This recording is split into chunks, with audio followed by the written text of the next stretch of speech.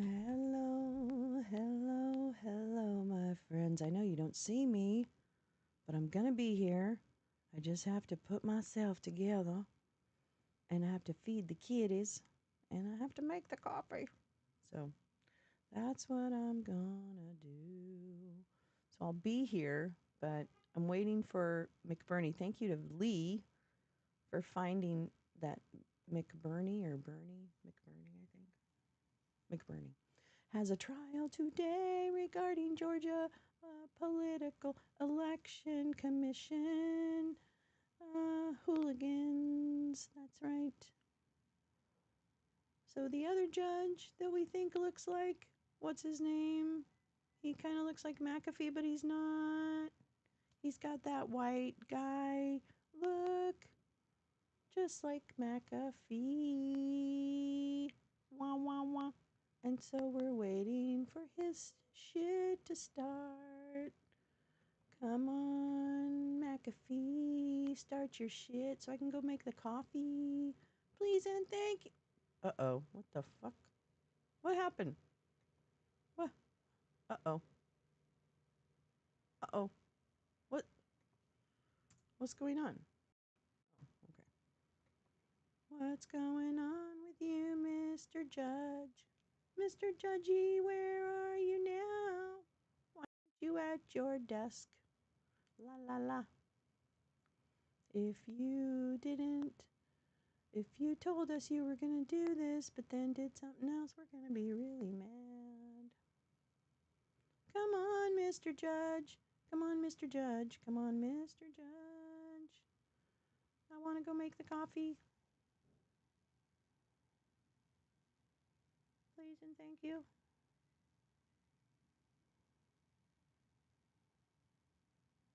But no. Mr. McBurney says no. Mr. McBurney says no. You can't. Because, but isn't it? It's 9 a.m. on the East Coast, right? What's wrong? What's wrong with this? What's wrong? Why haven't you started? Badger, Badger, Badger. Hello, my love. I'm waiting for this goddamn thing to start so I can go make the coffee and then I'll be on screen. I'll be on screen. I'm just not ready because I didn't know this was happening right now. And usually I literally need just like 10 minutes to put my makeup on, but not today. Oh my God. Come on, start this, mama. Start it. Anyway, hello, my love. How are you? I hope you're good. I hope you're good. In this morning of the Tuesdays. I don't know why I'm so obsessed with this, but I am obsessed. Well, because Mark Elias said it was going to happen. Hi, CF. How are you? I'm going to be on camera soon. I woke up early to turn this on. And I'm only a few minutes away from being on screen, but I want to get this trial thing. This is supposed to start at 9 Eastern. And we're not starting, and I don't understand why. You know what? Oh, God, I hate these people. I'm done. Hi.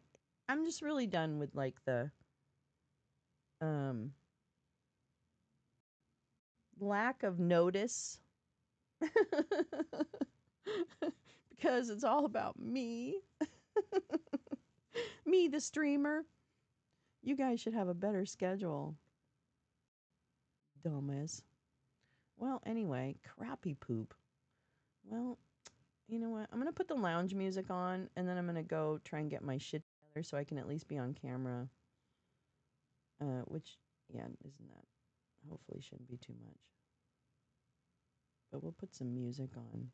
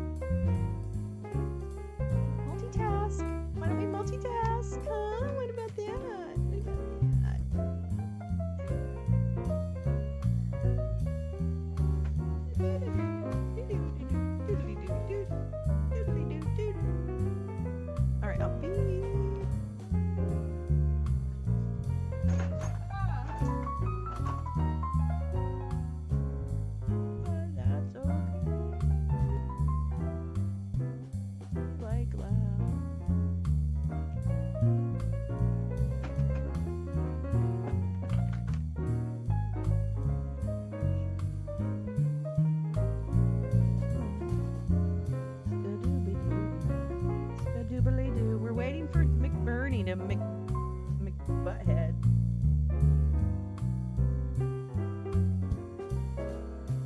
Where's the Zoom lady? I assume it's lady. I'm not going to turn on his trial until that asshole gets his button. Turns out there's a little beef between the AV lady and the judge. I'm making that up.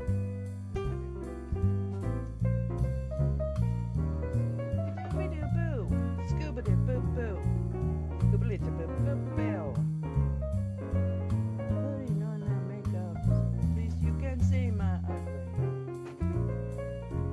I gotta do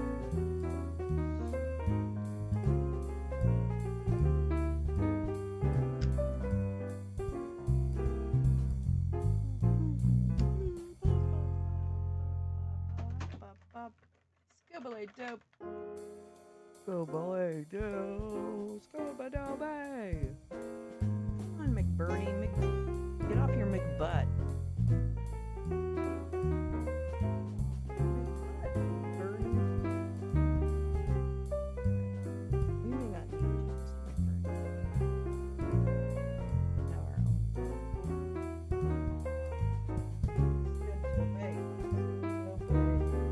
Scooby-Doo. Oh, the hair's a mess this morning, but that's okay. You don't come for the fashion. Hey, Paulina. I'm coming on. I'm just trying to, I went on a little early today. Oh, you know what? That's why. Oh, yeah. Look at the mess. That's okay. Messy hair, don't care. All right, hold on.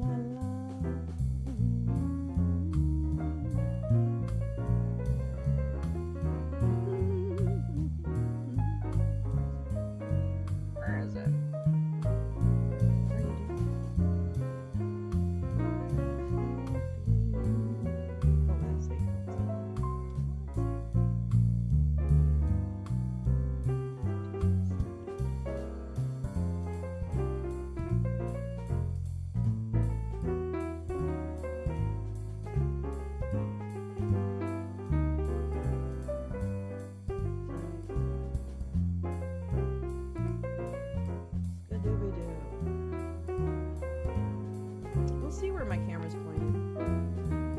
We'll see.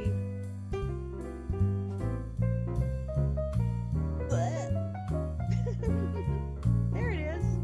There's me. All right, I'm gonna go make the coffee. No, I'm not. I'm gonna wait until this. Starts. Hold on. And if you were my headphones. Oh, you'd be on the floor. If you were my headphones, you'd be on the floor under my chair. Yeah, say good morning. This is what happens when you get me up earlier. Actually, I don't need to. I wanted to show you his face, but now I don't need that to be quite so. We'll cut his head off. I need coffee. Good morning, Kathy. How are you? I woke up a little. Oh, wow. I look like I just woke up, didn't I? Don't I? Well, it's because I did. It's because I did just wake up. Oh, wow. Do I look like awful? Do I look awful? Do I look awful? It doesn't matter. Anyway, good morning, everyone. Good morning. Welcome to... Whoa! Calm down. Welcome to the Wake and Bake. Oh, yeah, definitely. Now, they get... If you have curly hair, you may know that your hair gets curlier, or not curlier, but like the curls are whatever. when it's dirty. Oh, it's live. Well, what the fuck? You got the whole jury charge split at. And my suggestion as to question number 4 was going to be, as instructed, you're to render a decision on each defendant as to each count. I'm so sorry. And this really more or less addresses that. I guess YouTube has a new thing. So you're at peace with this? I am at peace with that.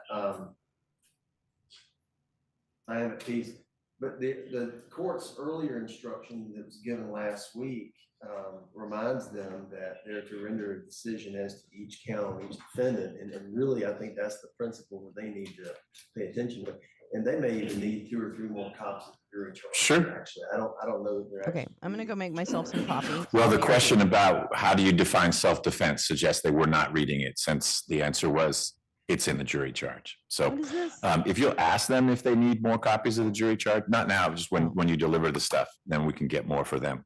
Mr. Menendez, your thoughts about what's on the screen? Your Honor, that last sentence, I would say is not necessarily controlling in this case, although I know that's the case law. I think our case is distinguishable from Carter because it involves the death of a bystander during. This is not the case. Alleged back and forth, and Your Honor was here for the evidence. So although I'm confused. criminal intent and other Hold on. fact patterns can be different as far as common malice murder and voluntary manslaughter as pertaining to felony murder, here we have just one death, not the intended target of an aggravated assault if they find that. And so I don't think in this case you can find one count as manslaughter and the other count as malice murder. But if the jury I found swear to God, this is that the link. So, one of the defendants or both had the intent to kill, so we're going to leave it here. voluntary manslaughter has nothing to do with the intent to kill. They had the intent to kill, and someone died as a result. There's your guilty murder. But as for aggravated assault, they may have felt that some aspect of what they did was driven by that uncontrollable passion. So that's what Carter was all about. In fact, the person was found guilty of malice murder, and then it was voluntary as to the felony murder. And Justice Melton said, here's how that's not a repugnant or inconsistent verdict. And it seems like I don't know if the jury will, but a jury could do that, oh yeah, someone was going to get killed as a result of shooting in our direction, if the jury buys into we were shooting back at someone. And Judge, that's the thing, is that there wasn't, like in Carter, unlike in Carter, there wasn't any even minutia of evidence that there could be intent to kill, because it was not that under Machado, the manner is by shooting this named victim who died, who was a bystander, even if we take the state's case as true. So if there was some kind of provocation, the intent to kill would be against this I'm very unknown confused. person. Sure, and it transfers. That's the whole point of transferred intent. I'm very And we're confused. instructed on that. So I agree with you, but it's transferred intent. I don't know. Well, Reggie, We're gonna if they hang find here. That person provoked them. We're going to hang here. So yeah, I just Until correct the otherwise record. If they find the person informed. provoked them, then that to me excludes that there could have been any intent to kill, because how can you be provoked if you had the intent to kill already? Then you should be guilty on the felony murder and the malice murder. So I guess We'll see how they navigate it. But your objection is They might noted. be just And finishing. Ms. Rowe, up I'm another sorry it was harder for you to see. I'm guessing. I'm not gonna guess Until anymore. yesterday, we I'm had gonna it run set and up make the where coffee that and feed the monitor cats was angled before they towards start Mr. Rowe eating. and Mr. Parks. Okay, But did you so get I'll a be chance right to back. look at the language? I looked at it, and we would concur with, Mr. Menendez? yes. Okay. We would, based on what I was told, our opinion would be, or if the jury finds a defendant guilty of voluntary manslaughter on one count, would they have to find him guilty of voluntary manslaughter on the other count? Our position, of course, would be yes. They can find him not guilty on the second count of felony murder and voluntary manslaughter, but it was. Well, that would fit what I wrote here. A defendant may be found guilty of voluntary manslaughter in one count, but not the other. So it could be, this doesn't say that the jury needs to find someone guilty of both counts 1 and 2. It's just one of them could be voluntary and the other could be something other than voluntary. And I think that's a correct statement of the law. So I'm going to leave it in. Mr. Greiner, any last thoughts? No, Your Honor. Okay, I will print this out. The objections have been noted. We will get this to the jury. They will begin their deliberations. And I will ask, Ms. Rowe, we may need a number for you. We had a number for Mr. Rowe, but if the jurors have a question or a verdict, I need to be able to get everyone back into court to deal with that. But I won't make you sit around while we're doing the next thing. Okay, well, I'll be in court. Courthouse. That's the request. Thank you. And then, can I address the second question that they had? Sure.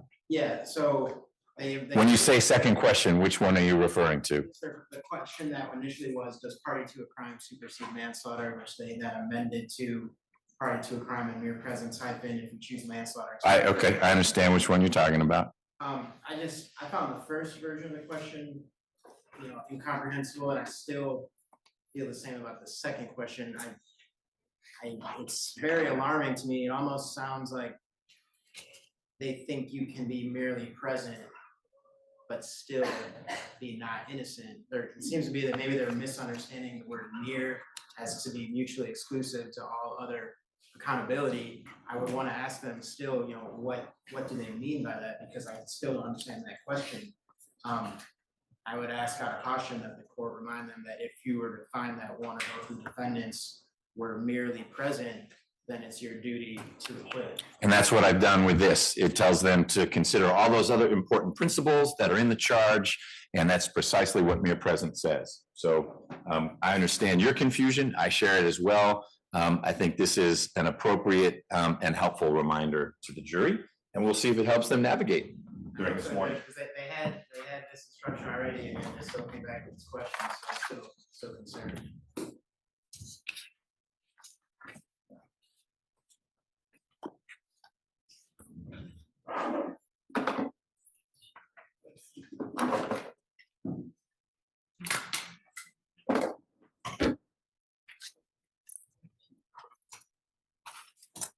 There you go. Thank you.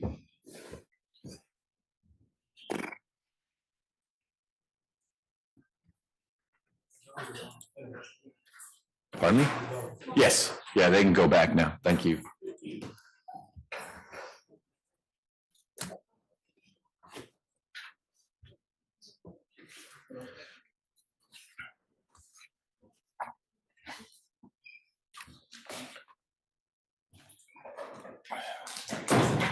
All right, thank you for your patience. If you are here for either of the election law, election rule cases, we're going to turn to those now.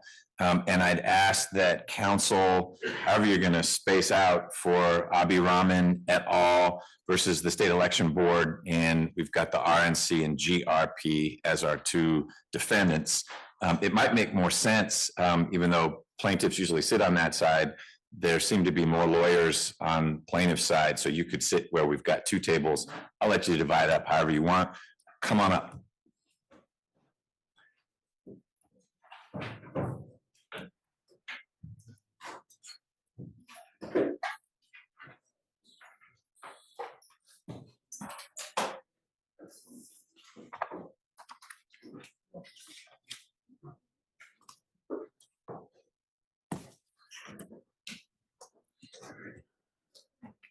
Hey, how are you?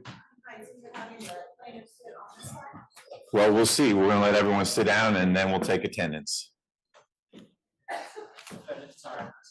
Yeah. Now we're cooking with Take care. gasoline. Maybe we'll see you soon. What? Song? Are you going to be arguing?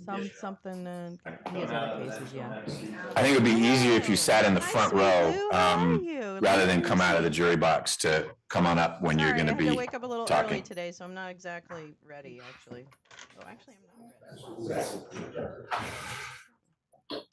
Sorry.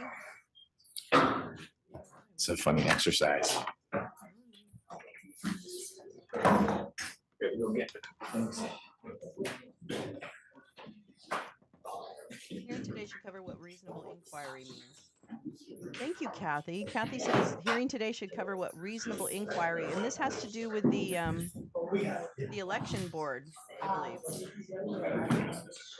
No, I mean, well, Kurt and I, sorry. I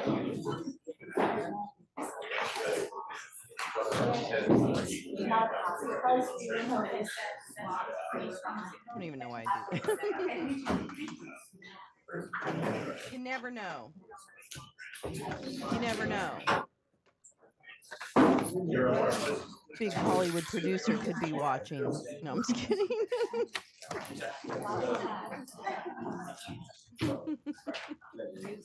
I think they're gonna want someone with cleaner hair.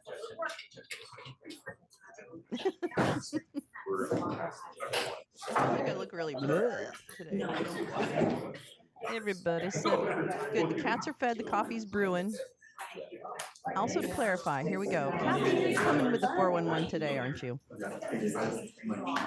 Board members shall be permitted We'll to get all that examine on the record. all election-related documentation created during the conduct of elections prior to certification. What? No. No, that's going to be a no from me. That's going to be a no. Yeah. Well, this is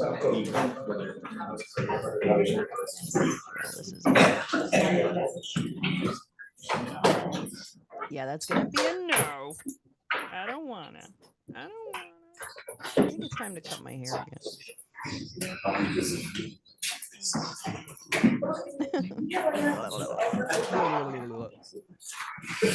Yeah, that's a no. That's a big fat fucking no. All right, let's get started. You guys got I'm to gonna be in moving around and finding seats, but we're in places now. We're going to get on the record.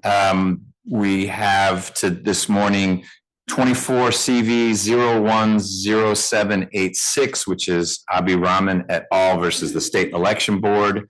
And we also have 24 CV 011584, Adams versus Fulton County. There's some interveners in the mix on both those cases, and we'll certainly work with them this morning as well. We're going to start with Abi Rahman, and I need to figure out, mostly for the court reporter sanity, who will be speaking for the different parties involved. So let's start with plaintiffs. The original petitioners, there are many, and they fall into different groups, and they have different lawyers. Who will be speaking on behalf of the original petitioners? Your Honor, Ben Ford, and then Kurt Castor. Okay, and Mr. Kastorf, you will be speaking on behalf of the DNC. Mr. Thorpe, you'll be speaking on behalf of all the individuals? Because Mr. Bailey represents some of the individuals. Correct. So I will be speaking on behalf of the Democratic Party of Georgia and the voter and candidate individual plaintiffs. All right. And Your Honor, I think we've divided ourselves a little bit more by subject matter. By subject matter, okay. So I represent the Democratic National Committee, but I'll be addressing standing on behalf of all of the plaintiffs other than the VRE. Okay, and have you introduced yourself to the court reporter so she knows who's speaking? Yes, Kurt Castor on behalf of. All right, Thorpe, Kastorf, sir. Morning, Your Honor. Daniel Volchak from the Democratic National Committee. I will be speaking on the issue of the Republican interveners' equitable principles. Okay. And we have one more person at the table. You're managing technology, or will you be for Mr. Thorpe? All right, got it. And on behalf of the election board. Beth Young, and we have Dana Yu here with me from the Attorney General's office. I'll be arguing today. All right, thank you for being here. And how about on behalf of the RNC and the GRP? Morning, Your Honor. Baxter Drennan. I'll be doing the argument with Brad Carver here today. Okay, great. Thank you both for being here.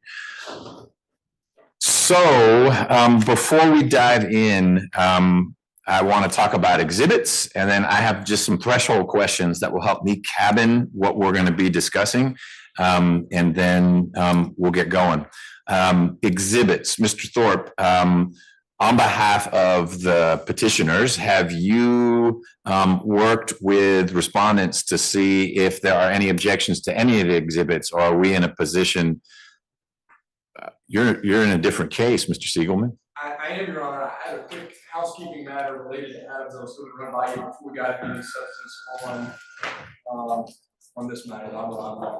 Okay. And that is that someone's computer needs to be muted. Someone's connected. I'm working on it, Your Honor. I apologize. Okay. We'll go with a reverb. Keep going. All right, thank you, Your Honor. It's just if Fulton County's representative is present, but has a competing commitment this morning. Who is that? Charity Allen, the chair of the Fulton County Board of Registration. And Okay. Hello, Ms. Allen. Good morning, Your Honor. Thank you for being here. My question is simply, if the Adams case will be heard after Abderrahman and after the break, would it be permissible to excuse Ms. Allen just for the portion of the Abderrahman matter? She can come back for the Adams versus Fulton County matter. That is fine with me. I can't give you a specific time when we'll be pivoting to Adams, and I can't guarantee that I wouldn't have a question for you. It probably wouldn't be for Ms. Allen, but I might have a question like, whoa, that's interesting. From this case, what is the county's perspective, or what is Ms. Adams' perspective on that issue while we're talking about it? If you don't think that requires the representative from Fulton County to be here, I'm fine having people step away and come back when it makes sense for them. So I don't know if that was a helpful answer. What I can tell you is in the next 5 minutes, I won't say, let's start with Adams instead. No, You know what? Just fucking stay. Council will be present. Jesus Christ. Great. Ms. Allen may step out. Great. Sounds good. Who is paying you, Fulton County? You bet. Enjoy the competing event. Taxpayer funding. I'm representing. Sit your fucking ass down. All right, good. So Mr. Thorpe, back to exhibits. What's the stat? I know I appreciate there's been a lot of back and forth about, hey, can't everything just be admitted up front? Because this is more about the legal argumentation than the exhibits supporting them. Where are we in your case? I think we are there, Your Honor. We have listed 35 exhibits as plaintiff's exhibits. I think both the SEB and RNC and Georgia GOP have agreed to their admissibility, subject to a very minor caveat that I'll let Ms. Young explain. I think we've also agreed that affidavits may be considered for their I'll substance. find the background on this. Thanks to Leigh for pointing out this was happening. So Lounger Leigh found this for us. I think we are Bless her squared soul. away and would move for the introduction of all those exhibits at the outset. Okay, with one caveat. What's that, Ms. Young?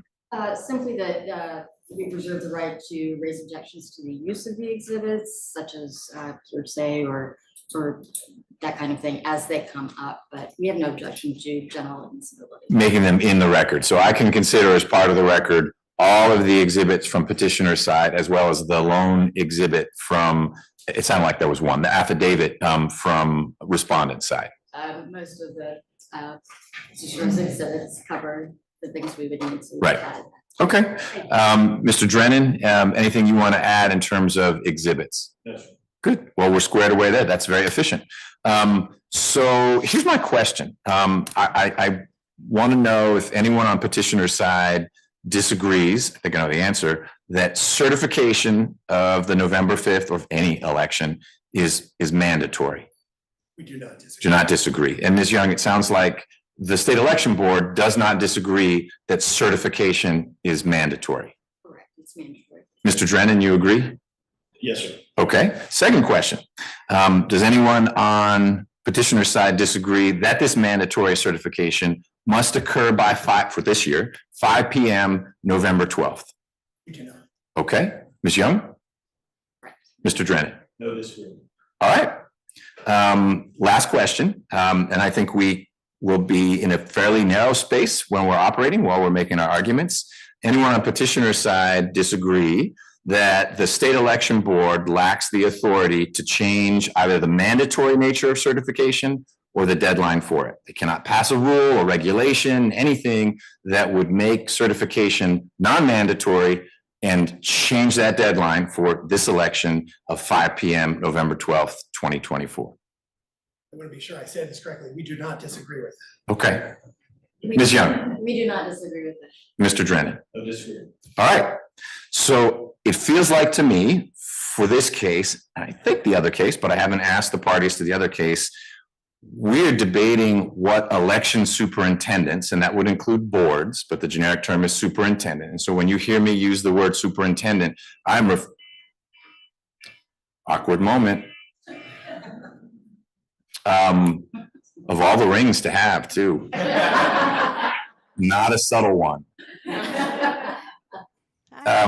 That superintendents, what we're debating about is what they can do in the period leading up to certification, and whether we call that work ministerial or discretionary. But we're not arguing about must there be a certification and must it be by that deadline. So based on the answers that everyone to this case has given, that's what we're debating about. So I'd like you to start, Mr. Thru. I don't know which topics, how you divided it up, but my first question for petitioners is, what is the uncertainty under which they labor? Because you are seeking declaratory relief, which says you're not certain about something, or your clients aren't certain about something. And apart from maybe your clients, I speak writ large for the petitioners who are in fact superintendents, I'm not sure what legal uncertainty any of the petitioners are laboring under, such that I need to declare anything. Because if you're the party, if you are a voter, the election will be certified, must be certified, shall be certified, November 12th, 5 p.m.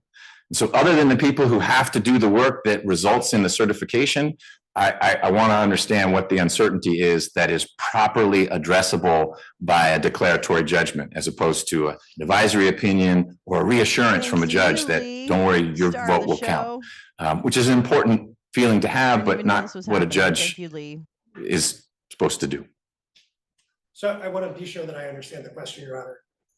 You are setting aside the BRE member plaintiffs for this question, or you are, I'm sorry, petitioners, or you are including the BRE member petitioners? Both. It's a two-part answer. The threshold for many of the petitioners is, what's your legal uncertainty? It's a standing argument, but I think we ought to address that first. It doesn't mean we stop the discussion. It just means that really the focus is going to be, if there's a declaratory judgment issued, it will be declaring the rights and responsibilities and clarifying, I believe, the path forward for superintendents, and not for a party and not for a voter, because you're going to go to the polls and you're going to vote, regardless of what I say about the reasonable inquiry rule or the examination rule. You're going to vote, and that's sort of where we are. So it's that two-part question, and it may be different of you answer it, but that's where I'm going and working through this. I don't mean to upset the flow that you had for your presentation, but that's going to get us to the issue sooner if we focus on what that uncertainty is for those two groups, the people who actually have to do the certification, superintendents, and then everyone else who is legitimately and understandably concerned about it, but doesn't have a role to play in certification. Understood. So just as it relates to our sort of plan for presentation, I was planning to present that as to the BRE petitioners, which include, they are members of the superintendent bodies. Mr. Castor is going to speak separately to sort of voters and organizational interests of parties. It sounds like you may be asking for that first. Yes. First. Great. I'm sorry, you may have thought you were going second, but and in terms of where you are when you speak, I don't need you to go to the podium. You're welcome. Some lawyers, they have to stand for it to work for them. Whoops. Your Honor, because this is expedited, I have Scopus across the country online working on this, cleaning it up. I need a very good audio for them to hear it. So to their benefit, they need to really speak up if they're going to stay there or. Well, and let's make sure your microphone should have a green light in front of it. If it's red, no one can hear you. It has a red right now. Okay. Did you make it green? You put your finger in that little well. It's now green. Oh, now the Scopus, like Mr. Castorf. They had no idea what Mr. Thorpe just said, but I'll let the Scopus know it was compelling. Similarly, on respondent side, is your microphone green or red? It's red right now, Your Honor. So let's get the little finger in the well. Ms. Yu contributing already. Did you make it green? You just tap, you don't hold down, just put your finger in and tap. Good. All right. Thank you, court reporter, for doing that. All right, Mr. Castorf. Yes, Your Honor. I had planned to start by promising that I would be very brief because I was mostly going to defer to the wise counsel of Mr. Thorpe. Since you're making me go first, I might take slightly longer, but I begin by noting this court was correct in our pre-trial conference to note that it only takes one for standing. We think that the BRE plaintiffs have an extraordinarily strong, sort of ironclad under recent Supreme Court jurisprudence, that they have standing to bring this claim, and they do face uncertainty both about whether they do have any obligation, whether they have an obligation to hit their deadlines, because prior to the filing of these trial briefs, there was some ambiguity about whether anyone was asserting they could skip a deadline. But even assuming the finality of the deadlines are in place, the reasonable inquiry rule, what exactly it calls for them to do, is certainly in flux. So given that standing exists, I intend to be relatively brief on the remaining plaintiffs, but we do want to make a case because, among other things, even if the court is going to decide it as to BRE, this case will go on an appeal, and who knows how it might come out. Sure, and to be clear, I would like to get as close to right as possible. And if right is, there is legal uncertainty for a party or for voters, I need to address that. It's just as I was processing all the very helpful briefs, and I have to admit, I did not read the amicus that was filed at 8:30 this morning. So we'll get to that later. It became clearer to me that the parties in this case actually agreed on a whole lot of what originally maybe had been part of the debate. In other words, certification is mandatory, and so that pushed things back to, well, the days leading up to it, and it would be more the actions of superintendents. So I don't want to exclude people from declaratory relief if I shouldn't, which is why I'd like to hear from you. All right. Well, let me begin with the voter plaintiffs. The defendants don't deny that the voter petitioners have constitutional standing, and there's a reason for that. In Cobb County v. Floam, which was decided earlier this year, and defendants cite for their argument on statutory standing, the Supreme Court of Georgia unambiguously held that community stakeholders have standing to enforce a public duty and thus may seek to challenge an agency rule. I think the court's question gets at more the question of statutory standing, which ought to begin with an assessment of the words of the relevant statute. OCGA 50-1310 provides that the validity of any rule may be determined in an action for declaratory judgment when it is alleged that the rule or its threatened application interferes with or impairs the legal rights of petitioners. And the Court of Appeals has explained in Peach Hill Props 280 Georgia 624, 2006, that such language should be construed liberally wherever a legal judgment could control or direct future action, or where rights are or may in the future be affected by a statute or action. So if everyone agrees in this case that certification is mandatory and the deadline is fixed, what are the legal rights of voters that would be interfered with through the reasonable inquiry rule and or the examination rule? Well, voters have a legal right to have a valid, to vote, and that includes the right to have a validly cast vote counted. As an initial matter, although the parties to this litigation all appear to agree that certification is mandatory, as I mentioned, that was not clear until the trial court briefs were filed. And so we think that a clear ruling of this court benefits those plaintiffs by making sure that certification is in fact mandatory and non-discretionary. But even assuming that certification is mandatory and not discretionary, the reasonable inquiry and the examination rule seem to leave open a role for county officials in the certification process that may not have been envisioned in the statutory scheme, which leads to at least the possibility that some voters, otherwise validly cast ballots, could be excluded during the certification process and not count toward the election. And that is a cognizable harm faced by voters. Here, the voter petitioners, Johnson, Wakefield, and Waits, each have standing because they are voters of Georgia, and the uncertainty of the challenging rules that the challenge rules inject into the certification process create a risk that the county board of elections might not certify their votes, might not certify at all, or might not certify in time. So those last two, we don't need to talk about anymore. It would just be that an individual vote might not be counted. And what is it about either of the rules that suggests that my vote wouldn't be counted? Let me see what our concern is that the requirement of a reasonable inquiry and the examination rule create the possibility that a county official could believe that they had an obligation to investigate or engage in some sort of inquiry into irregularities that are not contemplated by the statute, and could conclude that they can't certify a particular, either their entire slate of electors that they can't vote for certification, or that there are voters that they have the ability to exclude under the statute. On all the I don't want to get out of your lane, but someone will need to address, why isn't the outcome of the scenario you described, given that everyone is saying certification is mandatory, there's a fixed deadline, a certification with reservations? I'm certifying, but I think that the votes from precinct 19 are suspect because I examined some things and I see an issue there. Hey, but Well, that would Lolo, not unambiguously okay? be a And that's all permissible right. outcome unless and until this court declares that, right? Our concern is that absent a ruling from this court, a county official could believe that the appropriate remedy, if they cannot determine justly that a particular vote is to be counted, to exclude it from the certification total, to abstain from a vote on certification, to refuse to vote for certification. All of these are possibilities that a county official could take that would prevent a voter from having their votes legally cast. Under which of the two rules, or was this something you think they could have done last election?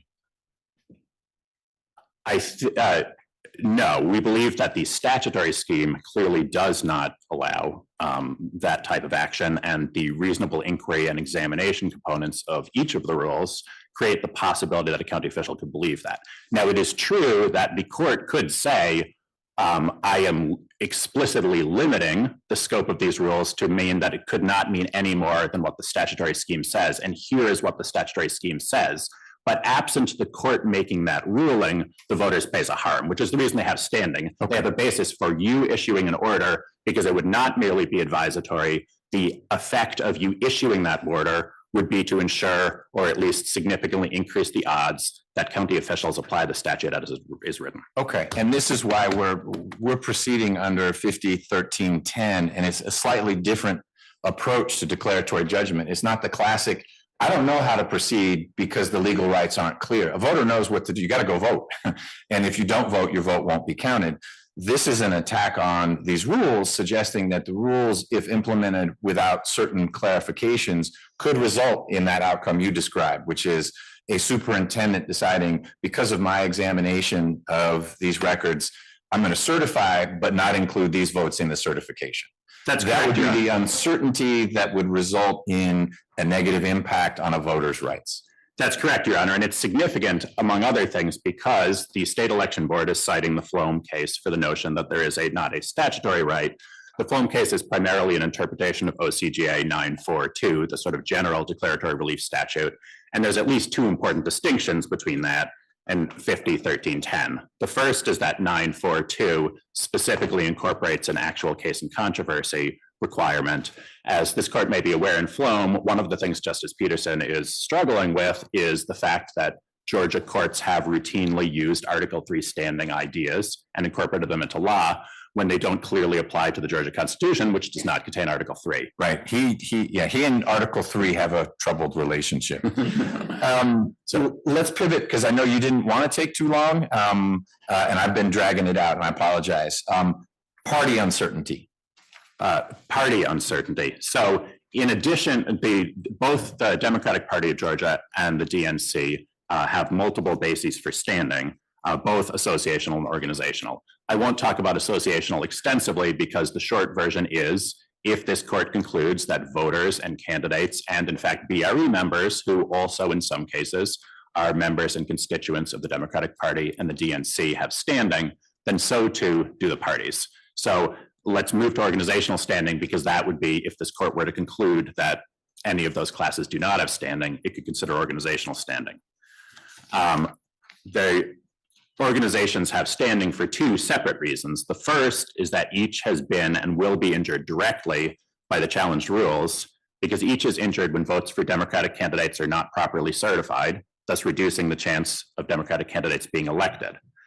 Likewise, DNC and DPG are each injured when citizens are denied their fundamental right to vote, because part of each organization's mission is to ensure that citizens can exercise their political freedoms. And any delay in certification or refusal to certify either the entire slate or part of the slate will thus harm DNC and DPG by infringing on that right. Okay, so it's a natural parallel to the concern you've expressed under 50-13-10 about the voters' rights being impacted. It's the party's rights. If there is something going on with certification, that you have a superintendent who feels empowered by the rules to exclude some votes that could result in an unfavorable outcome for a candidate of the party, there's the impact. That's correct. The one thing I'd like to stress is that the parties also do have an independent basis for organizational standing, which is that the challenge rule has injected into the certification it will cause diversion of those organizations' resources. And we filed affidavits on these points, one from the voter protection chair of the Democratic Party and one from the DNC, that explain in very concrete terms why there is an actual effect. Because among other things, the parties, the DNC and DPG jointly run a county liaison program where both staff and volunteers reach out to the counties to work on issues that include certification, but also include a much broader basket of things, where they're going to administer early vote, how absentee ballots are going to work, how registration is going to work. And our county liaisons, in working to ensure that these new rules are not interpreted in a way that disrupts the statutory scheme, concretely have less time, resources, and political capital with the counties to express those issues. Now, that is a point that is not addressed at all in the state election board's briefing. I suspect they may point out that it is still somewhat ambiguous under Georgia law, the scope of diversion of resources standing. However, all the Georgia Supreme Court has said on that is that whatever diversion of resources standing means, it does not mean that the very cost of litigating issue itself is diversion of resources. And to be clear, the affidavits that we have in the record that we've stipulated can be agreed to the substance are not based on the litigation cost. It's based on the actual tangible diversion of resources. And the 11th Circuit in Browning, the NAACP, has clearly endorsed these theory. You've noted that the Supreme Court has not made it, Article 3 cases are not binding, but may be considered for persuasive authority. And we think that existing law effectively sets out the distinction. And the 11th Circuit also draws the same distinction the Georgia Supreme Court does about litigation costs. It's aware of that distinction and has still found diversion of resources to be a viable theory. Okay, got it. Mr. Thorpe? The uncertainty. It's okay, you can move it. That your clients face.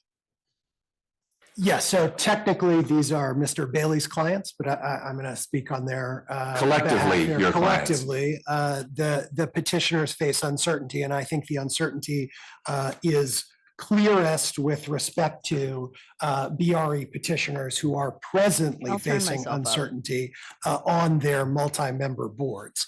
If possible, I'd like to share a printout and also go ahead and put this online. I think we've got copies. That's fine. It looks like your tech assistant is making it work. While that's coming up, I'm curious, I think we can dispatch with the examination rule pretty easily, because that seems to be a permissive rule. And I struggle to see how that presents uncertainty to anyone, because it permits access, but doesn't obligate anyone to do anything. It says you may, but not that you must. So I'm not sure, if I were a superintendent, I might feel emboldened and empowered, but not obligated to do anything that confuses me. Okay, if I want to ask for more records, I can. I'll find out what I can get if I exercise this new authority that the state board has given me. That's very different from reasonable inquiry, but I don't know that the examination rule lands. I'd like to hear how that lands your clients into a pool of uncertainty, as opposed to reasonable inquiry. That one, to me, on its face is vague and needs clarification. Sure. So if folks don't mind turning to slide 9 of this presentation. I'm going to make everyone come back to all these other slides. The examination rule includes multiple sort of pieces of the puzzle. And so I want to distinguish between a couple of those pieces, which are also spoken to in the affidavits from the BRE petitioner. So point 1 within the new rule actually does impose a direct requirement on boards, and this gets at the uniformity argument that we make later, to meet and conduct a review of precinct returns on Friday at 3 p.m. Our BRE petitioners, several of them, have noted that that creates a direct and actual concrete problem for them, because it requires them to meet before all of the returns are complete. The UOCAVA ballots and provisional cure ballots have not been fully have not fully come back to the superintendent at that time because the deadline is actually after Friday at 3 p.m. It's Friday at 5 p.m. So that is a concrete harm that the BRE petitioner plaintiffs indicate is imposed upon them directly by the examination rule. That is separate and apart from the all election related information prong of the examination rule that I think your honor's question is about. So I want to distinguish between the two. Okay. Flipping to slide 10, however, I think this gets at your question. Part 6 of the examination rule says that board members shall be permitted to examine all election-related documentation created during the conduct of elections prior to certification of results. In the abstract, that may make some sense, right? It is a. Why doesn't it make a ton of sense? Why does that? Why wouldn't we want 6? So we want transparency as to the elections. There's no question. And there are any number of rules that say at the time that the superintendents are completing tabulation and canvassing and certification, they have access to information that is really described fully by statute. But does the statute limit it to that, or does the statute say, here are the things you have to get? And now the state board has said, well, you can get more if you want it. You don't have to. You shall be permitted. So if you ask for these additional things to do your job, you should be able to have access to that. And I think the uncertainty that that imposes on the BRE plaintiffs is that the state board does not provide, much as with reasonable inquiry, any definition or boundary on what that election-related information includes. So we see in the affidavits from the BRE petitioners concerns, present concerns about how scarce staff resources, for example, can be used during that essential week between when votes are cast and when the certification decision has to happen in order to manage escalating and cascading requests for individual, potentially ballot information from BRE members. So the Mosbacher affidavit speaks to this at paragraph 11, that's on the left, and the Abhiraman affidavit indicates the potential consequence of a circumstance in which there are just ongoing requests for more information, the consequence being that an individual member of a board may say, I have not been able to receive all election-related information, which is required under the rule, and so I cannot certify.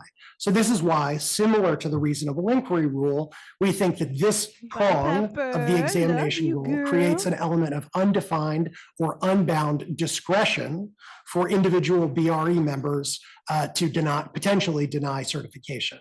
But come back later, or don't but you forget must the certify. debates tonight. Everyone agrees you must certify. Everyone in this room agrees that you must certify. That's correct. So I guess we need to count all the ballots in this room because they must be certified. Okay, I understand your point that the parties to this litigation agree that certification is mandatory. And so the response to the scenario you described would be, hey, I'm certifying, but the world needs to know no one let me look at these documents. And so there should be cause for concern. I asked for the ballots from precinct 9, and because of time limitations or because people don't like me, I didn't get to see them. So certification dubitante. I don't know how certified this should be, but I have to certify, so I'm certifying. It's judgment. And to the extent there is evidence like that is outlined in the course of a given superintendent certification decision, we have placed where that evidence belongs. It belongs in an election contest. Right. Or something is delivered to the relevant district attorney, as it says in the statute. Correct. And I think what you asked Mr. Kastorf earlier is the correct way of thinking about this. The concern, the actual concern that these BRE petitioner plaintiffs have is that the rules, if implemented by the letter without any clarification, bear the risk that that is not the way in which other superintendents read those rules, not the way that other actors in the course of the process read the rules. And that's not to say that our petitioner plaintiffs are not also affected in their own interactions with the other members of these multi-member boards in the interim, right? This does not all occur in a vacuum where they're just making an independent decision about certification. There are any number of resource allocation decisions, any number of decisions around staffing and availability of information that happen in a collaborative way during the tabulation, canvassing, and certification process. And those actual interests are affected presently because the rule is effective and because the rule is driving conversations in these boards. and I'm sort of repetitive on that because I think it's necessary to understand, consistent with Mr. Kastorf's discussion of flow, that it is their conduct, our client's conduct, that is currently affected by the uncertainty in these rules. It is not only those petitioners that may choose to vote against certification or choose to delay certification, it is everyone at the level of superintendent. And that's why the need for a declaration is there. So I do want to speak to sort of two other things before we separately discuss the reasonable inquiry rule, which if we could look at slide 11. It is also the case that the BRE petitioner plaintiffs face potential sanction if the SEB interprets that they are not hewing to the letter of or the spirit of either the examination rule or the reasonable inquiry rule. So the Mosbacher affidavit at paragraph 8 indicates the concern that SB 202 allows the takeover of county boards under this 3 strikes approach. And the concern is an individual member of a given county board may come to the SEB and say, I wanted all election-related information. I was not able to get XYZ individual ballot in time for the certification decision. That is a strike. That is a concern for sanction that goes directly to cases like Black versus Bland Farms, where there is a direct impact on the petitioners that gives rise to an actual and justiciable controversy. The second, which is to echo a point that Mr. Kastorf made, is it is also in the Ugarte Baldwin affidavit that this directly affects the DPG as well, because around the state, there are DPG nominated or appointed, it depends by county, BRE petitioners, not just the 5 petitioners that are in this litigation. And so that's sort of the predicate for the associational standing record. I want to be sure that I've addressed your questions about the examination rule. You have. If I could, I would turn to the reasonable inquiry rule because I think we've sort of set up that discussion. If we could go to slide 7.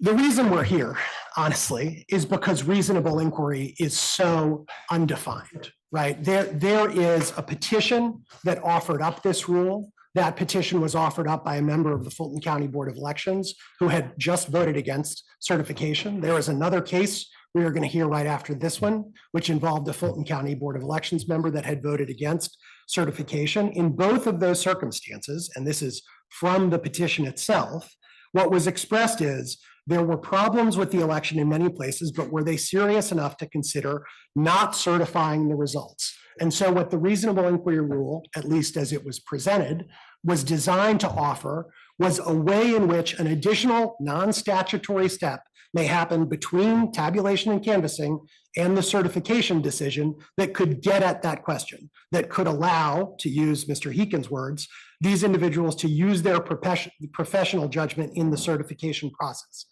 I am very glad that the SEB has in this litigation conceded that this is a mandatory obligation, and even more glad that the RNC has conceded it, because that was not entirely clear from my read of their trial brief. I appreciate you That stopping said, in. Thank you, love. I think the proponents advancing this rule and some of the discussion that happened in the adoption of this rule indicates that there is uncertainty about the scope of how far reasonable inquiry can go. And our petitioners are already experiencing what that uncertainty looks like. Isn't the scope, though, defined by you've got a few days? I mean, the reality is if certification is mandatory by the date we've discussed, it's what you can do. And someone noted in one of the briefs, gosh, if you work 24 hours a day to look through the things you asked for, you'd need 14 days to do it. As we'll give you this material, but you don't have 14 days. So enjoy, and you'll be making your reasonable inquiry, but you won't finish before you have to do what you have to do, which is certify. And you could add a note saying, I wish I had more time, and then the legislature could change it. But the deadline is the deadline. Get done what you can. And what is reasonable to one person might be not reasonable to another, but you're making your inquiry, and then it's wheels up at 5 p.m. on the 12th of November. And so to the extent this court does not invalidate the reasonable inquiry rule, it should say precisely that, right? The Crawford affidavit. Wheels up? Yes, wheels up. The Crawford affidavit, which is on this page, actually makes exactly the point that you were just making, Oh, which it's a is good affidavit. a BRE member indicated that it would take weeks for them to decide whether to certify. Well, the law is that you do not have weeks. And so it is necessary, given the statements from a variety of members on these multi-member boards, that the court make clear, because the rule does not make it clear, that that certification has to happen by C the most certainly will. deadline. B, my goodness. It is also the don't you case know that how to that make an illustrates entrance. that there's Thank you for your uncertainty as to our generosity. petitioners, our clients' so kind future of conduct you, right and yes, she now that will. arises directly from the rule. As Ms. Crawford states, if the same BRE member or any other member delays or refuses to certify It's really based on bad. I'm either so of the new sorry. rules, I am not sure how I should respond and work with them in a way that complies with both the new rules and the other statutes. And that's really the central issue, is that we have 5 BRE petitioner plaintiffs here, but also PG members across the state that are uncertain as to how they can meet both the requirements Sorry, it's imposed by acting this rule touchy and I for don't wanna relatively unbounded fuck it up discretion further. during that reasonable But inquiry it is the court and the sound system, statutory it's not mandatory us. certification deadline and requirements. That this I have distills dialed it them back a in a little way bit that I so it think doesn't is hopefully quite peak out concrete, and which is whatever. the requirement under the law. Okay. But it's If the I stuff could on their go to the mics, next the mic page to a setting. couple other pieces of BRE petitioner plaintiff testimony. Further illustrations that this is concrete come from both Forsyth and Cobb. So the Tucker affidavit speaks to the situation in Forsyth, where there is the concern that a majority members of the board will in fact decline to certify, and that is a present concern. There is an attempt to have. Help me understand, this is the second time you brought up this scenario. I'm on the board, my colleague is refusing to certify, I don't know what to do. I don't understand the origin of that. I'm certified, I know my job, I must certify. It's November 12th, I certify. I don't know why this guy's, I do know why he's not certifying, because he hasn't finished his reasonable inquiry and he's going to protest that. I think he's not complying with the statute, but why does that decision of another board member create uncertainty for me? I don't see that connection. Your affiants are not saying, we think the statute is unclear and certification is non-mandatory. They're saying it is mandatory and there's a clear deadline. So do your job. You, as that board member, would certify. And there may be larger uncertainty for voters or the party, but not that board member as to what happens if one board member doesn't certify and one does.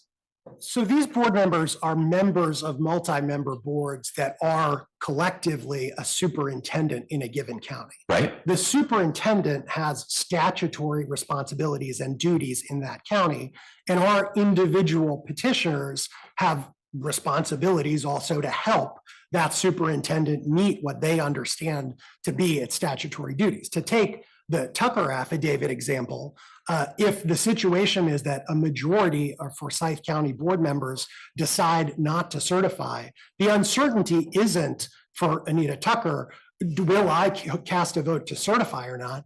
The uncertainty is, how do I get the superintendent, the body to which I have sworn an oath and have responsibilities, to appropriately meet its legal obligations under that circumstance? Okay, so it would be if there was a majority not to certify, not one person doesn't certify, I don't know what to do, that creates discord, I'm uncomfortable with it. Okay, but it's still 3-1 to certify, whatever, 4-1 to certify. And that's an oddity, and maybe someone needs to deal with that in the future. But if a majority of the board does what it's supposed to do under the law, not the rules, then there's not uncertainty. But you gave me a different scenario, which I better understand. It didn't jump out from Tucker, which is I'm in the minority having certified. The majority hasn't certified. How can this body of which I'm a part comply with the law, which is, hey, it's 4:30 on the 12th. We need to do something. And 3 of you are in the corner pouting with the numbers you can't count in time. What do we do? The other 2. And I understand the issue. Okay. Okay. So yes, I've spoken to the majority circumstance. I agree with you. The minority circumstance presents a slightly different question, but I think there's nonetheless legal uncertainty in the meantime about all of the other things we've discussed. Resource and staff allocation, the possibility that the delay, that there will just be a refusal to be present for the vote or otherwise that creates essentially logistical problems for the superintendent in meeting its obligation at this clear statutory deadline. I will, I don't want to talk too much more about the rules. I do want to talk about how the factual uncertainty that we have just highlighted is sufficient to create a justiciable issue for that the court can decide, because I think that's part of where your questions come from. I had planned on talking first about sovereign immunity. My guess is I should sort of skip that for a moment, talk about standing for a little bit, and then come back to it if it's helpful for Your Honor. Okay. So slide 5.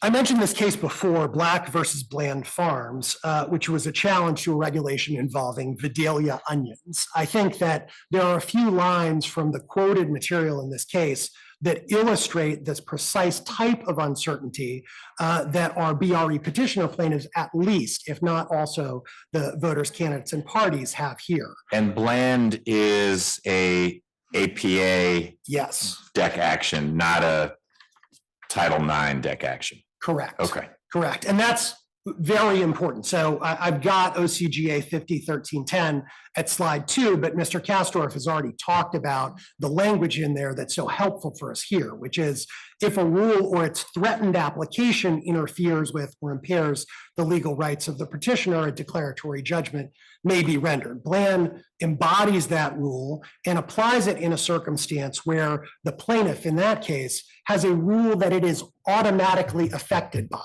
I don't think there is any question that both the reasonable inquiry rule and the examination rule automatically affect the members of superintendents around the state. They are subject to it. There is no question about that. The question is, are they subject to it in a way that creates some actual controversy around how their future action may be directed or controlled? The answer to that is yes, in part for the reasons that we've already discussed, and in part because of something else that Bland Farms says, which is if Bland Farms fails to comply with the new regulation, the commissioner has statutory authority to impose civil and criminal penalties. The SB 202 takeover argument that is in the Mosbacher affidavit is a potent illustration of that, but so is the Forsyth example that I just gave. We would have an individual who was unable to meet her duties to that superintendent because she was outvoted by a majority that did not obey the statutory mandate. There are other cases that embody this principle as it relates to Declaratory Judgment Act and rule interpretation, but the essential principle in all of these is that what's necessary is that future conduct and really present conduct depends on resolution of uncertain legal relations. And I think we've sketched out as a factual matter why that's the case here. I want to go to the next slide, slide 6, and explain a little bit further why Cobb County versus Floam kind of proves the point, right? So this is a very recent standing case from the Georgia Supreme Court in which the court found declaratory judgment was not appropriate, but issued what we think is a very important footnote that frankly drove the way that part of this case is structured. The court made clear the fact that there are two competing maps, this was a redistricting case, does create significant uncertainty for many. Footnote 7. What does footnote 7 say? It says there's an amicus brief from the Cobb County Board of Elections and Registration pointing to its own uncertainty about whether a particular amendment is valid and asking for declaratory judgment on that. The Supreme Court was not in a position to grant that there because the BOER was not a party to the case. Here we have BRE petitioners that are party to the case, and given their duties in administering elections, that, to quote Floam, is the kind of uncertainty that would support a declaratory judgment. Jen Mosbacher is a member of the Cobb County BOER. She is a petitioner in this case, and her interest is very similar to the interest that Cobb County articulated in its amicus brief in that case. They wanted to implement a solution to a problem in time for the qualifying period that is statutory, same as the statutory period here. And they wanted to do it with enough time to undertake quality control measures, same as the resource allocation and staffing concerns that all of our BRE petitioners have indicated here. Cobb County versus Foam is powerful evidence that the BRE petitioner plaintiffs at least not only have standing, but there is an actual and justiciable controversy that allows you to render a declaratory judgment that clarifies the rights and obligations under the statute. I will flip ahead to a slightly different justiciability argument that I think is raised principally by the RNC. I don't really see the SEB making this argument in the same context, though I think my response to it answers some of the reasons why declaratory judgment is appropriate in response to SEB arguments. And that is that the RNC and Georgia GOP characterize this challenge as a facial challenge. This is on slide 12. I apologize. This is not a facial challenge, right? So the facial challenge cases that the RNC brief cites quite liberally are cases like Washington State Grange, which is a ballot design case, essentially, that is truly a facial challenge. As that case made clear, there was no evidentiary record, and the courts had no occasion to construe the law in the context of actual disputes or to accord the law a limiting construction. That is the precise opportunity that the court has here. This is not a constitutional challenge. This is not a facial challenge.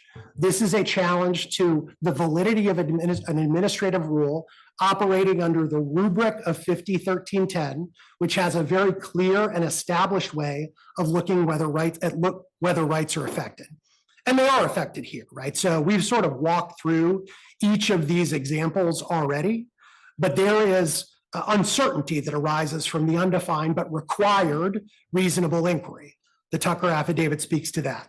There is present, meaning there is no future contingency required, present expenditure of time and resources in assessing current obligations about how to meet the obligations of these rules. There is concrete uncertainty about the balance between rule obligations and statutory obligations. This shit's good. There is the SB 202 takeover risk that we have discussed. And there is an immediate and present need to determine staffing in response to the requirements of the examination rule. Whatever issues the reasonable inquiry rule creates, and I think we've discussed this a little bit, the examination rule supercharges. The record evidence before this court demonstrates that practical reality, and that is entirely distinguishable from cases like Washington State Grange, which were facial constitutional challenges and had to be decided without any sort of evidentiary record. So I want to answer any questions that the court has. I think that generally sort of concludes both the arguments as to responding to justiciability issues that are raised by the respondents and explains why we think these rules at least purport to confer some degree, or could be read to purport some degree of impermissible discretion. There are a number of phrases that get used in the RNC brief in particular that I haven't expressly spoken to, like advisory opinion and future contingency. But I think for the variety of reasons we've discussed, those are covered by the actual controversy and justiciable controversy arguments that we've made so far. So I'll stop for a moment and see whether the court has any questions on that. I don't. I'm trying to remember what. I'll make sure we have time for everything. Mr. Volchak, you were going to cover what part? The Republican interveners per salary. Okay, got it. I don't know if anyone wants to address the alleged invalidity of the rules. I mean, I think we're dealing here more in the proper space, which is how to interpret and apply these rules. But petitioners did argue a little bit, there wasn't the concise statement provided, and maybe one of the rules isn't uniform, the examination rule, because it says boards and not superintendents. And I don't want to preclude you from talking about that, but those seem to be secondary arguments rather than primary. And I didn't know if that, it doesn't sound like that falls on Mr. Volchak, so I don't know if that was part of your PowerPoint. We just didn't get to it. It is, and it's discussed on page 13, Your Honor, but I don't want to spend more of the court's time on those arguments right now. I will say, if a concise statement of the rule in support of the rule and the reasons for overruling objections to the rule is coming, it's time. Okay. I don't know that there's a deadline for it, but we do have an affidavit that says it's coming. So and we do have an election in 6 weeks that will turn on in Right. 5 weeks that will turn on that rule in part, if not invalidated or construed by this court. The immunity arguments and a response to the RNC argument about exhaustion, I think that those slides largely speak for themselves, though I am happy to address any arguments or questions that the court might have. okay. On those Well, what points. we'll do, assuming there's enough time, I want to hear from Mr. Volchak, and then we'll hear from the respondents. And then I'll turn back to the three of you for any last word as the petitioners in this case. You may have something responsive you want to say. So let's see where we're going. Thank you, Your Honor. When you're ready, sir. And you don't have a microphone right there, so you got to go to the podium. Sorry. Yeah, probably heard, but just Yeah. to be sure. So good morning, Your Honor. Again, Daniel Volchak for the Democratic National Committee. And I want to speak to, as I said, the Republican interveners' argument about Purcell, the U.S. Supreme Court's Purcell line of cases. So those cases say that ordinarily lower federal courts should not enjoin state election law shortly before an election. And the Republican interveners say that those cases preclude any relief here, but that's wrong for a couple of reasons. First, the Republican interveners' argument really turns Purcell on its head.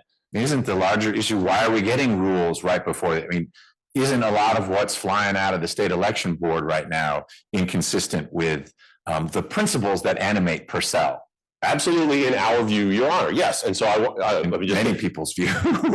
Certainly for my clients, Your Honor. And that's why I was saying the argument here really turns Purcell on its head, because Purcell is all about avoiding the confusion and the chaos that can result from last minute changes to state election law. Now, that may be why, Your Honor, that even the state election board is not invoking Purcell. The entity whose authority would supposedly be vindicated by applying Purcell here is not relying on the doctrine. But more directly to what you said, what I was saying, Your Honor, what the Republican interveners say is that Purcell is really concerned more about ensuring that state election law or policy making regarding state election law is made by, quote, policymakers, not judges. That's the way they phrase it. That's what I'm If that is what Purcell is about, Your Honor, it certainly does not bar relief here, because our claims are entirely about defending and vindicating the policy choices about election law made by policymakers in the state legislature. We are asking this court to ensure that the state election board cannot flout, depart from, whatever rule or phrase one would want to use, the policy choices made by policymakers in the state legislature. And there's nothing about Purcell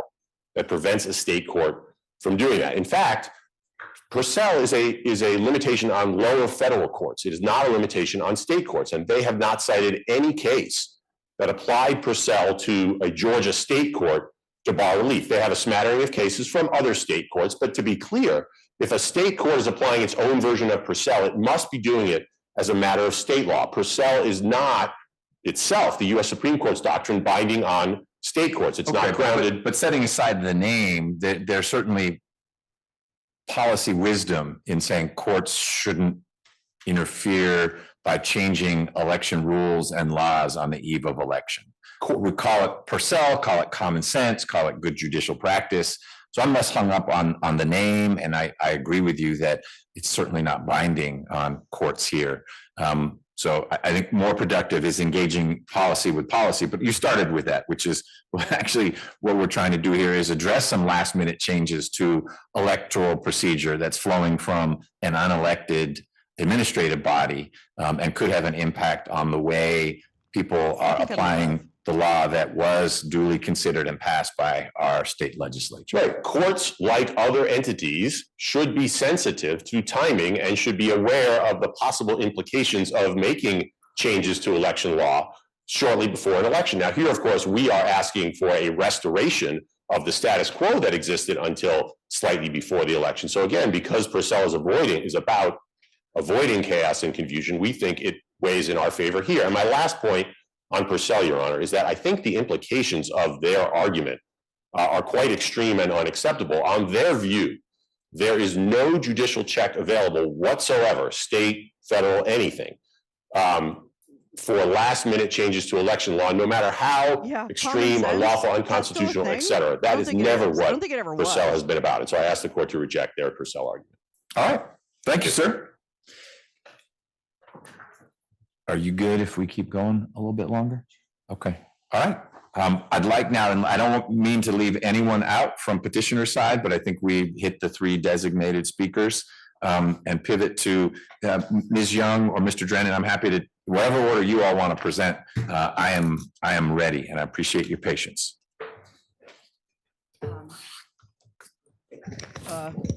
Certainly, We're not sure, I sir. can go on. You are very soft-spoken. I'll go to the You need podium. come up. You tried. Yes. The lean I try in that all to the the mic time. didn't quite work. That I am too soft-spoken. I want to start by saying, I think that the court has picked up on a number of things that Wasn't that I was badass, planning Kim? to make the subject of That's my fucking argument. badass.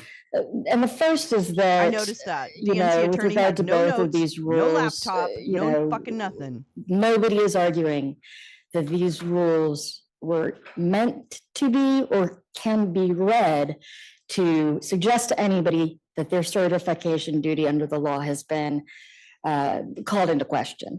And it's a fundamental principle in declaratory Wrong judgment argument, types of sweetie. cases like this, that we're going to assume public officials are going to fulfill their duties in good faith. And I will say, from the people that have worked, that I've met that work in elections, that do a very thankless and difficult job, that legal presumption is very valid in this case. So And I happen to live in a county where a member of a board didn't certify. So I'm just wondering when we need to set aside that presumption and say, but when faced with real life examples of a member of a board saying, I know it says shall, but I shall not.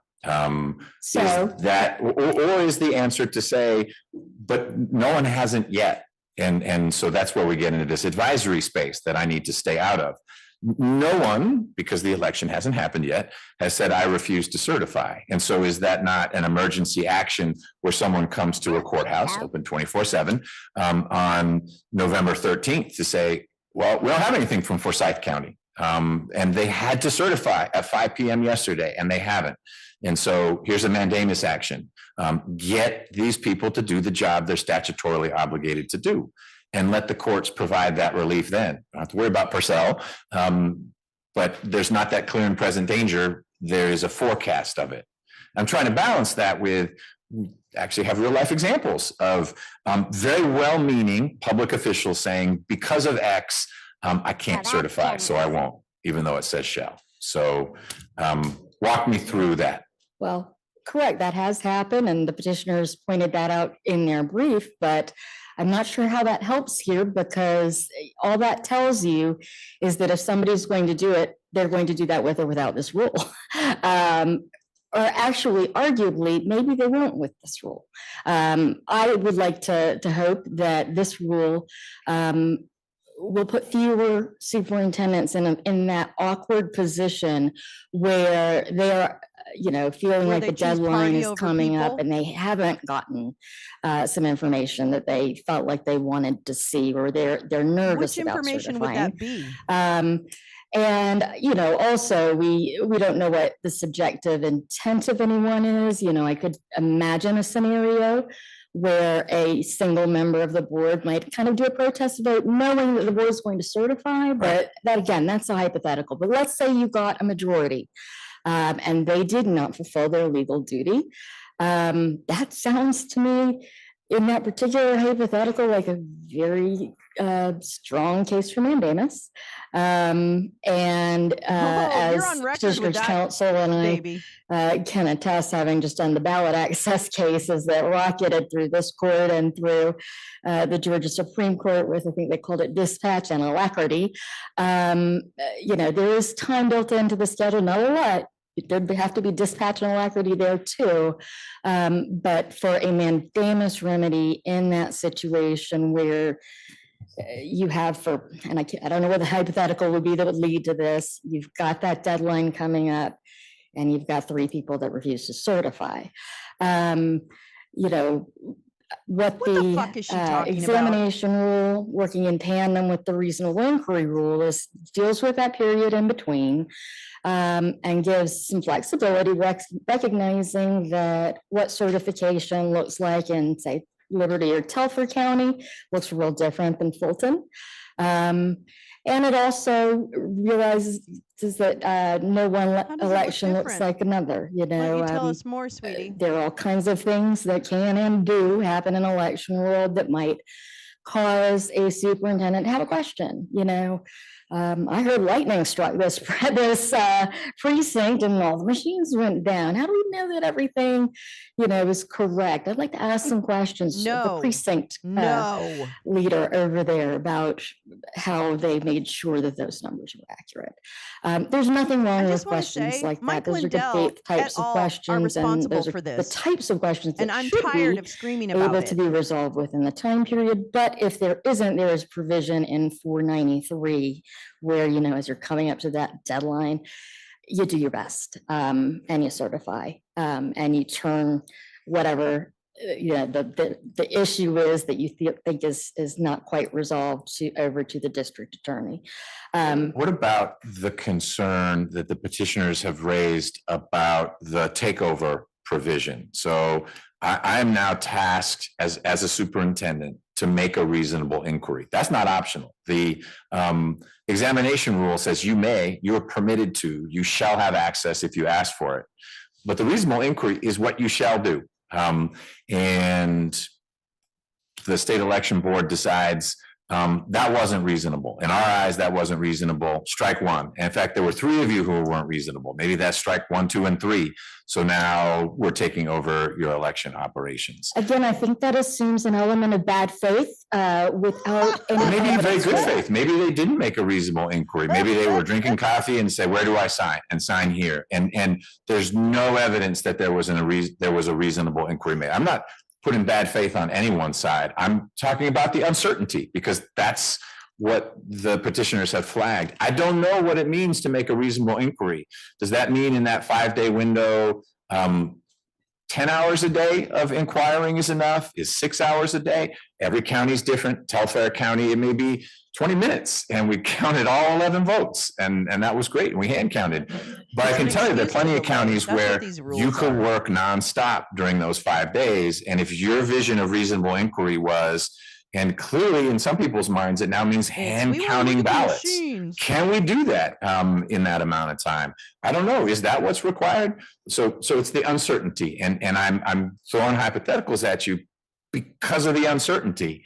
And so what is the comfortable answer you can give me that as a superintendent, I don't run the risk of having the state board conduct an investigation and level a strike against me or my board because I didn't meet their expectation of reasonable inquiry when there's no description of what that means? Well, again, I would say, you know, as with any enforcement case that you have under election rules, first of all, you assume that everybody involved, the investigators and the board, are going to act in good faith. The respondents always has due process rights to be heard. I don't know how the strikes work. You say there's the takeover provision. You're going to need to educate me. I don't know what the due process is. Does the superintendent have an opportunity to defend against the allegation, or I don't? There's an opportunity, of course, to defend against that, and I'm trying to imagine what the hypothetical facts would be that would lead to that suggestion being made. But if there is some credible allegation of dereliction of duty, then I think that it's appropriate to bring a charge for violating a rule. But of course, you would explain why your inquiry was in fact reasonable. No, we didn't get to hand count every ballot at this precinct because to whom and when. That's impossible given the time constraints or the limitations on personnel. And I think the argument in terms of why your inquiry was in fact reasonable would be reasonably considered by the board. And then, there are remedies beyond that under the APA that could be pursued if that was something that the respondent was concerned about, accumulating strikes and thought it was worth their time to pursue that. Sure. But just, as somebody that's done enforcement cases, Sorry, there are, people with this worldview just fucking. I don't get what I you. tend to see is that, there's a burden of proof of preponderance of the evidence. And that matters. You're not going to have a frivolous accusation. Oh, of, really? Oh, you didn't Have do you a met reasonable Rudy inquiry Giuliani? because, I saw you drinking coffee and, you're in telfair and it only took you 10 minutes. I'm going to charge you with not making a reasonable inquiry. A reasonable inquiry can be, I'm a superintendent in a small county. I have, we have one precinct and I trust that precinct manager, and that manager told me what the numbers were. And everything, there was no lightning strike, no pipes burst, no, chlorine gas plants exploded, everything was fine. Bitch. And, I can sign off on this in 5 minutes, and that can be a reasonable inquiry. Oh, really? In that situation. Oh, can we quote you on that? You stupid in other bitch? precincts, there Can may we be quote a you bit on more. that when we take your But ass to this trial? rule allows that flexibility, and as Your Honor pointed out, doesn't mandate anything specific. I read a really great article, line in an article that suggested that this rule was going to basically Shame make, on them. election superintendents live action role Right, play as Ryan members of the Thursday, good to Bloodhound see you gang, again. that A lot that of they were being Pollyanna. directed to go and just, with their Give me a magnifying break. glasses, This is so looking for non-existent I'm glad evidence McBurney's of on this fraud, and case. that's Let me not put what it this that is way. doing. This is saying, make a conscious and clear decision, that the canvassing, computation, tabulation, all have the appearance of being accurate and correct, and then certify within the deadline. Everything else that fantasy. we're hearing She's the here worst. assumes malevolent intent. And to the extent on to your that that law happens, and I license, certainly sweetheart. hope that it won't, the remedy for that is not to strike this rule, because a malevolent actor is going to act malevolently with or without this rule. Oh, right. Guns don't kill And people. hopefully People this, kill people. That's this what it rule will is. help give guidance to people who are good faith actors, but who may have felt like they weren't given the opportunity to certify in a way that they felt comfortable with before. Oh, so this So is a feelings fair amount now? of the relief, that there is an We're back to argument made feelings? by petitioners that the rule should be invalidated, but most of the relief, sort of the main thrust of the relief, is more clarification that the rules are there. They don't take precedence over statute, and certification is mandatory, and that deadline is mandatory. And so these rules might supplement or augment a superintendent's ability to do her job. But that's what I read the declaration would say, if there's going to be a declaration. And that to me doesn't assume malintent. It is a cry for clarification. That's exactly right, in particular from That's exactly the right. superintendent petitioners, as opposed to the voters or the She party. does have the concepts of a hypothetical. And I'm wondering if the board Including pipes has a bursting. perspective on the value of clarifying the interplay between the rules and the statute. Or maybe you started with that, which is what needs clarification. There's law and there are rules, and rules can't change the law. Yeah, I think that's how we stared our brief, was Yeah. that basically you're being asked to sort of reaffirm that the law says what it says and the regulation says what it says. And, to the extent that you're not being asked to do anything beyond that, you'd be in advisory opinion territory. Because, to the extent that, there's any question about this rule, it really should be able to be resolved by looking at the clarity that is in the statute and that is in the examination rule. But yes, you have to certify that all of these things are talking about tasks that, are consistent with the statutory framework of what happens between the time the polls close and the time of certification. You go through the canvassing, the computation, the tabulation, and you're looking to make sure that it has certain indicia of reliability. This just gives that kind of added assurance to election superintendents that, you know, they can feel good about what they're doing. I feel good about it. You know, if they have a question and, you know, a good faith question, not a pretextual question that is being used as subterfuge to avoid their legal duty, but a good faith question that they'd like to have answered if possible before certification. You've got this window of time to do it, and it should be done possible. If it's impracticable, 493 has a provision to address that, where you finally just put a hard stop on it and you do your best.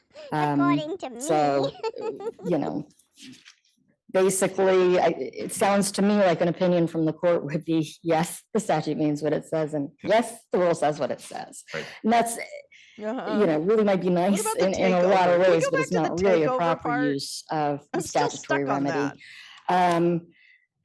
I do want to talk just really briefly about standing. You know, we've stipulated that the superintendents that are subject to the rule fit the criteria for statutory standing under the APA. So I don't know that how much more is needed to discuss other plaintiffs. But, you know, with regard to the voters and the organizational plaintiffs, you know, obviously, voters need to go vote, period. Everybody should go to the polls. And the voters are not subject to these rules. In fact, their job is done by the time the polls close. And that's when this rule begins. And I would say the same is true for the organizational plaintiffs. Impact you know, the organizational plaintiffs aren't subject to the rule, nor do they have, you know, an ability to come in and direct these superintendents in doing their job, you know, to the extent that she's acting like this is not a big deal. They have any thing to do about the rules. It's, again, to tell the voters, go vote. And, you know, that is something that I would think that they would be doing with or without this rule. I'll talk really briefly about the sovereign immunity arguments. You know, basically our understanding of State versus SAS and Level at this point is in a case like this, you got to pick a lane. And remind me, I know that the primary provision under which petitioners are traveling is the declaratory judgment action pursuant to the APA, but you allude that elsewhere they reference Title IX. And so your argument is, because you strayed over there, then you need to be suing the state and not the state election board. Correct. And we all know the consequences of getting that wrong. You know, obviously under 50-1310, there is a statutory waiver under the declaratory judgment statutes. There's a statutory waiver. The thing that caught the attention of our office in reading the petition was paragraph 50 and 131 to 138, where it seems to suggest that there's a declaratory judgment claim in addition.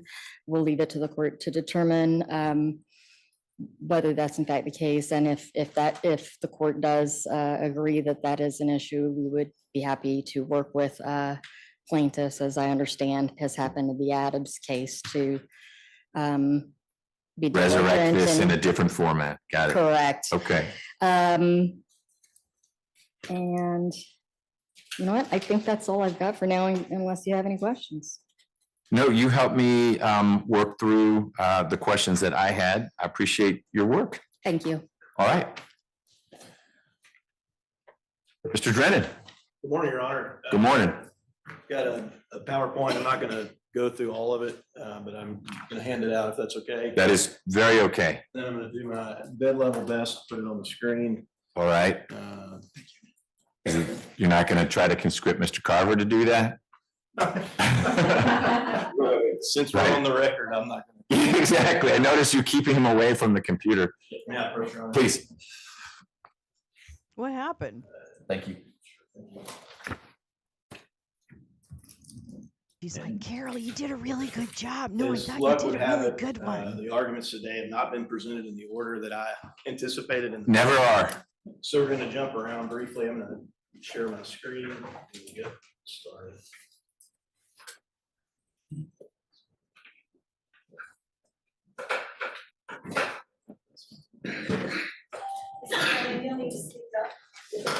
Yes, ma'am. Supreme Court of Georgia rules. As soon as I can accurately share the correct screen, I will Whoops. do that.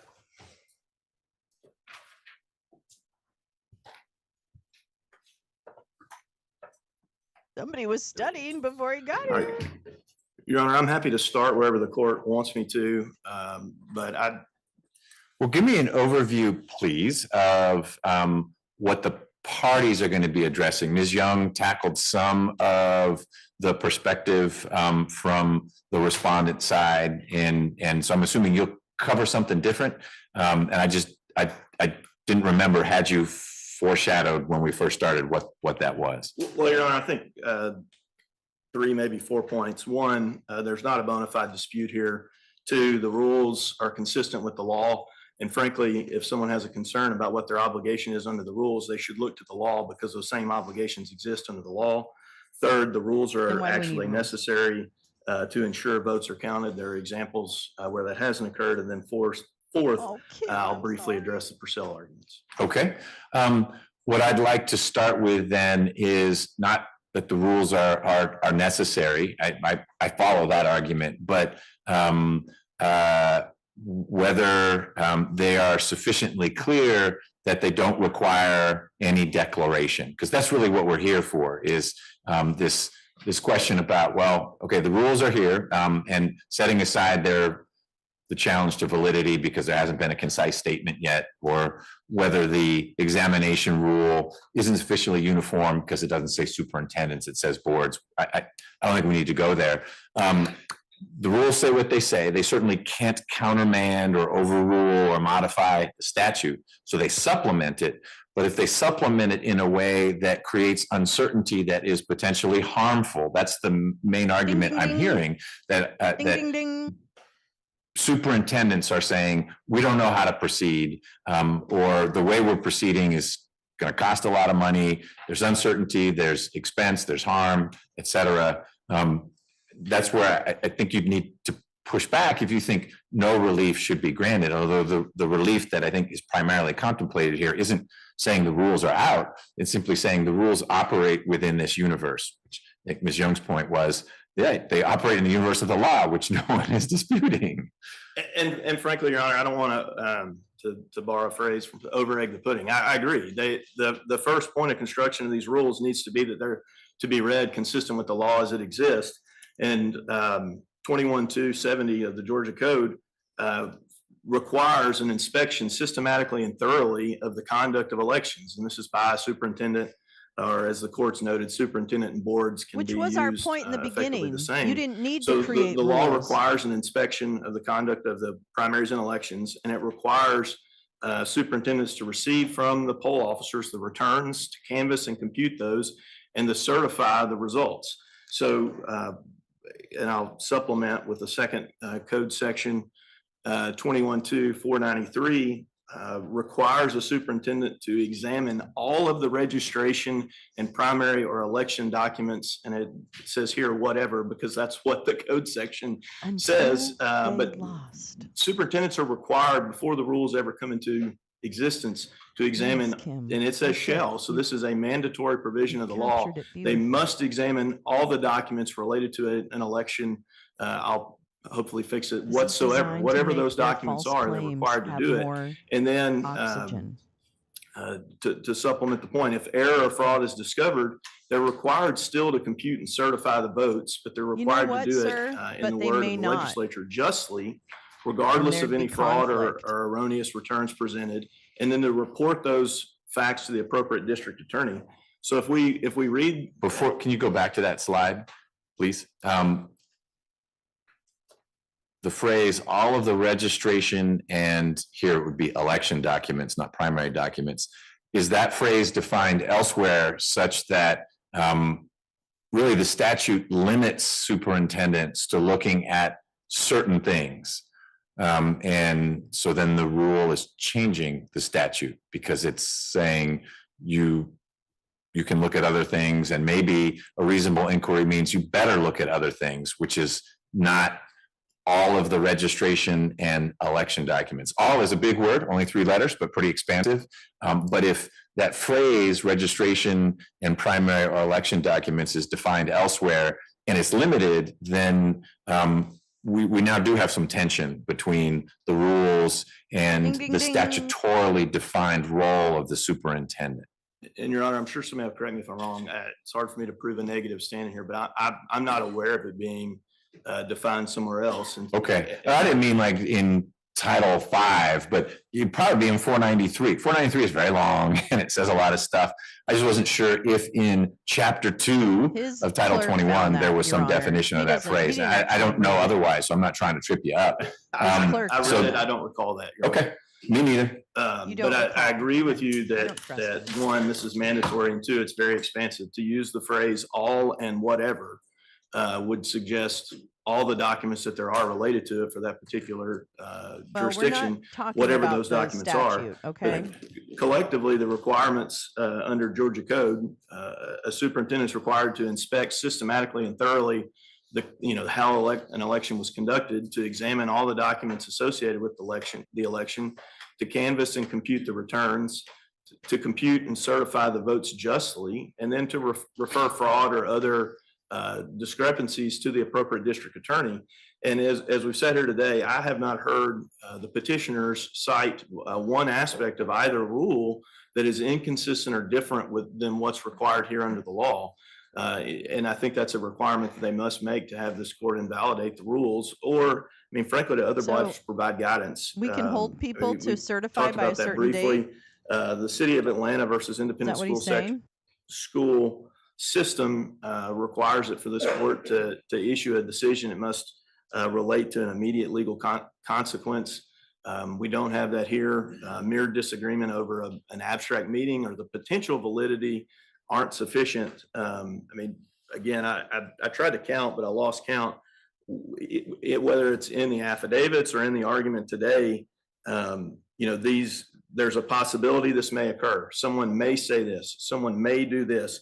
They might not certify. All these things are mere possibilities or potential things that could occur, but none of them are actual immediate legal consequences under the rule. And I don't think this court can issue an opinion based on that. Your Honor, with regard to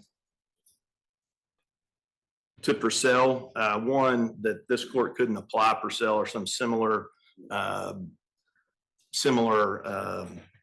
rule. I think they've missed that here. The court, in its equitable power, certainly could apply its own judgment similar to Purcell. Purcell, the purpose of Purcell is really a separation of powers issue. We have an executive branch that writes rules or expounds upon rules, and Purcell respects that by saying we've got experts in policy to make election rules. The court's not going to substitute its opinion for those rules. I need to take a break. No, I just wanted to, everything good back there? Okay. Sure. And to not substitute its opinions for what those rules should be, but instead, particularly when you're this Oh close to boy, election, shenanigans. but to instead follow what those policymakers and experts have put in place. Right, but help me address the tension created by the fact that it's good policy. And I don't think really there needs to be a big debate about whether Purcell, the case, is importable to Georgia. Good policy ought to be importable into all 50 states. But we're dealing with a situation where new rules seem to pop up every 20 minutes and the election is getting closer, not further away. That would seem to create a natural tension where it can't be that there reaches a point where courts aren't allowed to be called into service by concerned litigants, and yet an agency can keep generating rules. Because then that would mean that there's a window where unreviewable rules can be issued. They could be procedurally defective, they could be substantively defective, they could be unconstitutional, and they're incapable of review because this agency, this rulemaking body says, oh, we're within the Purcell window. Now's the perfect time to say, let's count ballots by hand. And we know a court can't look at that new rule because it's too close to the election. And I can appreciate the court's concern there. I don't think that's what we have here. Here, we have a rule that was first submitted back in rules that were first submitted back in April. The state election board completed its process for addressing those rules in August. And again, I don't know how much this is really Purcell, but if you take the principles of Purcell, look at the rules that were promulgated and look at the actual law, we're not changing the law. Reinforcing or reemphasizing, I think might be the best ways to describe it, the law that was in place beforehand. So if someone has a concern that something's changed, they need to go back and look at what the law required. They should not have a concern that they're doing something new. They're being, again, reinforced, reemphasized to follow the law as it existed. And because of that, I don't think there's a concern that there's some new requirement that's taken place. And I think Purcell would, at least the principles of Purcell would be applicable and controlling on that. Your Honor, recognizing the time, I'm happy to take any other questions. Let me see. Does he have to pee or something? Because he keeps asking, basically. So is he in a is it what's happening? Coffee kicking in? What's going on here? What's going on here? Did I do good? Yeah, you did really good. Nope, I don't think so. I appreciate it. Thank you, Your Honor. Thank you. Social media yet. Let's pivot back to petitioners. Happy to hear your responses in general, but I want to start with an exchange I had with Mr. Drennan. And I've been trying to find, 493 has so many sections and so many words, but he seized upon a section where the language was superintendent should look at all records. I'm paraphrasing and I can't find it, not because it's not in there, but just because there are many very long paragraphs. But if 493, so we're clear, OCGA 21-493 already says superintendent should look at everything. How is either rule that we're here to discuss doing anything other than here's another way to put 493? Yeah. Let's discuss. Why do we even need it? I don't have the full text of 493 in front of me, but I believe the reference there is to 493B. And so I would commend you to read 493B because I believe that 493B refers to an if-then circumstance. If a particular discrepancy arises, it is then appropriate for the superintendent to evaluate those documents. And so I actually think that's a fairly good illustration of our argument, rather than the statutory scheme in which the decision to look at all of those documents arises from a particular circumstance described by statute. The examination rule modifies that to say that it is actually just generally available at the whim of any member of any superintendent. Got it. And you're right. Now that I have all of B here and B requires the superintendent before computing votes cast to compare registration figures with certificates.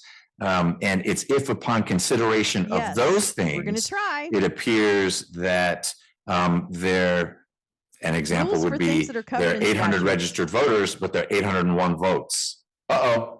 Then you take this deep dive and look at everything. So that makes sense. Superintendents are empowered to take a deep dive if that initial check, which is what the statute requires in general, doesn't add up. And so your response, Mr. Thorpe, is that the two rules make that now the norm. You can take a deep dive anywhere, anytime.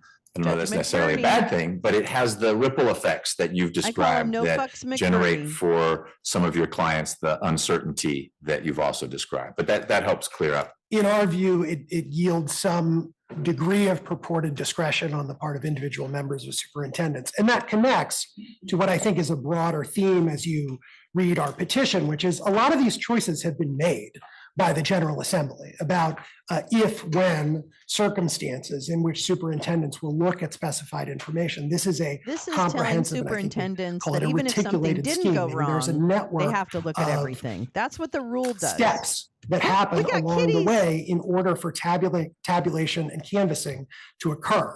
Our concern with both of these rules, frankly, is that they interpose this additional We layer got a Gus of inquiry that is totally undefined. And I think some of the colloquy with the SEB on this question illustrates that it's totally undefined, and allows individual members not to follow those statutory requirements, but to determine spaces where they think additional inquiry is necessary, but the Georgia General Assembly did not. And so that gets back to the question you asked at the outset, which is, does anyone think that these SEB rules can expand upon the authority or change the statute? I think everyone's answer was no. The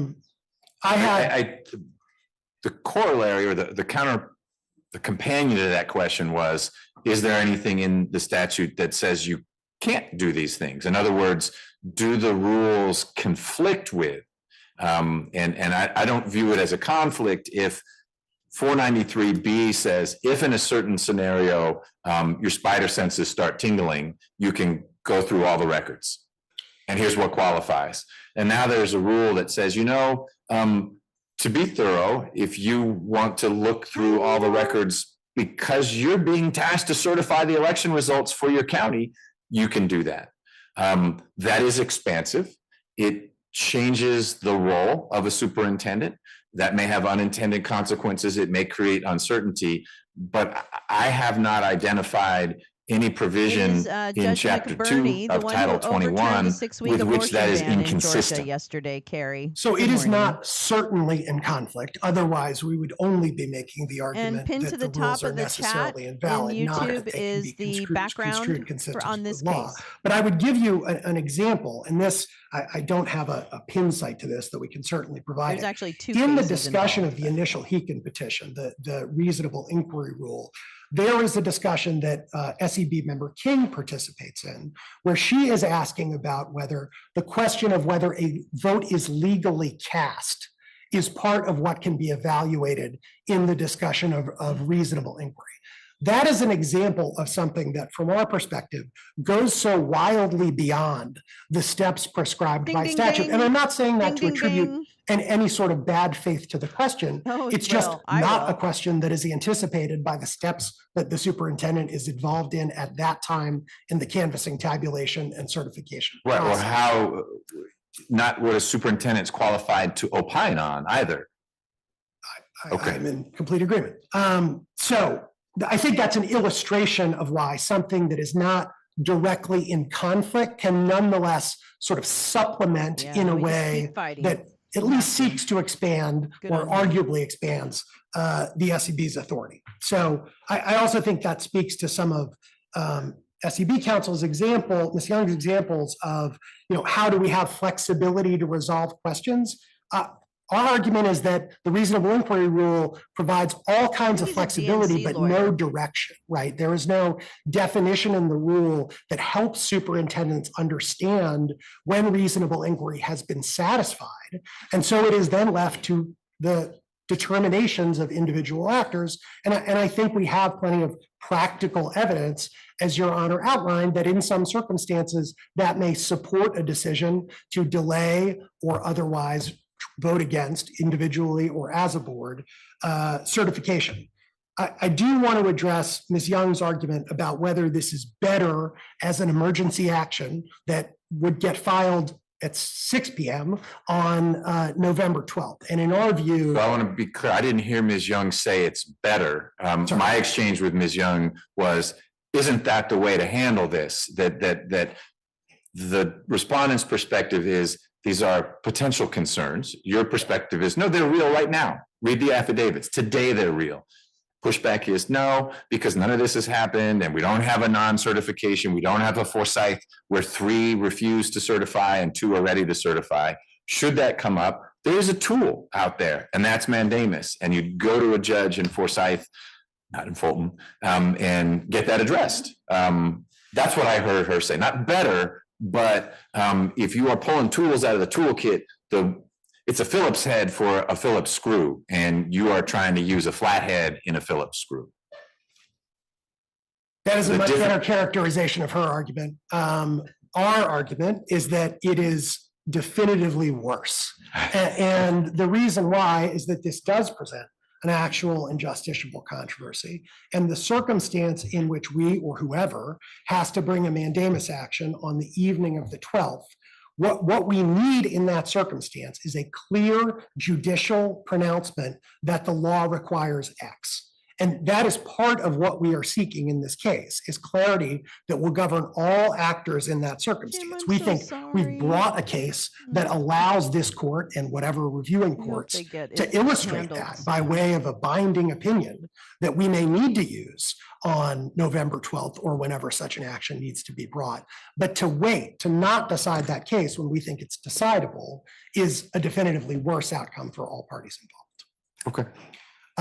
There are three other very sort of grab bag arguments that I wanted to address, if Your Honor would indulge them. They're very Give me short. 1 second. Is Deputy Gordon around? Oh. Yes, please. Thanks. All right. Yes, 3 brief arguments. And it's actually just 2. Even better. I reduced my count. So the first is with respect to standing cases like Atlanta versus APS. I think if you review those cases, what you will find is those future contingencies were not examples like we have here, where a certification vote is definitively going to happen. The question in Atlanta versus APS was where Atlanta had annexed a bank building that had no people in it. Could APS use that to challenge a provision that would be applicable if Atlanta had annexed somewhere with people that would have tax revenue that could go to the schools? Fundamentally different circumstance, not a future contingency. What we have here, for the reasons we've discussed, we don't think is a future contingency. Okay. Lastly is the sovereign immunity point. To be clear, we are not making a declaratory judgment claim that goes beyond 50-1310. We are not making a claim that is pursuant in any way to paragraph 5. This court should find that to the extent it has to interpret what sort of declaratory judgment claim we are bringing. The reason that 942 and 943 are cited in the jurisdictional part of our petition is that 50-1310C expressly incorporates the provisions of Title 4 of Chapter 4 of Title 9, and 942 says it's the superior courts that have jurisdiction. I took it more as procedural. I mean, you Correct. The jurisdictional hook that keeps you away from SAS group and all that cluster is Title 50. But it then references, it doesn't have its own declaratory judgment law in terms of procedure. It says, see Title 9 for how you move forward with the declaratory judgment that you're pursuing under the APA. Correct. Okay. And that is the reason we've cited those provisions. And more than that, 50-1310 requires that we name the agency as a party. So that was part of the reason we did that. All right. Got it. Are they done? All right. Ms. Young and Mr. Drennan, you had less time because you covered what you needed to very efficiently, but I want to make sure if there's anything else you want to add, you both have an opportunity to do that. And then we're going to wrap on Abhi-Rahman, take a break. I have a verdict. And then when we come back, we'll pivot to Adams versus Fulton County. Anything, Ms. Young, and you don't have to add anything, but I don't want respondents to say, wait a minute, these petitioners talk forever and we didn't talk a lot. That's okay. There's a celebration around that, but I want to make sure if there's anything you want to add, you get a chance to do that. Just 2 real quick points. I don't think it'll take very long, but you know, a comment was made about during discussions on the rule, a statement made by one of the members about looking at whether or not the votes were legally cast. I wanted to say 2 things about that. First of all, there are many cases, one of them is Olevic versus State, that says when we're looking at the intent of a statute or a rule, we don't look at comments like that and that's for good reason. Having sat through a lot of these board meetings, there are a lot of questions and ideas that get knocked around, and it you know, is not imputable to the rule or to the board's decisions itself when members ask questions that totally may in hindsight seem a little strange or unusual. It's sort of the nature of the process. Sure. The second thing, we didn't really get a I forgot to get into because I was, off track on my notes, but I wanted to briefly mention the procedural issue that the petitioners raised with the notice and comment, and just say a couple of things This is the about that. concise statement that is supposedly on its way? Or you're referring to Correct. something different? Yes. A Okay, concise statement. First of all, for the reasonable inquiry rule, it's not required because it's an amendment. Second of all, for the examination rule, I'll say that when it is forthcoming, I don't think the law puts a specific deadline on that. And the other thing I'll say is, and I feel obligated for their staff who is inundated, to say that, not seeing out of a multi-page document a line in there and recognizing it as an action item can't possibly be the standard that would invalidate a rule. And now that they're aware of it, it will get taken care of. But Okay. I just Well, that wanted seems- to make a little plea for some, the substantial compliance there. And the other thing is, there is no shortage of public comment on this rule that the board has heard and the public has heard. So, okay. No, I hear you. I don't know that substantial compliance fits this one because it seems to be part of, can't remember A and C, but there were certain aspects where it was exact compliance or express compliance, a phrase I hadn't seen before. And I think that concise statement falls into that window. But that statute also says it's due after the rule is promulgated. And so you haven't missed that deadline because we're in that infinite period of after the rule is promulgated. Sooner will be better. yes, All thank right. you. Thank you. Mr. Drennan? Your Honor, two very brief points. Mhm. One, we were talking about 21-2-493 with regard to the broad scope of reviewing documents. Yes, sir. And I would just also point the court to 21-270 that again makes it mandatory She just for asked him to sit next an to her at election lunch. superintendent to systematically and thoroughly evaluate the conduct of primaries and elections in the precincts, and the Why court did he can read need the a rest of it. deputy? And then the last point, Your Honor, to the extent they're asking the Which, just so that I have the, because I am taking notes here, 21-270 has 1 through 8 and 9. Your 8 Honor. and 9. Okay, Thank you for asking. For that. great. And then the last point, Your Honor, to the extent you're being asked to issue an opinion that would provide further guidance on these rules, effectively what the petitioners are asking you for is for the court to say what is reasonable across all counties in the state before any factual occurrences have been made. I'm not sure that there could be anything more speculative than asking for that. And again, I think that further shows why this court should not issue a ruling in this case, or one in favor of the rules is what should be issued, excuse me. Thank you, Okay. Your Honor.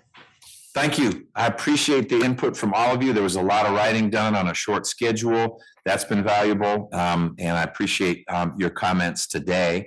I'm going to ask those of you who are at the tables now to step back. We have to take the verdict in the criminal case. Promise the folks in Adams versus Fulton County, we will have a full hearing of your issues as well. Yay, here. But we got to do this verdict first. So you're free to stay in the courtroom. You don't have to. Would you mind if I But ask- I just need the tables. Would you mind, just a very quick housekeeping question as to exhibits? Would you like copies of the exhibits that we moved for? So great question. I believe we have digital copies of everyone's exhibits. They were emailed, and so I've got them. But to be made part of the record during the break, you should speak with our court reporter to figure out the best way for her to get those exhibits. We will do that. Thank Okay? you. Thank you so much. Okay. Got it. Please. Stop it. Oh man, sorry. Okay, well, show me the goddamn things. Okay, there we go. God dang it. Sometimes computers are so get off my tables. Sour Grapes by is it Pucifer? V is for Vagina is the album. That's fucking awesome. I'm gonna play a little bit and then get a copyright strike and then yeah.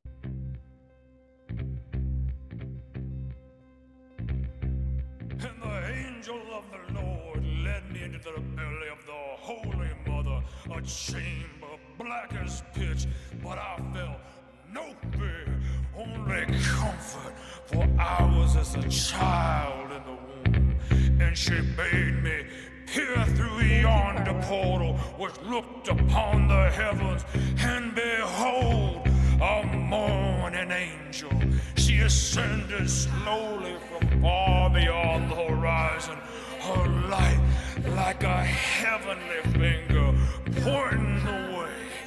And on yonder wall she traced for me a path which led me 5 directions, 8 winters to each, and behold, as my feet landed firmly upon the final winter of the second score, there appeared before me a heavenly star, a holy virgin, the bringer of life and breath. And she spoke unto me, saying, You have to stop it. David. I don't want to get in big trouble. But excellent recommendation, Carla. Frickin', you guys are so frickin' cool. You're so much cooler than me.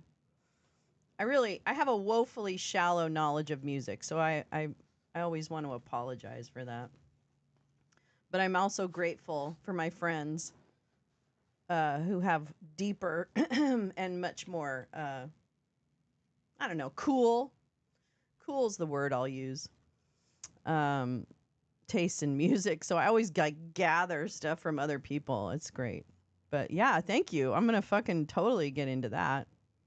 I'm going to fucking get into that shit right away. Good morning. We had to start a little early today because Miss Leigh, who is a longtime lounger, and my sister, well, not in blood relation, but my sister, my soul sister, she tagged me. Absolutely. I bet you it's great. I can't wait. Thank you, Carla. That's so great. I love new music. And I love that beat, that deep beat. Leigh tagged me this morning. So when I woke up, my little sleepy eyes opened about 5:41. You know, and boo, and the birds came and they lifted my covers off of me, and then like the cats, you know, were like licking my face to wake me up. It was all very Cinderella. So then I was like, holy shit, this starts at 6. I don't go on till 6:30. Get your ass in gear, woman. So I hopped out of bed. Really? Mila Jovovich sings in... Oh, fuck yeah. Fuck yeah. So, I got it all set up, blah, blah, blah, blah, blah. But, so I appreciate everybody kind of switching gears and finding this one. I'm not so sure if I had... Did I have something set up for... I probably did, like a fucking idiot. You fucking idiot. Do-do-do. Do-do-do. Do-do-do-do-do-do-do. Bow. Chow. Oh, I didn't have a wake and bake set for today. Oh, wow. That's so weird. I think something's weird with it. Anyways. Yeah. So, oh, actually it did work, didn't it? I have no idea. Does it matter? It doesn't really matter. Okay. Anyway.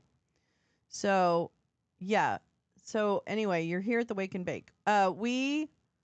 The background on the case, the 2 cases that we're hearing about now, we heard about Abby, and I don't know how to say the rest of the last name. And then there's another case, Adams, is it? Maybe not. So those 2 cases, the pinned, I don't know where it is to my direction, but whatever it is, the pinned whatever, probably over there. And comment has the background from Democracy Docket on these 2 cases. So, you know, take a quick see at that. And let's see, it's probably going to take him a minute to do this arraignment. So we might actually pop into it. Oh, you know what I want to pop into? I want to pop into the Daily Dose by 5GW. Hold on just a sec. Let me do that. That's really great. I think it's really great. I think it's really great. Great. What? George Papadopoulos. God, he's dingy. George Papadopoulos is a big motherfucker. A big motherfucker. A big motherfucker. Oh, yeah, Yeah. Okay, here we go. Here we go. All right, let me see. I'm just gonna drag this over here. Meep. Mop. Moop. Whoops. Nope. Okay, never mind. Meep. Mop. Moop. Do do do. Ma ma ma. Do do do do do do do do do. Can you tell me how to get to Sesame Street? I like to do things in, here we go. Oh, okay. Oh, okay. Let me make it a little teeny tinier, and then we will do it, and it's easier to read. Yeah. And then I'll move it over because I can't see it. And then I'll move this over here because you can't see it. Okay. Alrighty. So if you don't know, one of my besties, 5GW Hot Takes, really, now puts out a daily dose of pro-democracy news for action and insight. And it's usually a compilation of different stories, and it leads you to other threads and things like that. So it's kind of a nested thread of like information you need to know. So they're not all connected to each other, but you can kind of see the thing. The effers like Papa Dop got a slap on the wrist, and they are back. Yes. Oh my God. Thank you, Carrie. It's all the same people. It is all the same people. We know it has been documented what some of them have done. It is absolutely ridiculous to me that we are still sitting here having conversations about voting machines. All right. I've got to put on my glasses. I'm going to put on my papers. Hold on. Let me put on my papers. I'm going to take a look at this. Hold on. Hold on. Calm your tits. Okay, here we go. This was yesterday. So she always puts... I know that's not very big, isn't it? Let me just try and make it. Oops. Mama, ooh, I didn't mean to make you cry. Ooh. I'm gonna just bastardize this entire screen. Oh, actually, I guess I don't need to do that. Okay. All right. So she always puts in yesterday's Groundhog Day again and again. I know. Well, there's a remedy for this. You know, it's called justice. There's a remedy. I'm not a lawyer, so I don't know what laws we need to apply to defrauding the United States and disenfranchising voters. Let me put my papers on. Can get you a cuppa. Can get you a cuppa, love. Yeah. So, anyways. Jesus. I don't know. I don't know what to tell you. I feel like I've been screaming about these clowns, as have everyone in this room. I just want to say, I don't own the franchise on screaming about election deniers, but I have actually taken a particularly keen interest in their fuckery. I want to make sure I turn the sound on this up. Well, I can't. Okay, that's fine. That's fine. We'll just keep checking in with them. Okay, so the first thing she's got. Damn it, I wish this was easier to read, but that's okay. Well, here, going. Oops, no, that's it. Okay, so what she has first is a series of tweets from Democracy Docket. That's Mark Elias and his team of lawyers who really fight, oh my God, so hard. If you haven't been to the Democracy Docket website, I highly recommend it. It has a very clear listing of the cases that his team is involved in defending the right to vote across this country. So again, the pinned comment has it does lead you to Democracy Docket into this case in particular that we're hearing today.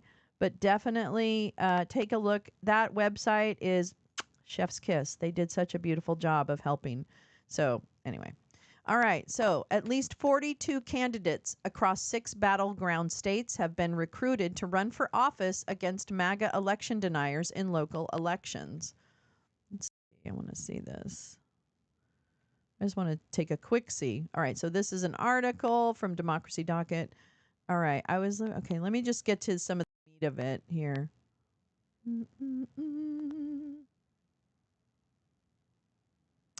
Here we go. Cephos, a woman in, I'm not sure which state, Wisconsin, is one of dozens of people across the country mounting grassroots challenges to the far-right extremists in local elections in their communities. Oh, some are running for office for the first time. Others are mounting a long-shot campaign in deep red districts, regardless of their experience or likeliness to win. What unites them is a shared sense of obligation to protect democracy. Oh. Okay, here we go. At least 42 candidates in 6 battleground states, Arizona, Georgia, Michigan, North Carolina, Pennsylvania, and Wisconsin, were recruited to run for office by Contest Every Race. I'm going to look at them. All right. A project by the progressive anti-fascist incubator and consulting firm Movement Labs. Oh, I've heard of them. It's part of Contest Every Race unprecedented effort to ensure every MAGA extremist faces a challenger in November and to boost Democratic vote share in rural communities, according to an emailed statement. The goal of the effort is to recruit down-ballot candidates in deep red, often rural districts where Democrats left races uncontested. This is something we have talked about. This is so fucking great. According to data conducted by Contest Every Race, Democrats left 32%, a third of down-ballot races in 7 surveyed swing states in 2022 uncontested, whereas Republicans only left 13% uncontested. Max has that issue. She doesn't have Dem candidates standing up in her district. Oh my God. A majority of the candidates recruited by Contest Every Race are running for the office for the first time. Okay, that's fantastic. We'll make sure we take a look at that. Let's see now. We'll go back. And then, let's see. Oh, here we go. She's talking here next about us. Trial begins in a lawsuit from the DNC challenging 2 new rules passed by the Georgia State Election Board that could delay election certification. Democrats argue that the rules violate state law. So that's what we're listening to. I don't know what to do. I don't know what to do in places that don't have. All right, and then the next. Oh, this is going to be great. I can't wait to read this. This is from Greg Oliar, our friend at the 5-8. If you don't watch the 5-8 on Fridays, definitely take a look. A link to the 5-8 is in my on my homepage on YouTube. If you scroll down, you'll see recommended channels that I have by category, and the 5-8 is there. So take a look at them. LB, Stephanie, like they're the most amazing people in the world. So Greg is brilliant. Istanbul was Constantinople, and the country formerly known as Turkey now wants to be called Turkey. However you spell it, the country has significant ties to a number of prominent U.S. figures, as we shall examine. So this is to Greg's Substack, which we can read on another thing, but at the same time, that stuff's really good. So take a look at that. I can't wait to delve into the Turkey stuff. Yeah, right? I'm going to tell you right now, it's so... there is so much about the foreign influence that we don't know about, or that we're not it's not part of the common dialogue. So highly recommend. LB and Greg are totally great. Yeah, absolutely. Absolutely. That's must-see TV right there. And they're just so cool. And they do great songs. They do the most amazing parody songs. And Chunk, who is their artist in residence, is one of the best memers I've ever seen in my life. So there. Okay, here we go. And now she's sharing Jay Rosen wondering what sane washing is, also known as bias towards coherence. And I bet you can imagine who benefits from that. This is a good introduction and explainer. Ooh, this looks good too. I just want to pull that up. I'm gonna take a look at that. Okay, so we'll take a look at that. I'm gonna tee that up for another thing. Let's just run through this.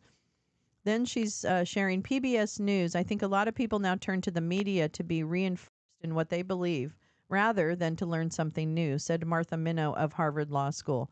This is exploring the links between polarization, political polarization, and declining trust. Ooh, interesting. That sounds good too. Jiminy crickets, there's a lot of stuff. There's too much. There's too much tuna.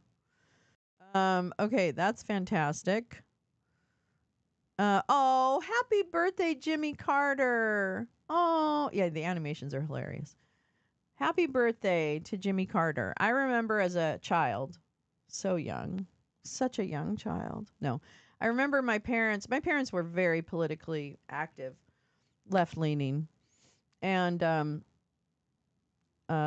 we went to, good morning, Teresa. How are you, darling? I know they do. And it is true. I mean, it's a good point. People do get reinforced in their beliefs. It's funny what people think are echo chambers. I don't think people who use the term echo chambers always know what an echo chamber is actually defined as, but that's fine. We'll get to that in a minute. But the, oh shoot, what was I talking about? Damn. Okay, hold on. Oh, Jimmy Carter. So I, as a child, when he was running for president, we went to Ghirardelli Square when he gave a speech there. And that was just one of the most amazing moments in my life. I'll never forget it. Just standing there looking at all the people, you know, like completely, yeah, because we're all in them. Oh, no. No, I'm just kidding. So yeah, it was just like one of the most amazing. It was a very key moment for me, just seeing him. I think he was one of the best presidents we had because he was completely set up for failure and yet shown through as the most human and caring person and just human. And I love that about him. And I what a gift he was, and how disgusting that anyone would describe him as anything less than a consequential and wonderful president. So they can all fuck off. I'll take Jimmy Carter any day of the week, motherfuckers. That's right. Happy birthday, President Carter. What a shining example of citizenship. The Carter Center, that's another great website to go to. All right, oh, what? Hey, what happened? What happened? What happened? Okay. Sorry, I got a little tied away here. All right, and then and she does this every day. Okay, can everybody appreciate 5GW puts this together, curates it every morning. It's amazing. I'm sorry, I really love it. This is sharing. It's an anti-Christian nationalism extravaganza. Check out this month's special issue of The Revealer. Let's see. Oh, Paula White Cain, Donald Trump, and the globalized charismatic style of Christian nationalism they've brought. Oh, this is about Paula White. All right, man. Speaking in tongues, baby. That's the Paula White Cain is the spiritual advisor to Donald Trump. Oh, Continue Air Day is bomb too. So that, I want to read that. I'm reading, I'm listening. I'm not reading. I'm listening to The Founding Myth by Andrew Seidel, from the guy who really he's a specialist on Christian nationalism and things, and works for the Americans United for Separation of Church and State. But yeah, I bought a key. All right, here we go. So that'll be good. I can't wait. Oh, that's it. Oh, you like your presidents like that? You're weird. Oh, Grant. Also, I am so glad the Daily Dose is back. I so love this cartoon. Let me see. Look at this. It's not over yet, Mike. It's Trump and Pence as Thelma and Louise. That's funny. All right, let's see. Let me just check in with our core. Oh, looks like, I don't know what's going on here. Let's see. Let's make sure we're not missing out on our kids here.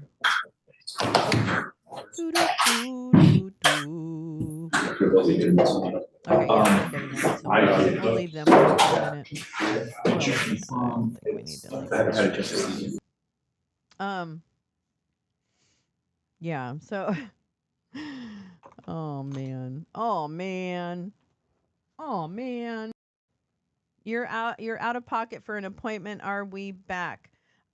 We are almost back. They have not they are just entering the courtroom to sit down. So you've got plenty of time. I hope your appointment goes well. I very much do.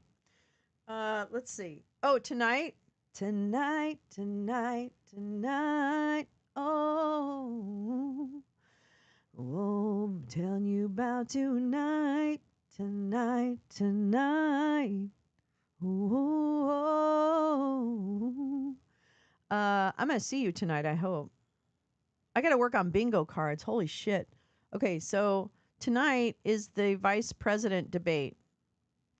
And despite my title on the card, which you really need to look at the thumbnail for tonight's show, because it's a work of art, okay? Someday people are gonna fucking put these in frames. I'm just saying. They are gonna be my NFTs. I'm just kidding. I don't even know. But whatever. Anyway, it's not gonna be all nude, as I say in my thumbnail. Sorry. I just, sex sells. Trying to get people in the door, okay? Come on now. Come on. Play along. But don't be naked. Or be naked. Actually, you guys can be totally naked. I'm the only one that needs to put clothes on. Okay, anyway. Tonight at 5?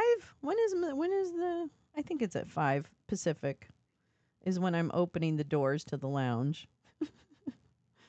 Yeah, okay, good. Jen, would you manage to do that? That would be good. That would be good. I like your joining sense. I like that. Solidarnos.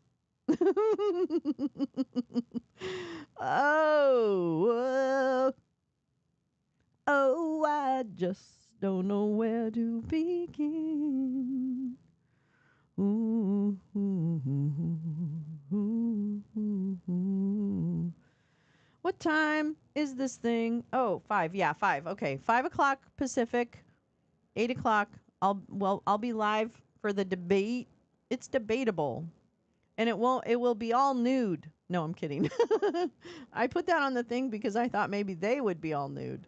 But that's not true. Hi, how are you? The cats are nude. That's right, nude pussies. I've had a tab open to PolitiFact fact checking for other debates, but it's not very good. It was hard to use, Max. I tried that too, remember? It was hard to get like the real-time fact checking. I'll try and see if there's any tonight we can try. This is going to be weird. I don't know how this day, an after dark lounge. What's that guy that came in and said, do you have an OnlyFans? And I was like, this is it. Okay. This is it. Yeah. The cat is so cute. Gussie Gus. He's so eepy. He's a sleepy. Oops. Sorry. I'm sorry.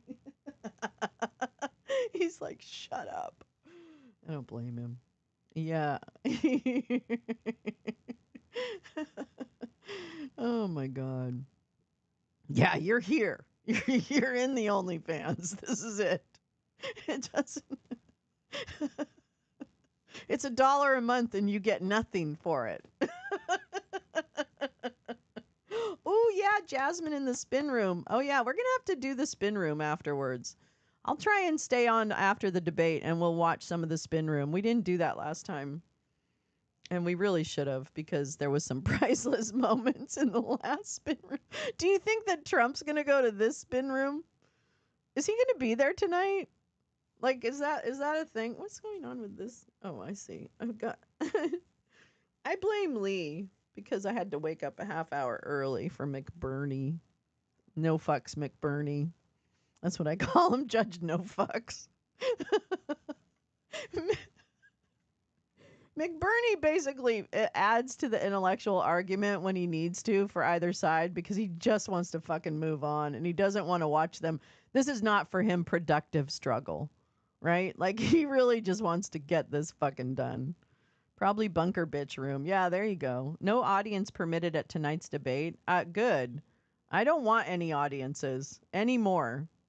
Those to me are the worst. Actually, you know how I feel. I hate debates.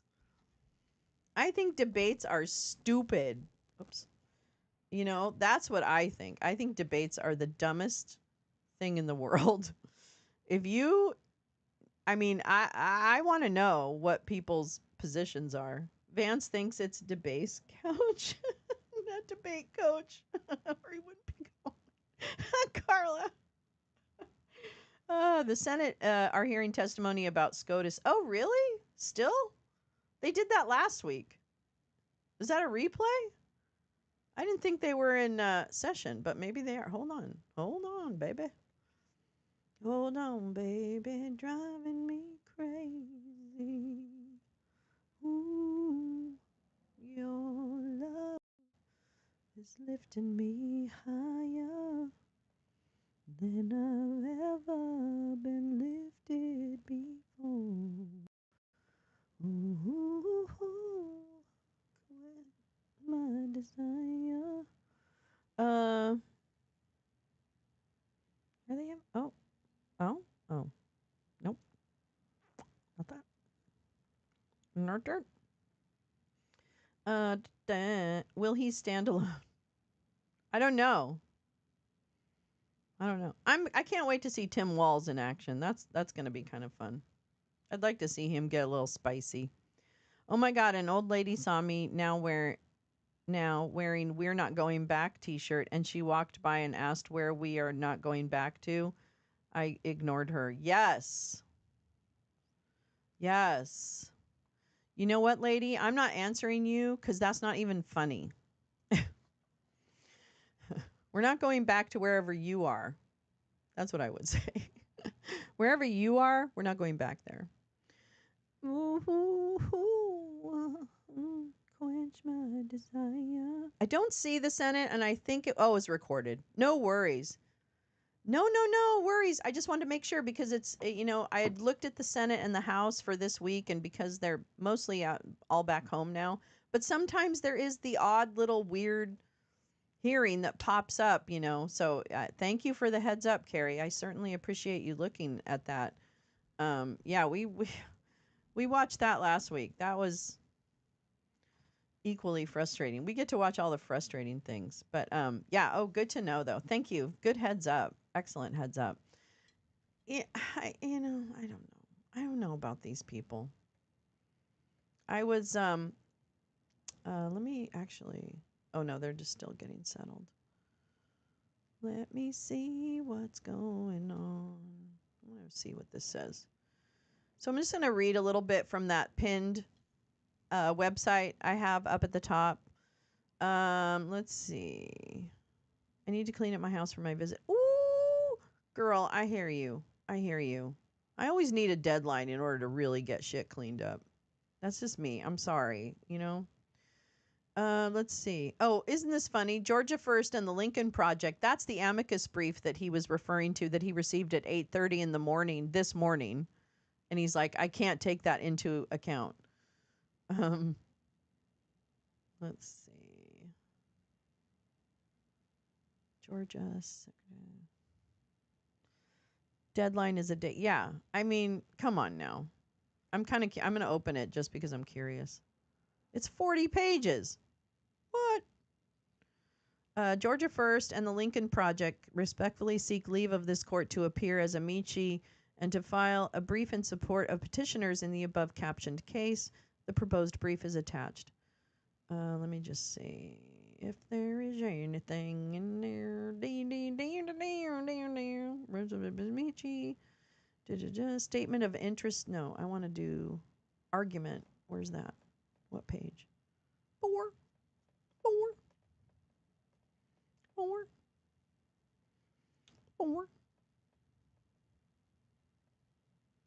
Okay, here we go. Argument. Number 1, the challenged rules impose insurmountable burdens on local election officials. Hold on, let me make sure.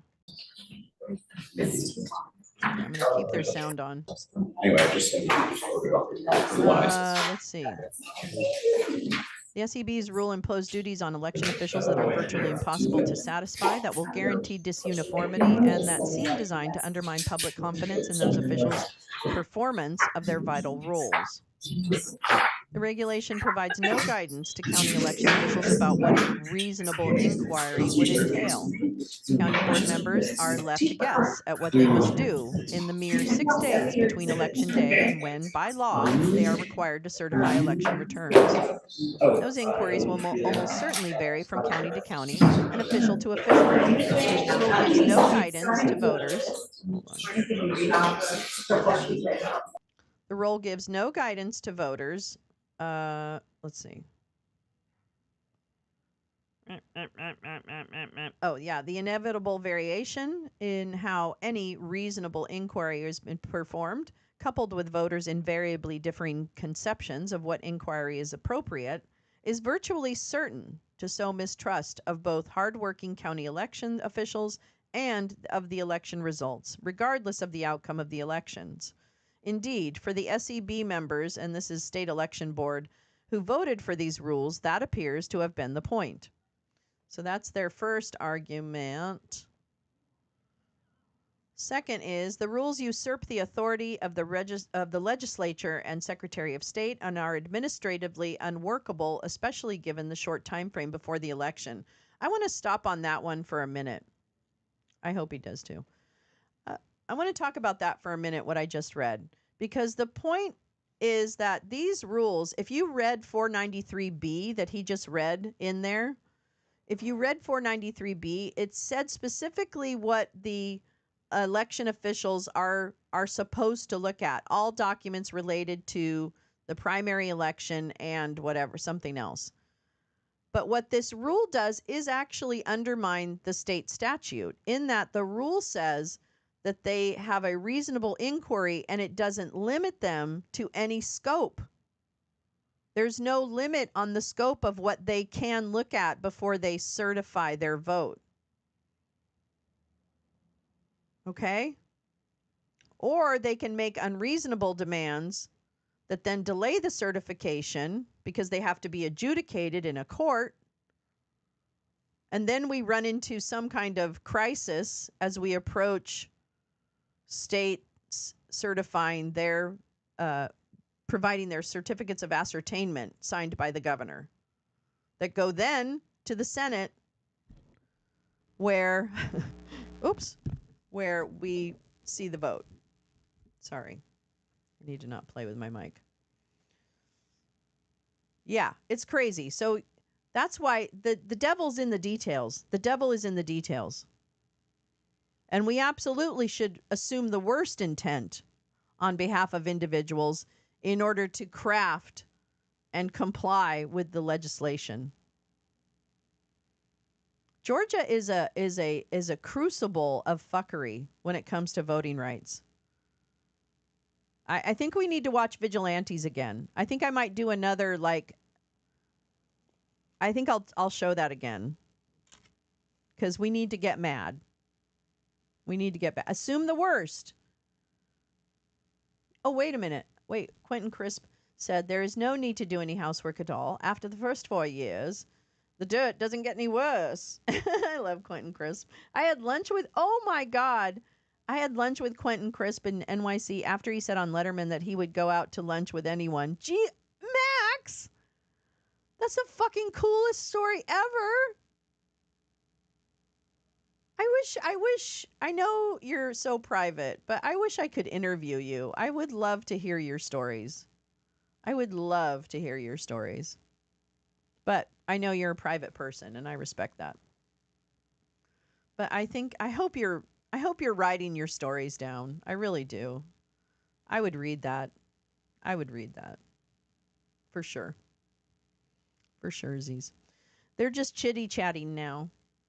So I won't subject you to their chitty chatty. But yeah, let's see what else has happened. Okay, so tonight we're going to do the debate. Then we'll do the post debate. Oh, here we go. Uh-oh. Oh, wait. Are these guys? Hold on.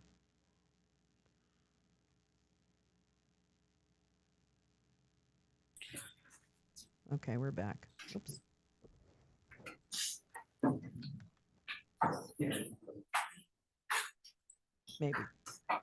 Maybe we're back. Maybe we're not. I want to know why the sheriff. I think he was getting the deputy ready for the Is the notice just we're appealing? Is it an emergency appeal? Oh, I think whoops. A regular appeal? I guess we have some drama. Oh wait, is he not done with his shit yet? Oh, maybe these aren't the lawyers. Sorry, y'all. Okay, I'm gonna mute him again and listen in. Yeah, I think it's criminal. Yeah, I think it's a murder trial, actually. God dang it. Why is this doing this?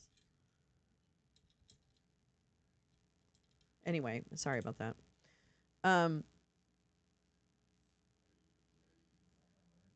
Wait, hold on.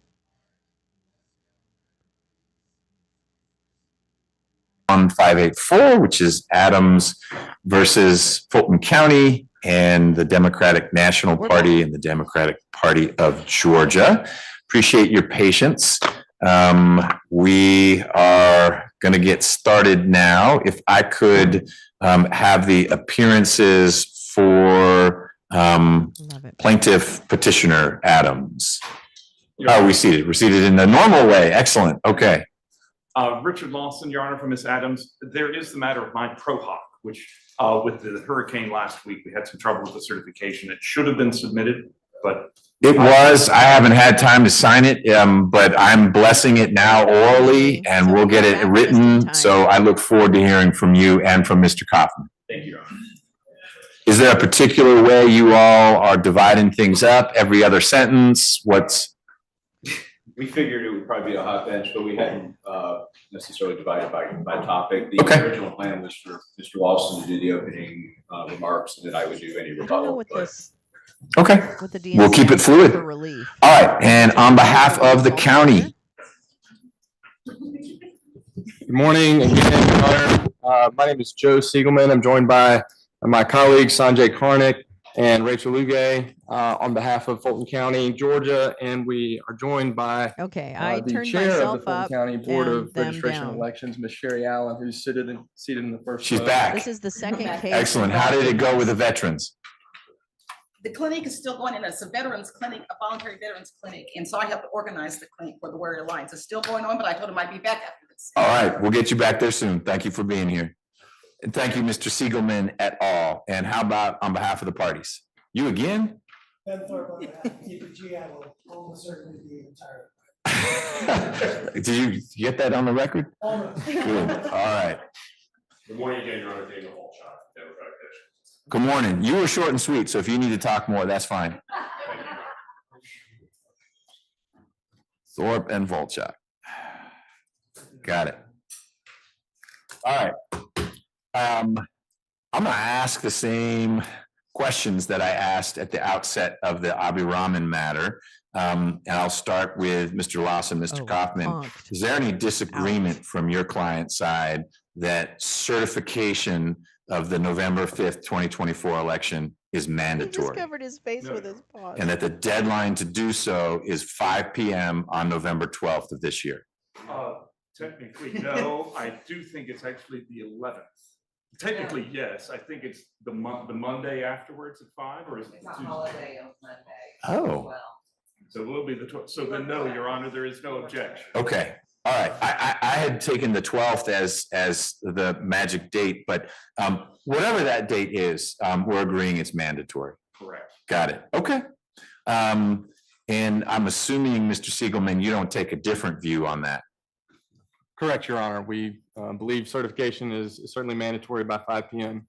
on the 12th. Okay, great. Then I think our discussion is healthily cabined to is the work of superintendents ministerial or discretionary as they lead up to their ultimate role of certifying the elections. And I will turn then to Mr. Lawson for you to share with me what you want in your opening remarks. Sure. So one of the key things that we try to make in our brief is that there is a great deal of authority vested by the legislature to superintendents to look for mistakes, errors, and fraud. One of the issues that we have tried to paint in our briefing is that the history and structure in Georgia has created some issues between the formerly individual probate judge or ordinary judge being the superintendent and then boards. I think a lot of the complexity that has come up and the issues currently before the court Background in the pinned come from comment. how a multi-member bipartisan board is to execute duties that had been envisioned by the legislature by an individual. The issue of hitting that mandatory deadline of certification is very easily done minutes before that deadline by one individual. It becomes much more difficult. I hazard a guess that the primary difference in opinion between the parties is that we are of the opinion that the operations of the board have to be moved to accommodate that deadline. Everything needs to be sped up, access needs to be provided, and in order to hit that deadline. There is one other point, which I think I should probably reference. I think the court alluded to it in the Abhi if I'm getting that right, case, where the court mentioned that there was at least one jurisdiction where I think the court resides, where a member did not vote to do this. And so let me just kind of grab that issue, because if I don't, I'm sure the court will. There are two questions to bear in mind when approaching that issue of what is to happen when a member of the BRE, if I can use that, votes no or abstains. The first question is, what is the vote on? What is the pool of returns being examined for certification? The next issue is, who is actually the superintendent that is casting the vote, that's making the decision?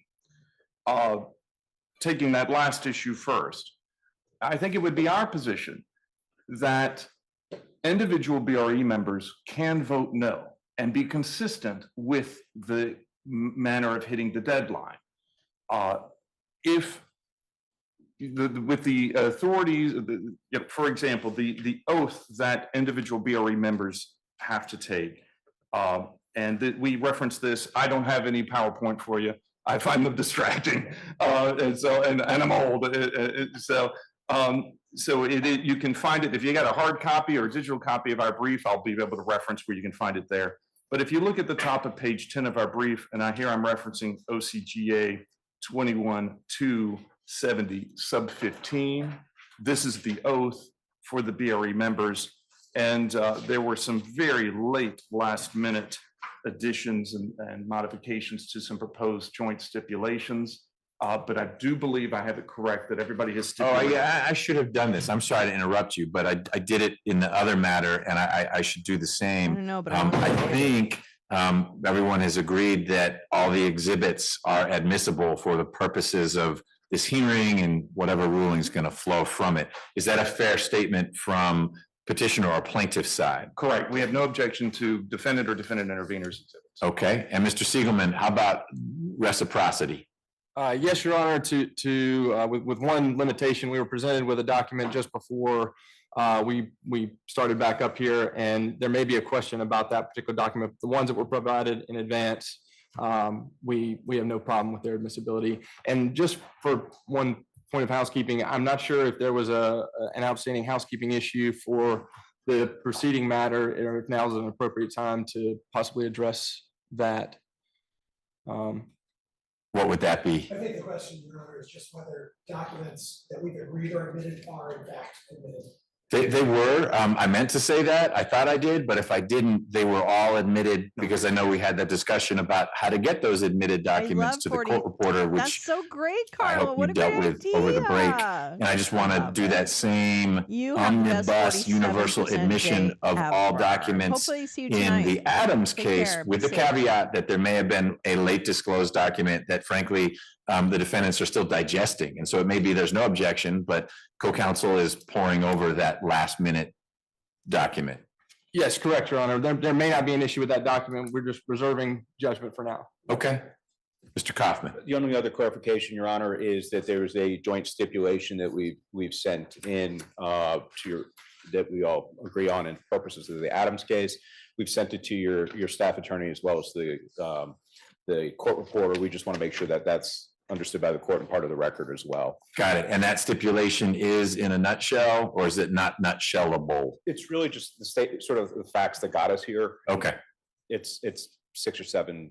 Got it. Meaning the issues that your client encountered in the PPP, as we've been calling it. In the presidential preference and the primary, so and how we're here at this actual controversy. Okay. And I can just shed some light, I think, on the issue which on the one exhibit. We're under the belief it was part of this county's production as part of a minutes, and it's really just the certification returns from there. And I did just ask Mr. Siegelman, so and he said he would look at it. Got it. I'm gonna give him time to look at it, but what you're highlighting is it may be that you handed to him something he originally handed to you, and you're just wanting to highlight that as one of your submissions. I was under the mistaken belief that it would have been included in the overall minutes that were provided on the vote day. Yeah. It's just a copy of the certification of what the board members would have signed that Okay. day. All right. Got it. Sorry for the interruption, but helpful to know all exhibits are admitted from both hearings, with one caveat. We'll see about these certifications. I suspect they won't be an issue. Press on. All right, so to go to the joint stip that was submitted, the second one includes the text of the oath that all BRE members will execute upon taking their seat as a member of the board.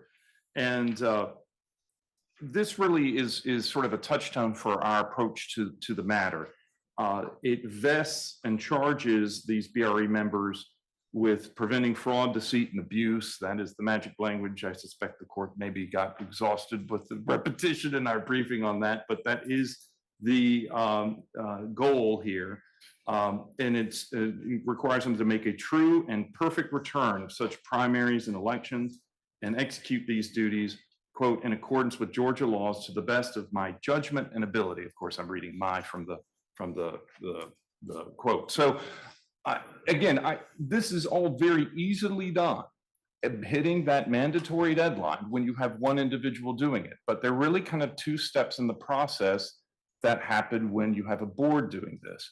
What is the slate of returns to be ruled upon for certification? And then what is the certification vote? Why is it a question? What is the slate of, how did you just describe? Slate of returns to be certified. Right. That's the language. Okay, the slate of returns to be certified. Why is that not an issue for a single superintendent, but it could be an issue for a board? The slate is the slate is the slate. The determination of what the slate is logistically easier for the individual, logistically more complicated for the board. How so?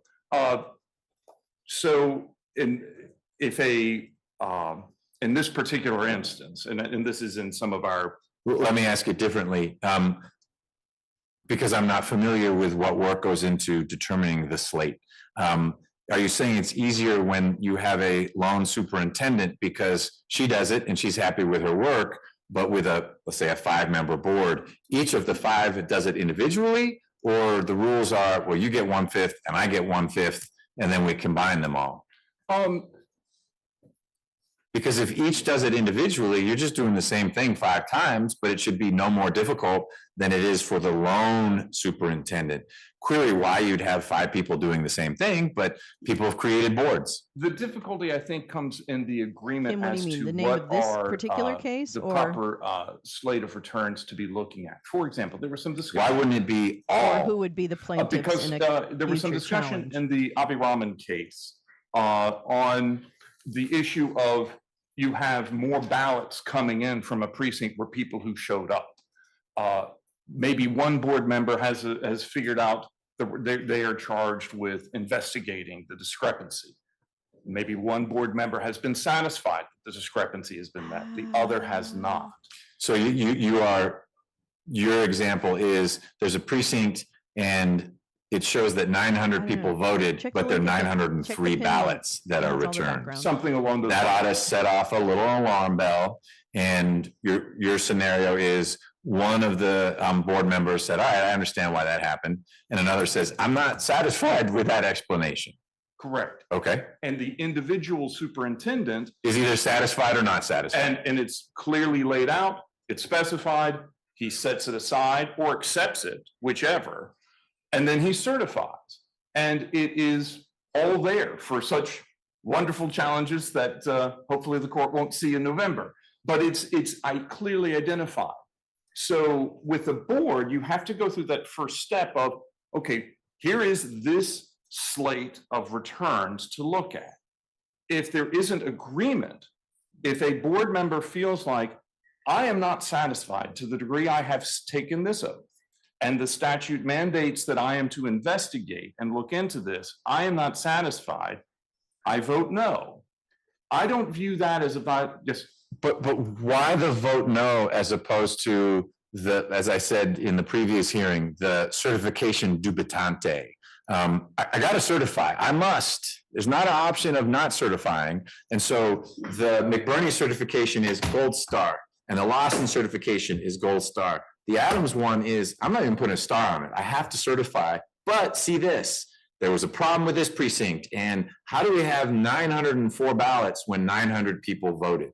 I just don't know how the certification process works. So this is an educational opportunity. Is there a single certification and it's got 5 signatures, or are there 5 certifications so that each individual superintendent, if you will, can put her own spin on it? Okay, straight up certification, concurrence with reservation. I need to understand how that works, because if it is the scenario where each superintendent, each member of the board does her own certification, then no is not an option. First of all, I don't think no is an option, but no even more so wouldn't be an option, because you could highlight your concerns. I appreciate my colleague is satisfied by this half-baked investigation that was done at precinct 9. It's ridiculous, 910 ballots, 800 voters. How do you get there?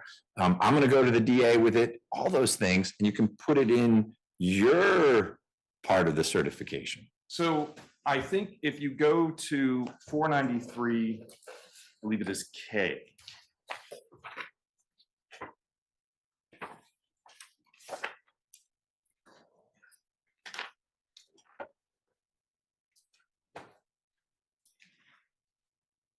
And I believe it's the last sentence. This will help explain also my confusion of the 11th or the 12th. It says such returns shall be certified by the superintendent not later than 5 p.m. and so on. So this is why when I just kind of grabbed onto this issue, I said one of the questions is what's the slate of returns? The other is who's certifying? You've said I certify in the example you were just giving. You are not. Ms. Adams, the other board members are not. It is the superintendent, which here collectively is the board in toto. Is anyone else confused by this which guy? Which has that 5 p.m. deadline. And so I'm that so is why distracted by our his position is that a board member can affectations and vote his, no. you know, Let's like take the cadence hypothetical that the court has that I already been don't well actually ahead follow of anything on that this he's issue. arguing, and It's I also am 4:30 very high. PM But on I'm just asking, am Either I Monday, the only 11th or one? the 12th. We'll just say it's the 12th and everybody will be grateful for the extra day. It's 4:30 p.m. on the 12th. One person is going to vote no. They get 2 other people. Now we have a majority of the board who are voting no. You can still hit that certification deadline if presumably those 3 would at least have a pool, a smaller pool, presumably, of election returns that they would be able to certify in time. So, a very practical issue for the court to be worried about is if it gives the relief we're looking for, that a individual member can vote no, are you opening the door to missing the deadline? I would submit you're not, and you are allowing, very importantly, because in So let me yes, just yes, sir. play back what I think I heard you say. Yeah. You continue to say a board member who is a co-superintendent, even though it says shall certify, can say no. But what ultimately would get certified by 5 p.m. would be a subset of all the returns. And so what would be sent to the Secretary of State would be if Fulton County is divided into 92 precincts, it might be that 90 precincts get sent to the Secretary of State, and there are 2 whose votes don't count. There would be, now we have returned to a situation identical to the individual superintendent. If we go look at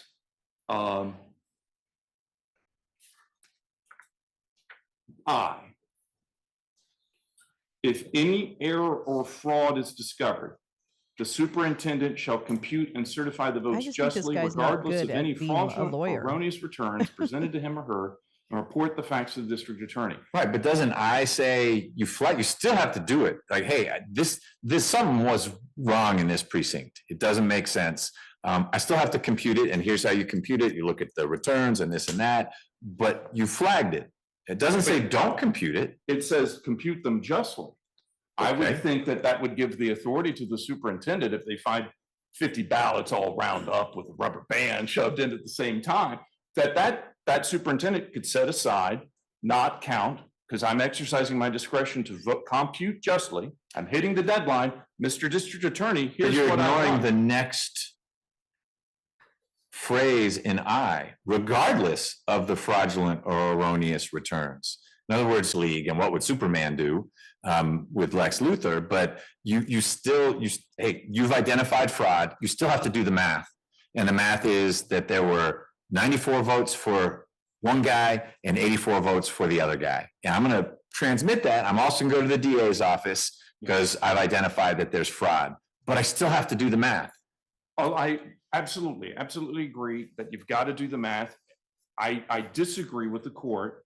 I think that phrase justly, the word justly, it modifies that next phrase, that the word justly incorporates that. Okay. If you look at what the BRE members have been charged with, we lay out on page 9 of our trial brief a host of statutes, mostly through 21-270 and then through 49-493, laying out all the you shall initiate recounts, you shall look for discrepancies, you'll set aside and sequester discrepancies, all of these languages. Even in K, it states, as the returns from each precinct, this is the very beginning of K, are read, computed, and found to be correct or corrected. What I'm talking about is the situation where we can't correct or correct it before that deadline. What do you do? This is only talking about certification of correct or corrected ballots and returns. You can still hit that deadline. You can compute it justly. And here's one other point that I think is really important is there's a huge historical reference of the very limited role of superintendents in the early 20th century.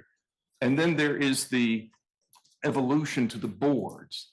If this was truly ministerial, if this was a computation, if this is a marriage clerk receiving in these ballots, okay, I got 50 rubber bands or 50 ballots with one rubber band. I got to count it. Mr. DA, take a look at this. There's no need for a board. If there is a mandatory yes vote from board members on whatever slate of ballots is presented to the BRE, from whomever and however determined, then what is the point of a board? And this is a point of sympathy for the court on this issue. I have wrestled with this for some months now. I don't think you're going to get a straight, complete answer from these statutes. I think that this blending of a board structure on an unharmonized individual structure just creates this issue. And I fear that the task for the court is to do the least amount of harm to the fewest number of statutes, the greatest harmony here. And so we are,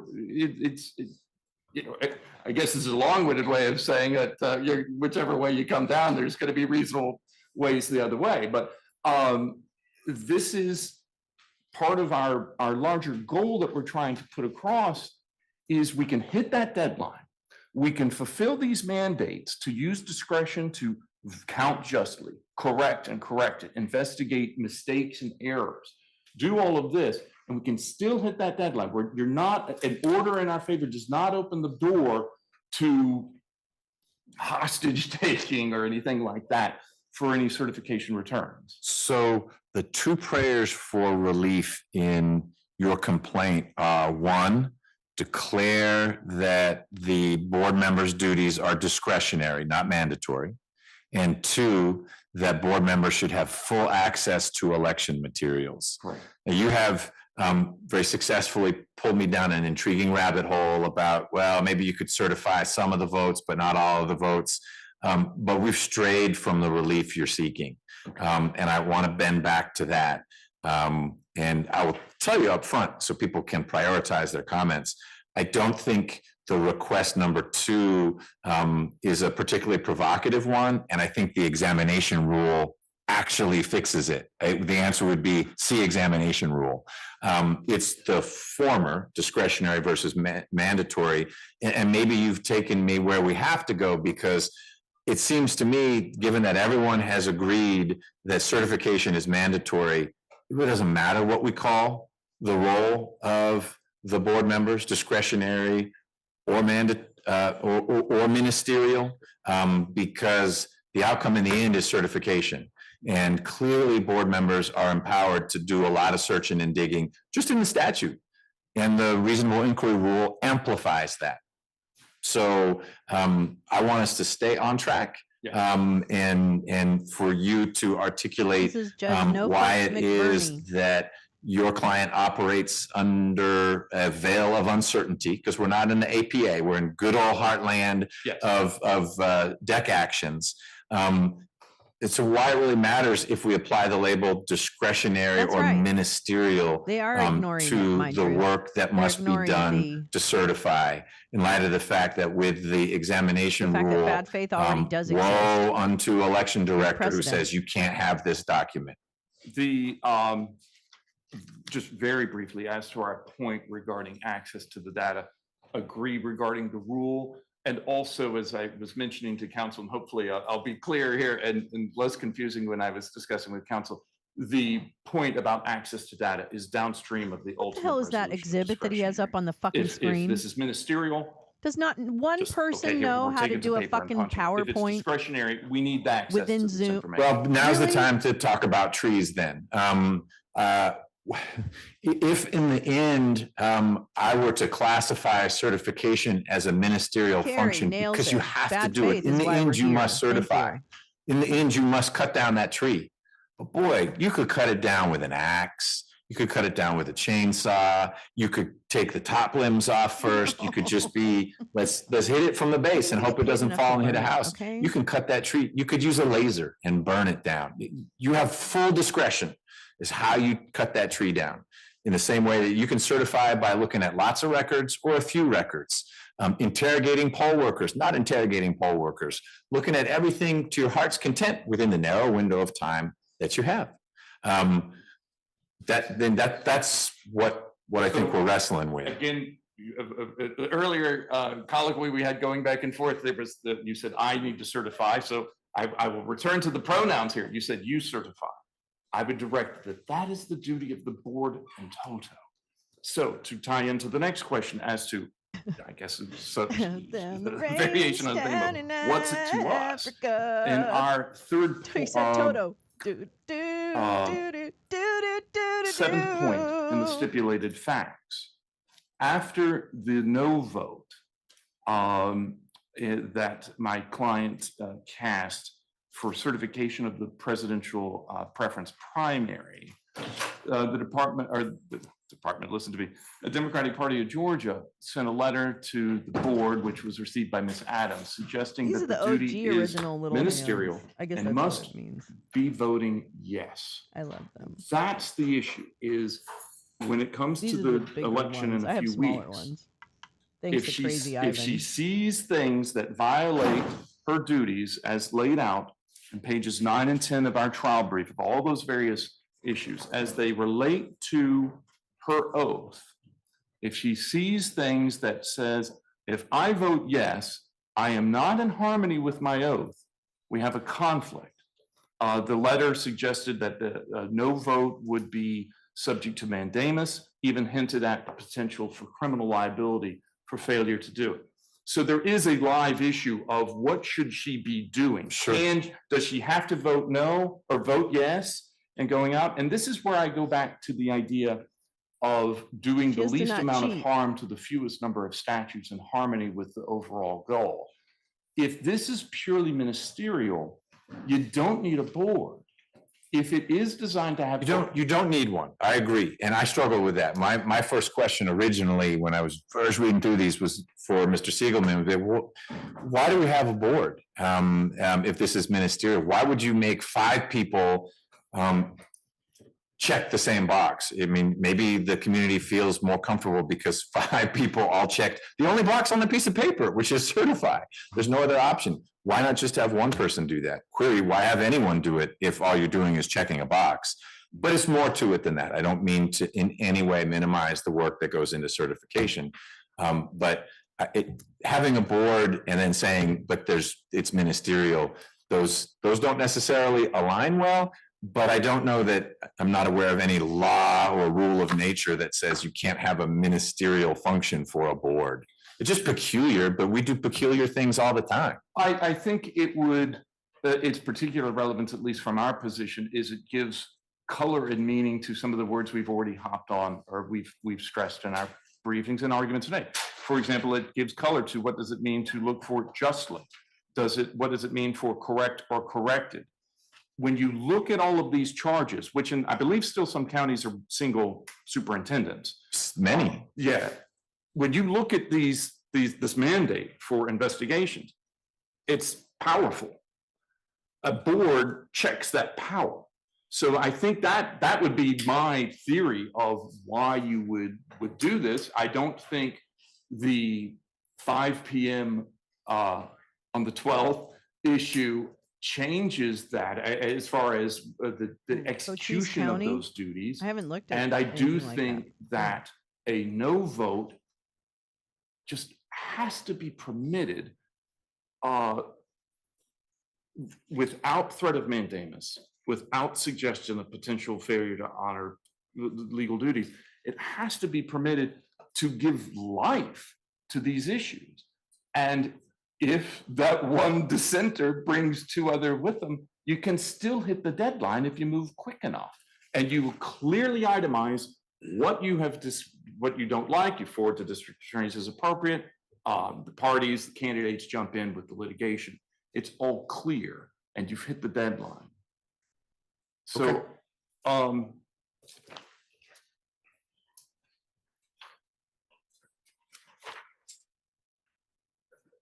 let me have, if I may have a moment, Your Honor? Yes.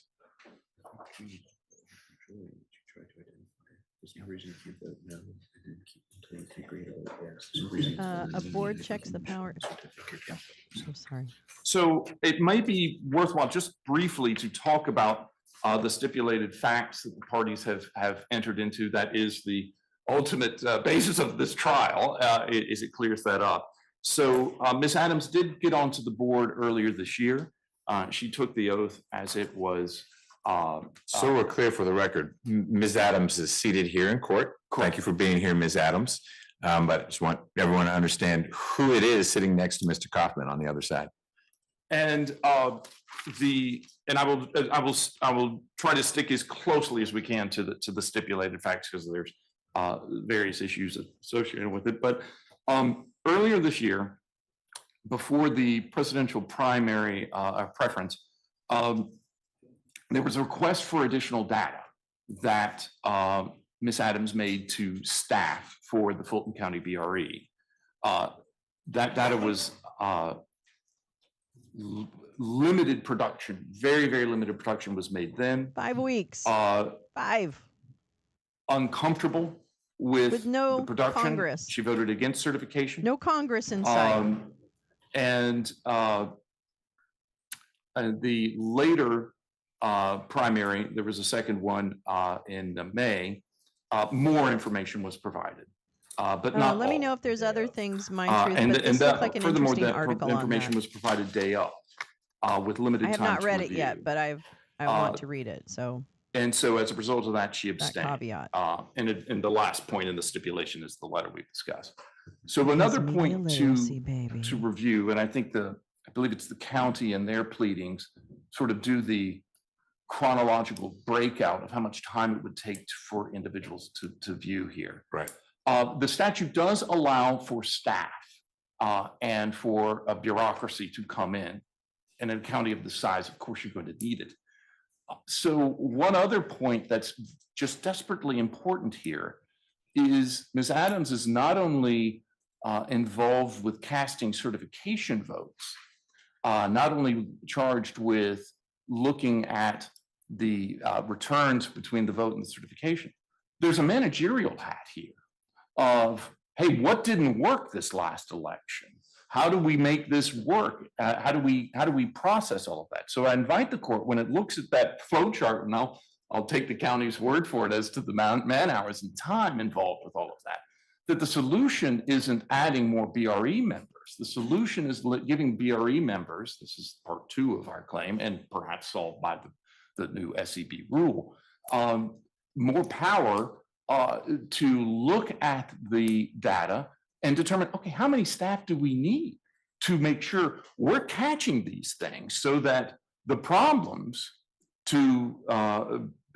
with the returns, so they can be found to be correct or corrected, are getting to the BR members in time. And again, one of our key points here is that deadline is there. It's staring everybody in the face. The BRE has to accommodate to it.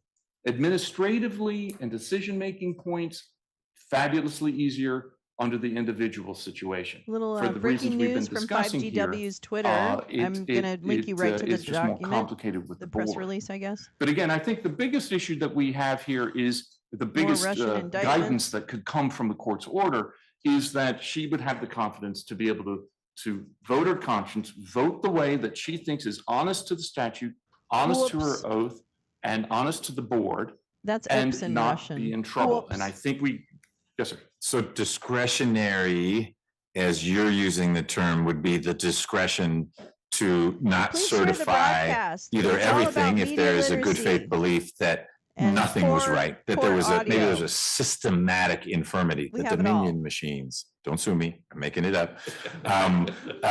It's a fictional reference. Oh, But yeah, if well, there's a it's not. systematic infirmity, I can't certify anything.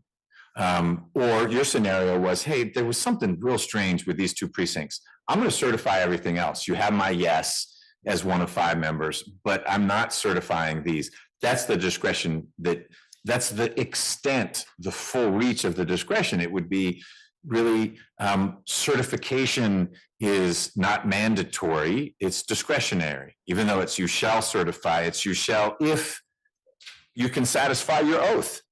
Well, I hope I'm answering the court in this, and I don't mean to be, I've come to this a couple of times. I think it is very important to be clear as to who is certifying. The BRE has that duty. I think she is wearing a hat as a board member. If we should get to this in a second, but if So each of the board members ought to have the same obligation. And so if a board member could not certify for all the good reasons you've described, then there could be no certification. It could be because we all agree, those Dominion machines, This is boy, it. they didn't work. And so we're not certifying. That doesn't seem to be an option, not certifying.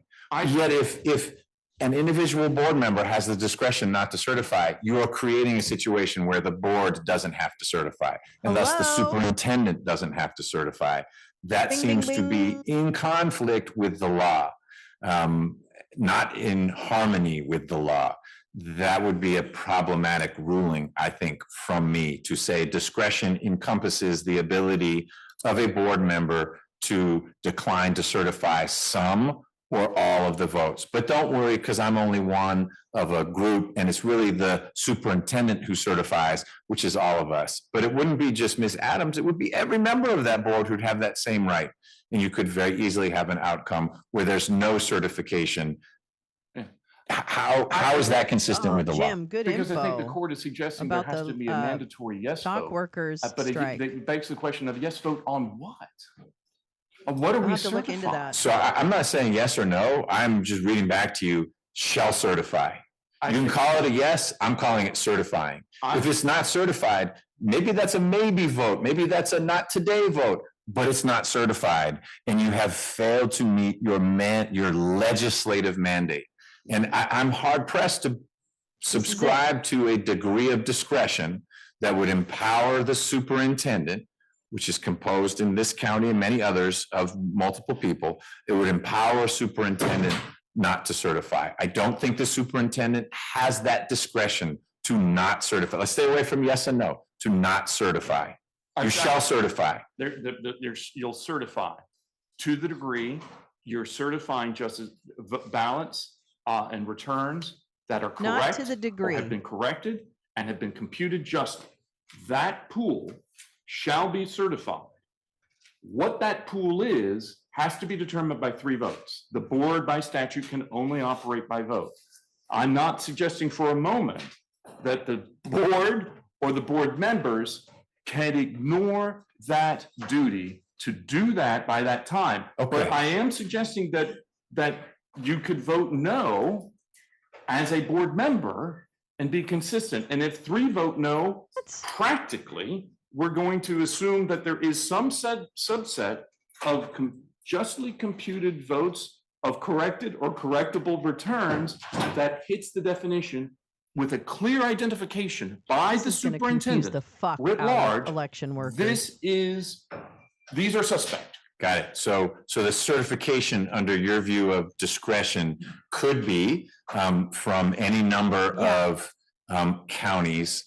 We are certifying 40% of the votes or 60% of the votes or whatever. And it doesn't matter the percentage, less than all. It's creating this new form of certification. It's a partial cert. I guess each vote that meets the criteria is fully certified, grade A certified, but there would be a category of votes that would be not certified in any number of counties. And I think that's been the law in Georgia since the expansion of efforts to superintendents back in the 60s. And certainly you have a specific example because my read, and I'm the novice here, so it is okay to be very, very, Judge, I'm gonna have to talk down to you on this. That's fine. You're not talking down, you're educating me. I'm curious if there's been a situation where certification has been, we're certifying 75% of the votes, these other 25% were not, as opposed to the way I read the law, which is, hey, we're certifying everything. There's some problems with some of these votes. Go have yourself an election contest. Okay. I don't have a historic example. If the Pause. Any historic example from anyone on the defendant side of that scenario where certification is of less than everything? Your Honor, Your Honor, I do believe we have some case law where that happened nearly 100 years ago, and that's when the Supreme Court stepped in, and I could find the exact language and a description of that case. But my understanding is the one time that happened in Georgia's history, the Supreme Court stepped in and said, no, the duty to certify is in fact ministerial, that all votes must be counted.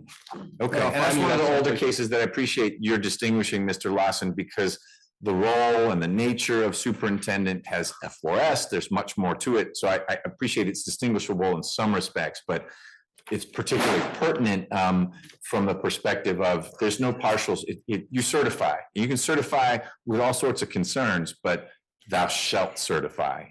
You're helping me understand a different perspective. I just wanted to make sure I was properly digesting the full thrust of my role is discretionary, not ministerial claim that you're making. And I feel that I do. Okay. I also want to be mindful of time. Yes, we've gone around on this for a while, but I feel like I've got a handle on it. And so I don't want to preclude, Mr. Kaufman might not buy you coffee next time if he doesn't get to say anything. Well, maybe I'll just end on this one note. Yeah. I think a result contrary to what we are hoping. I fear it may force her to be in a position to have to vote yes when she feels she's violating her oath. That's our really core. Oh, No, and I get that, and God. you're the first, I mean, it was in your pleadings, but the oath has always been over here, and we kind of treat these oaths as, yeah, I got to get through this. I hope don't misspeak while I'm being sworn in for the first time. Oaths have meaning, and they have a purpose. Otherwise, we wouldn't have people subscribe to them. And so it's very important to see how that juxtaposes with what you got to say yes. Can she vote no when she has nothing of substance? Impossible tension there, something has to give. It's not going to be the oath. So, all right, Mr. Kaufman. It's Your Honor, ministerial. The very fucking quickly, Supreme and I Court think said it. You're spot on the oath, and that governs your entire tenure as being a member of the board and all your responsibilities. Also, the election code defines an election as the entire process. So part of that is having access and meaningful access, because if the board member has meaningful access, which, and we've heard a whole lot of talk primarily in the prior case about, oh, it's a huge burden. I mean, most of these things are digital. It's just an extra password. It's, just being kept in the loop. If you have meaningful access throughout the process, you're certainly more enabled to certify. You don't need to spend a lot of time on that, because I agree that more is better, and I'm going to need to be educated by the county how it would be that anyone associated with elections could say no to a board member, an extension of the superintendent, asking for information. Yeah. Thank you, Your Honor. And so the only other sort of high point is how a board works. And is it, when do you vote no? Right? I mean, there's no reason that a board can't vote no, I don't agree, as they've just been handed to me by the administrator. Come on now, this is I'm so willing to stupid. vote, get to an ultimate yes. But I mean, boards do that all the time. We take preliminary votes. But the idea that you have to come in at 4:30 p.m., having basically a county with over 1 million people, and you had 4 or 5 hours to do your job, places you in an impossible position. And that's the problem. So that's partly why, Then I think you should have brought that up before the fucking meeting of certification. The other thing, and this is the exhibit that we haven't reached agreement, but So what you made a reference weirdo, with the state election board for the reasonable to bring your access. And I concerns would argue that that's that you discretionary in the needed to board act more member of quickly what reasonable access do I need in order to resolve your fulfill concerns. my job? And that's part of discretion versus a 99% ministerial are component fake. in my view. Sure, and I want to be clear. Because we've already by been nothing I'm here. saying, do I mean to suggest that even if in the end the determination is the process of certification is ministerial in nature, that it doesn't involve a ton of discretion, access to information, meaningful review of that information, et cetera. To me, those are separate. And in some ways, I think people are demanding that a label be put on that role. Is it discretionary or is it ministerial? In the end, if the role of certifying is deemed ministerial, it doesn't strip away the need for an access rule, more time, maybe more resources, so that there's more informed judgment going into what goes on. If the framework ultimately that is, you have to say yes, but it can be with the following reservations. How meaningful is that right to have reservations if it can't be informed? If you get everything at 4:30 and you have to certify by 5, you don't have a chance to poke around in areas that seem like, as a superintendent, a co-superintendent, you're entitled to poke around in. So you don't need to spend a lot of time on the wait. Ms. Adams should have more access to information. Yes, I think and I appreciate that. I think the issue is the issue of discretion on what do we ultimately certify? What do we agree to? And I think it's very important, and I respect Fulton County's position that this is their form. It's got the state seal. I'd argue it's admissible. Is this the exhibit? This is the exhibit at issue. Okay. Is it okay if we look at it? It looks like it's a blank form. It's just a blank. Yes, Your Honor, this was not anything that we had previously or had provided and then decided not to use. It's not anything like that. This is just something that in the course of our work and with the chair here who's new, that we just aren't familiar with this document and therefore aren't in a position to authenticate ourselves or stipulate its authenticity. We have reason to believe, and the same as plaintiff's counsel, that it probably is what it purports to be.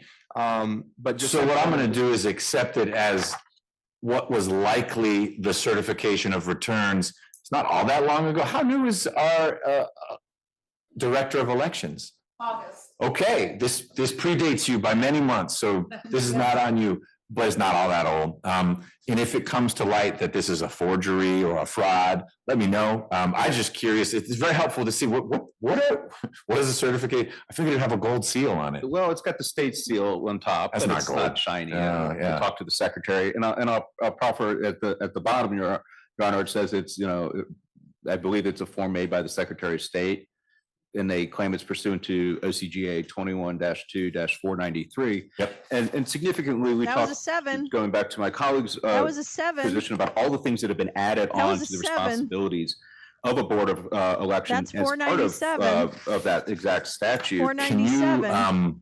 zoom out a little bit on the form? Okay. Yeah. And if you ask me to call it out and stuff, you're pushing my. No, this is good. Just leave it like this. But the point is, all those rules were placed really in 21-2-493, most of which were added in from 2001 to 2021. And the point, and that goes back to I think the original question of what's the point of putting 5 people on the Good board point, Mind Truth. when you had 1? The point is that I believe is that they were going to take on greater duties and responsibilities in order to give the public at large more confidence in the election outcomes. Do you have an idea? This form, it looks like the members of the board would sign where there's 6 blanks, and yet confusingly at the bottom, there is an attestation from the superintendent. Does that get into this tension we've had in Fulton County where they delegate to the director of elections, kind of you're the superintendent, but we're the board? And so that's who that, or do all 5 people sign real small on that line that says superintendent? I believe the board members sign above, and the who I would call the administrator, the hired person, would sign as that supervisor of elections role. But that is that issue. But for purposes of here, I think it's important when we start getting into discretion and how a board acts. And again, going back to our concept that the board should be able to, you could vote no the first time. I can't certify as it's handed to me by the administrator, but let's work it out as a board. What can we agree on? What can we not agree on? What do I?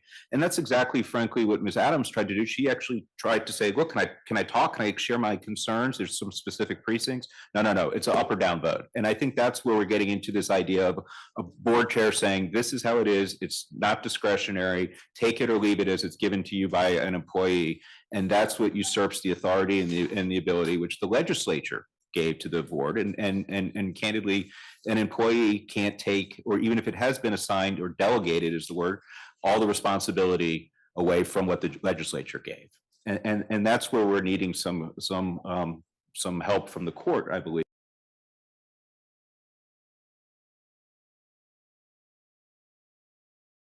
Hey, what happened? Everything's normal. What happened to the sound? Hello? Shit. Oh my God. What in the world is going on? Let me see if this one. Nope. Okay. That's one's not. Stop it.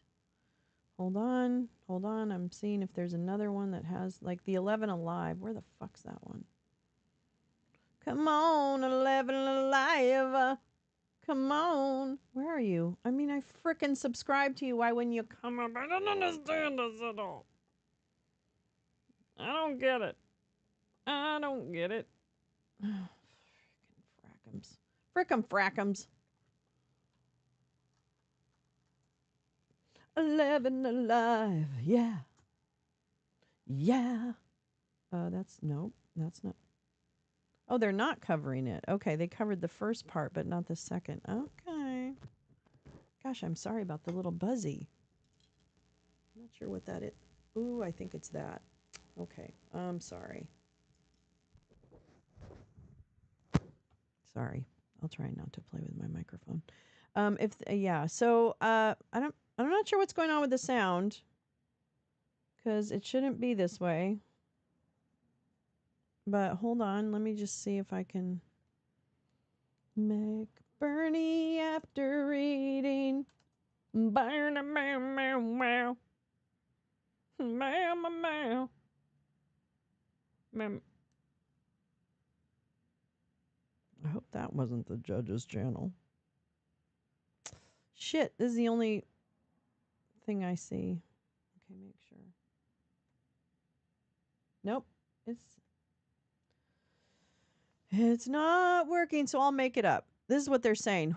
Well, Your Honor, I think that really well. Okay, wait, I'll do it. Hold on. Let me get some voices teed up. We're going to do this the right way. Hold on. We're going to do this the right way. Don't stay with.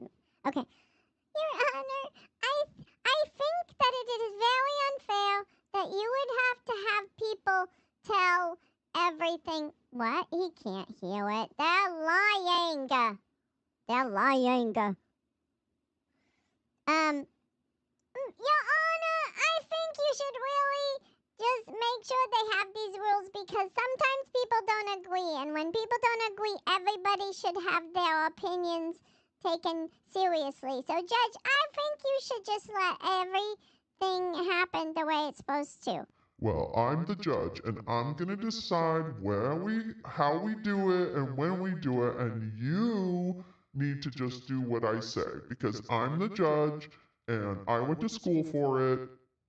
I know it's streaming, but there's no sound. Oh my. Literally, I'm going to the channel. It's the only one, and there's no sound, and the people in his chat are also like, no sound, no sound, no sound. Yeah, there's no sound. That's it. So, we're not alone. Everybody in chat over at McBurney's channel is freaking the fuck out. I don't think he realizes he doesn't have. Yeah, there's no closed captions either. Hello. But I'm telling you what they're saying. I'm reading their minds right now. Your Honor, I present the following evidence that ensures a verdict in our favor. I present to you this document that somebody wrote. I know it's in crayon. I need you to look beyond the method and not judge. I mean, you are a judge, but don't judge this part. Judge the other part, but don't judge this part. Okay? I mean, they used a very, very grown-up color. Okay? They work very... Yes, I do. Oh, wait. Anyway, sorry. Fourth wall. Okay. So, Your Honor, I understand it's in crayon, but I'm telling you right now, the concerns in that affidavit are extremely concerning and should concern the court. Uh-oh, now they've discovered it. Uh-oh. You guys gonna figure your shit out? Hello?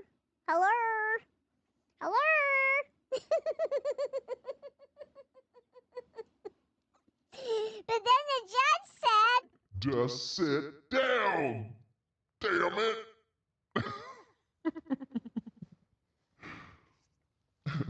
Okay. That voice freaks me out when it comes out of my mouth. Anyway, that was my reenactment of the last 5 minutes. You're welcome.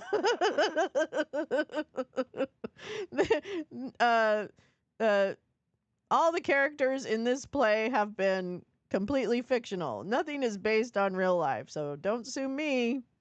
Sue YouTube. Sue YouTube for putting you here.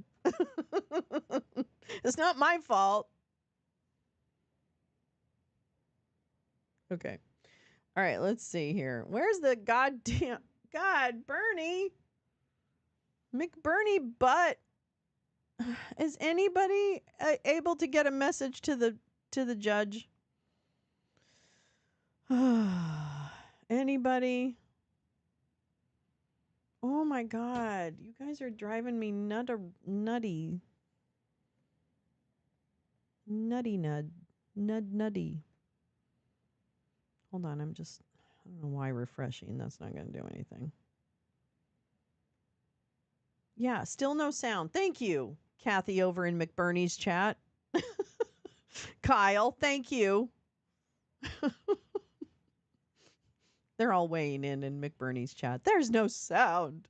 But then other people are just like me. They're making up stuff. Well, I mean, not making up. They probably know what they're talking about. I don't know what I'm talking about. But yeah, I think that the key to this is that number one, the rules as the state election board in Georgia, as proposed, which we watched a little bit of that when they were kind of, well, let's just say rubber stamped by a 3-1 board that was 3 Republicans, 1 Democrat.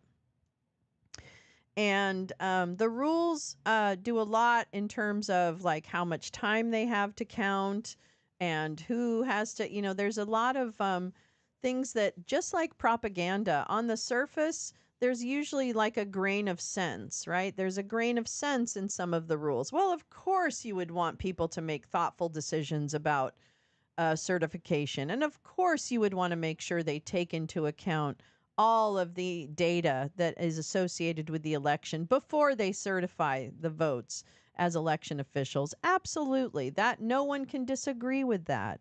But when you hear the no one can disagree with that, that's when my ears go up to say, okay, well, what's next?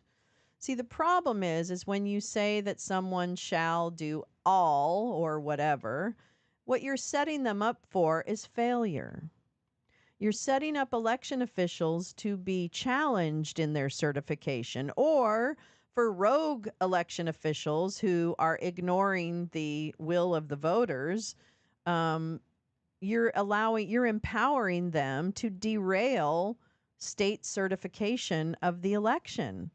And that has very real consequences in terms of a constitutional crisis, or whatever they refer to that as. I'm not a constitutional lawyer, obviously.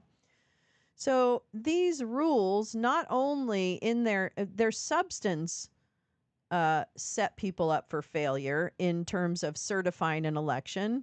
And of course we can all agree.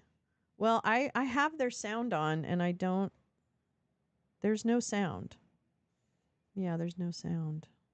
Unless I might be on a delay. Oh, what link? Okay, wait, hold on. Hold on to your love. It might be a different link. Hold on just a second. Now, and the number 2 big reason is that this is too soon. It's too soon. Yeah, no, I have him, Kim. That is his live feed. There's no sound. I'm on all of it, and yeah, there's no sound. In fact, his chat is going crazy that there's no sound. Oh, this is terrible. God damn it. This fucking court.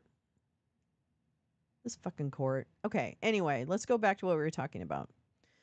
Not only is it substantively rules that will kind of hamstring election officials and empower bad actors, if you will, to derail certification in service to a king or whatever. And it will, there is no way that election officials, in many cases where early voting has already begun, that you implement changes, even many slight changes, let alone many significant changes, or at least meaningful changes, because you have to anticipate what's going to be challenged.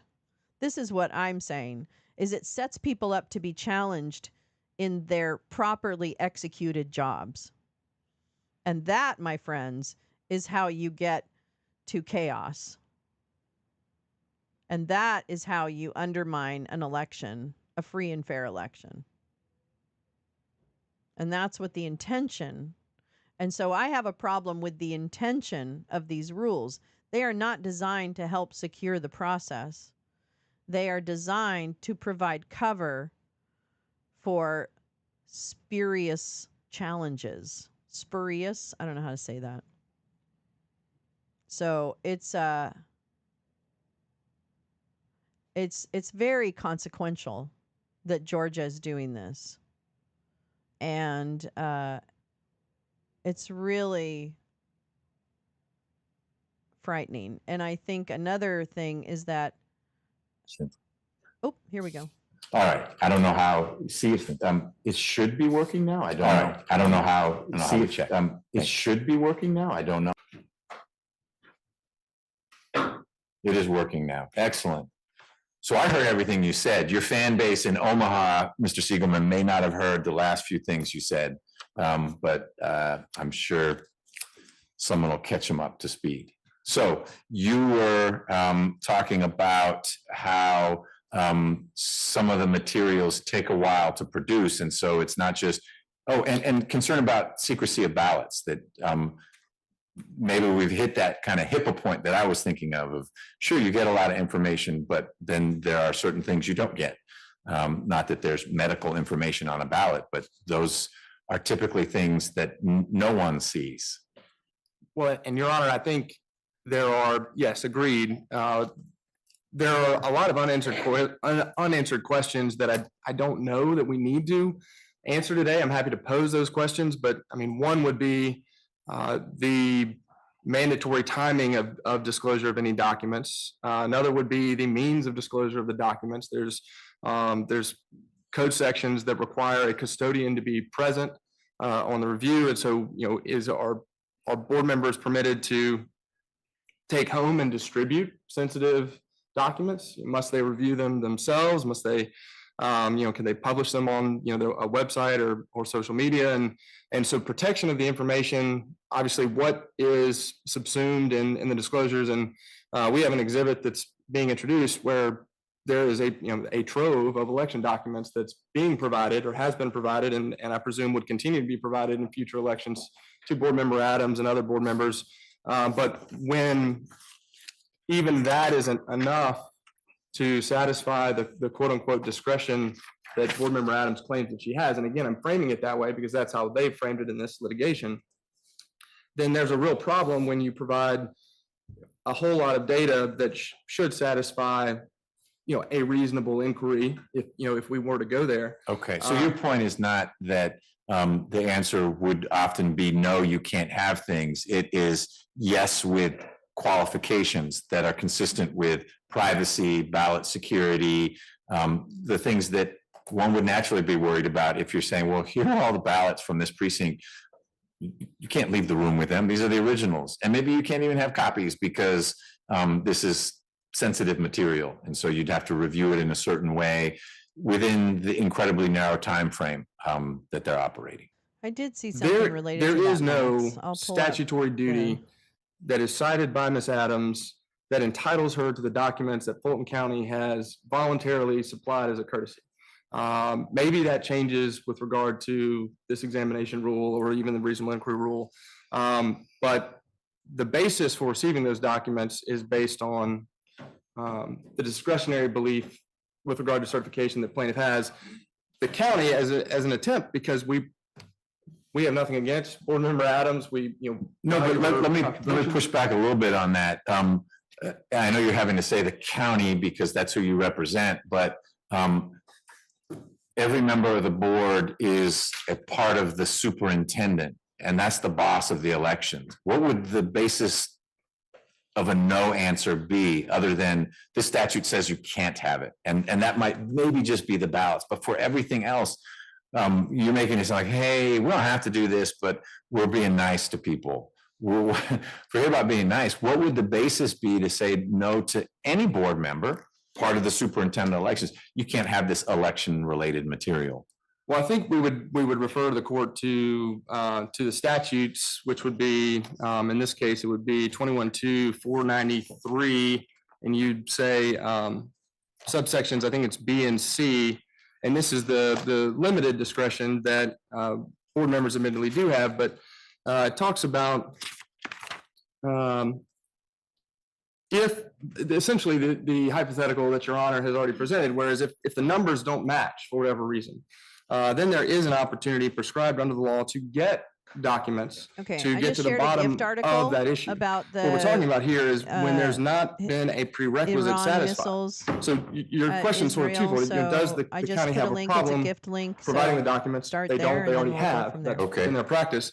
But legally, are they entitled to them is another question. And according to the law, again, without these additional rules, which probably weren't passed but for to create that legal obligation, the law doesn't necessarily prescribe that the superintendent's entitled to this every document from every precinct, Okay. even when there's no tabulation issue or error. Right, and you're right, we did work through that some with the previous hearing, but it sounds like you're also acknowledging that the examination rule, should it withstand scrutiny, would be something to which a board member could point in making a request that would obligate the county, whatever that means. It sounds like it might be part of the superstructure over which the board sits anyway. So it's sort of like the CEO reaching down to a regional manager saying, hey, I want some stuff. And the regional manager saying, you don't need it.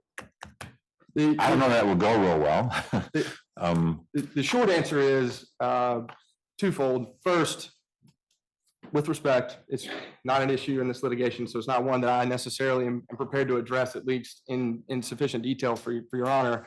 But I think the county would have a problem with it for a couple reasons. One is that there's a timeline required. I think it's 3 p.m. the Friday before. Some of these documents may or may not be ready in time, or it may take away from other important work that a limited staff with a whole lot to do hard has to work deal with. paid off, So I would huh? suspect that there would be an issue Good old there. Steve. There is a mandatory responsibility, and also I don't know what there that doesn't is. appear to be a limitation into what can all hear him election saying all materials, because those that doesn't things. seem to be defined either. Yeah. The plaintiff here is asking for the ballots, unsealing of ballots, which I don't think is allowed under Georgia law. So Yeah. and Kim, then I on top just of that, dropped a there are all gift the other link questions of for a story well, on that. what are they entitled to when? Right above you. How are they Hit able that to link, receive it? And I think and that, it'll that give you there's the a score of latest. unanswered questions and that uncertainty that is going to be problematic, especially when staff is already working tirelessly to conduct the elections. Okay. I think I follow you. It sounds like it's more of a resource limitation than a shouldn't have access to them apart from the ballots. Depending on what they are. Right. Yes. And Okay. how the method of obtaining them or disclosure. Yes. Okay. And again, the county is already providing those documents to Board Member Adams and the other board members. So I have a number of other issues to go over with your honor. I'm sort of going to go and we've bounced around. I'm not going to go in any particular order. The first is just, I want to be sure that I assert it, and this is included in our brief, but we believe there's still a tangential sovereign immunity issue here. And in particular, we believe that this matter is in fact barred by res judicata. Okay, from the you don't need dismissal. to spend time on that. I read that. Okay. And I want to, a little bit about boards. The boards of elections in the state do a whole host of work. It is not just the certification of elections. And this case law, I mentioned the case earlier when the court asked, it was Tanner v. Dean, 106 Georgia 394. This is an 1899 case. There are other cases that followed it. But it's a long line of cases that require superintendents and members to, well, in the case, I think it was superintendents, but that they're required to vote and they're required to certify that it's a ministerial task. But on where boards are, since that line of cases and since the election code has changed somewhat, the mandatory requirement of certification hasn't changed, and the duties of superintendents haven't materially changed, such that all of a sudden these cases that ruled applying to individuals that the duty to certify is ministerial and mandatory, that the change to boards doesn't undo any of that.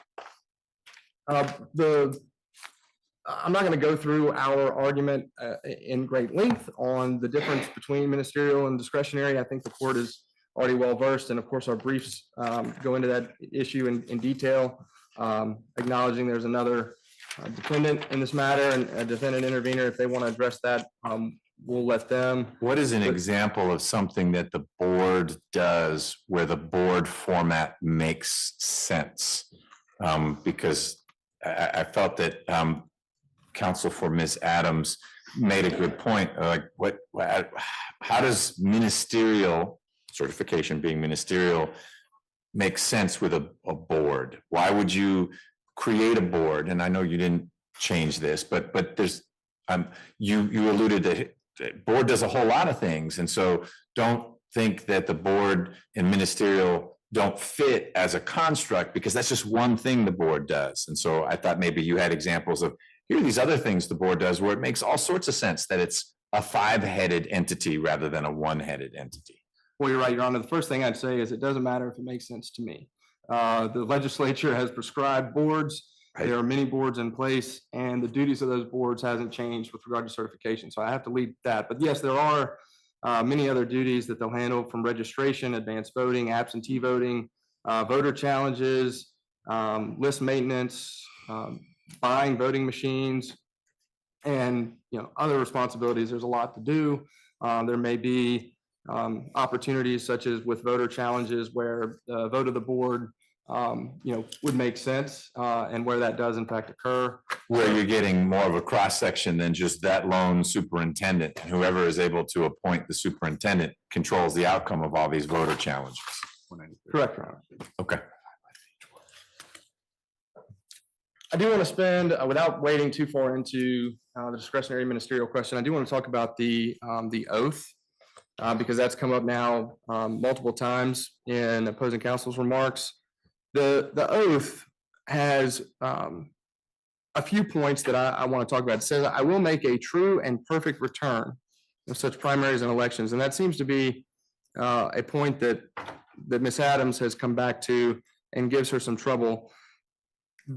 Perfect return in the oath. Well, I'll keep reading before I go to the next point. That the oath is to perform her duties or any board member's duties in accordance with Georgia laws. So whatever this oath applies to is limited by the duties prescribed by Georgia law, and the duties regarding certification are statutorily enumerated and prescribed. And going back to the true and perfect return,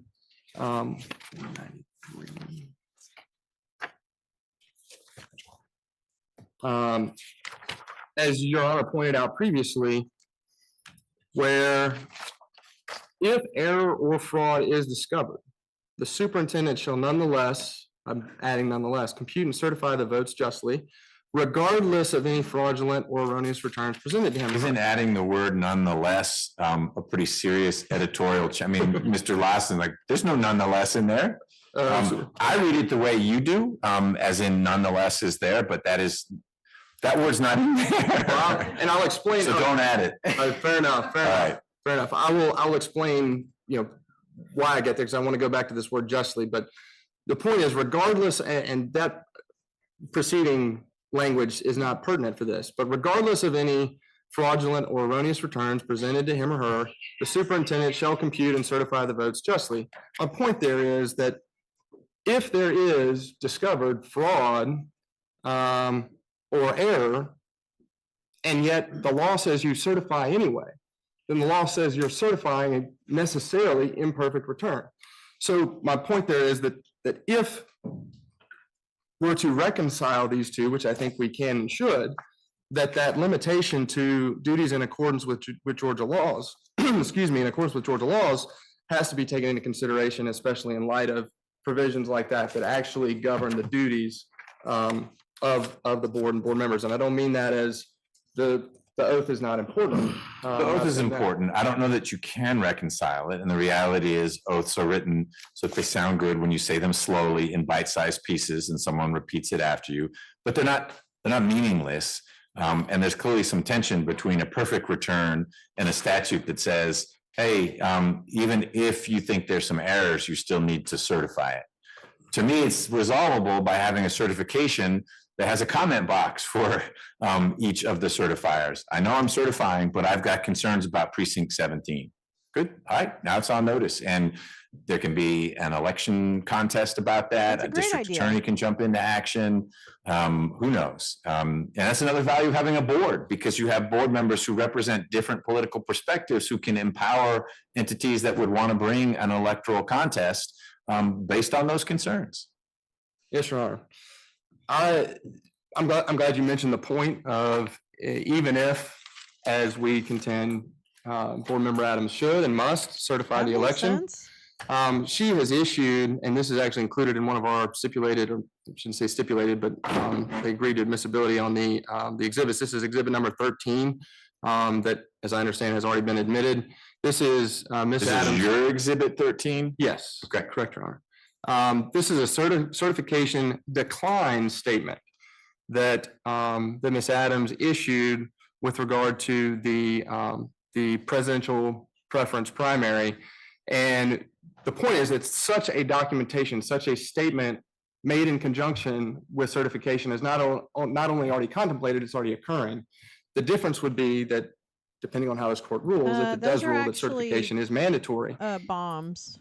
Board Member Adams are could nonetheless still missiles issue a similar statement, into Tel but in Aviv. conjunction with certifying I voting to believe certify they're the election. being So deterred I by bring to the the court's Iron attention Dome, that if what I'm you have not mentioned now a few mistaken. times is actually something that's already done, only. So those aren't, unfortunately, I don't Board believe Member those are Adams has voted not to flares. Or certify maybe, those maybe they are. Is that a flare That over statement, do you have any idea, was Forgive that a me, I might have statement missed that something he would have said. shown up on her website, or that's something I'll pay that went to attention to what the he's saying. Secretary of State so that his office was alerted to the concerns, or it would have gone to the relevant authorities only through osmosis and media coverage?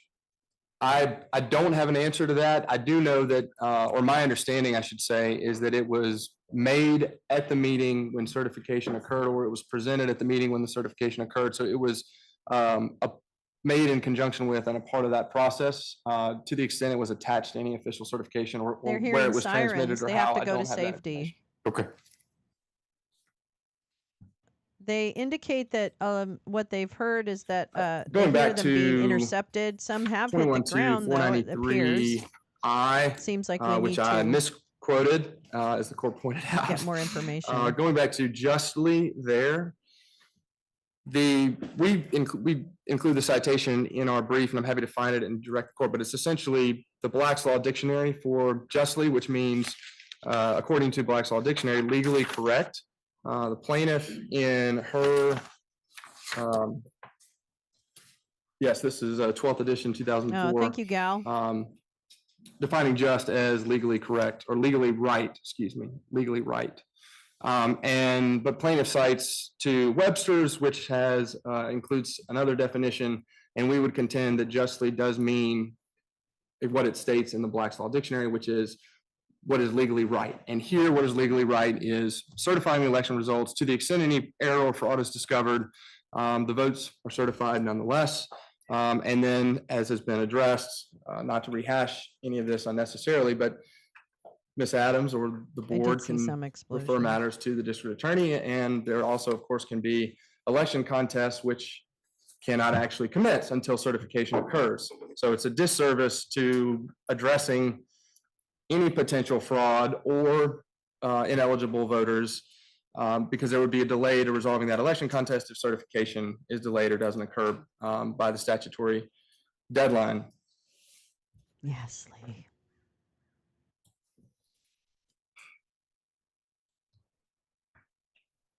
Going back to boards just for a minute,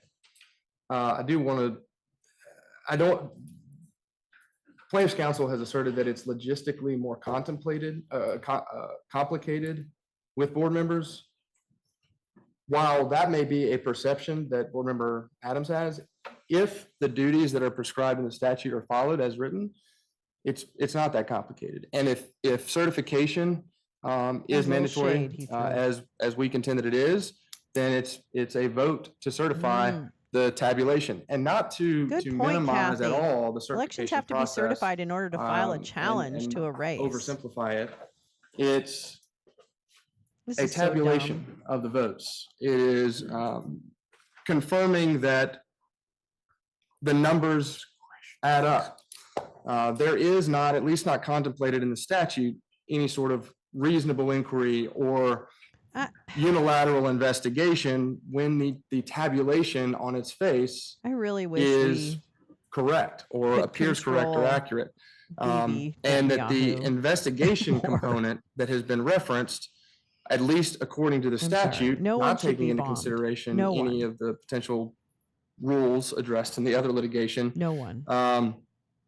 That they're premised upon that discrepancy being present. And BB is opposing doing counsel what he's doing likes to conflate to save his and own has in ass. fact in their brief, and I can And cite to that it. for me is like, they cite to discrepancies I don't know or how we other can potential continue fraud. to support that Just because a particular discrepancy exists, there's some numerical calculation that administration doesn't quite in their align, actions. doesn't I'm mean that it sorry. is fraud.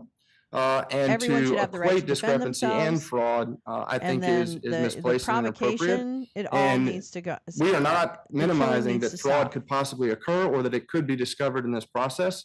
But with regard to this litigation, again, not taking into account the rules, going back to how plaintiff herself has framed this lawsuit, to the BB extent is a problem. the duty to certify is mandatory. There's other problems. Then Some as her big as secondary BB. claim for documents in this sort of sweeping yes, and. investigation without any discrepancy necessarily being present is dispositive of that request for documents and is examination if the duty to certify playing is politics mandatory.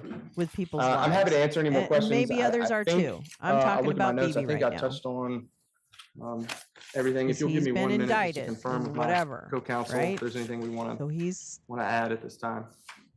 covering his own ass.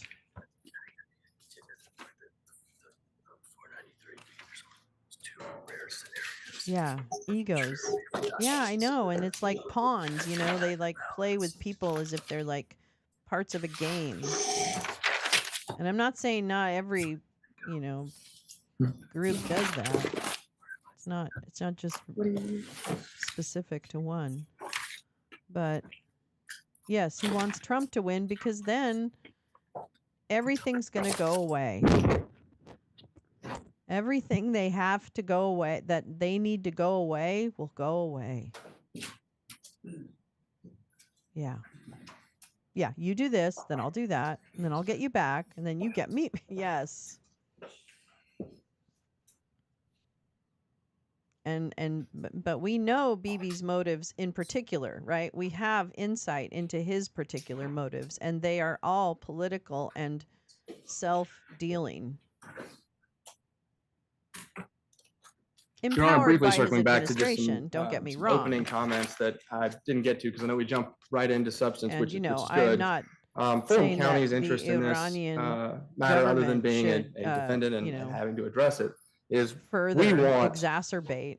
free and fair They're elections. shitheads too, and they fuck we around with want, their own citizens. So every fuck them. lawful vote that's cast to be counted, and that such votes are ultimately certified in accordance with the law.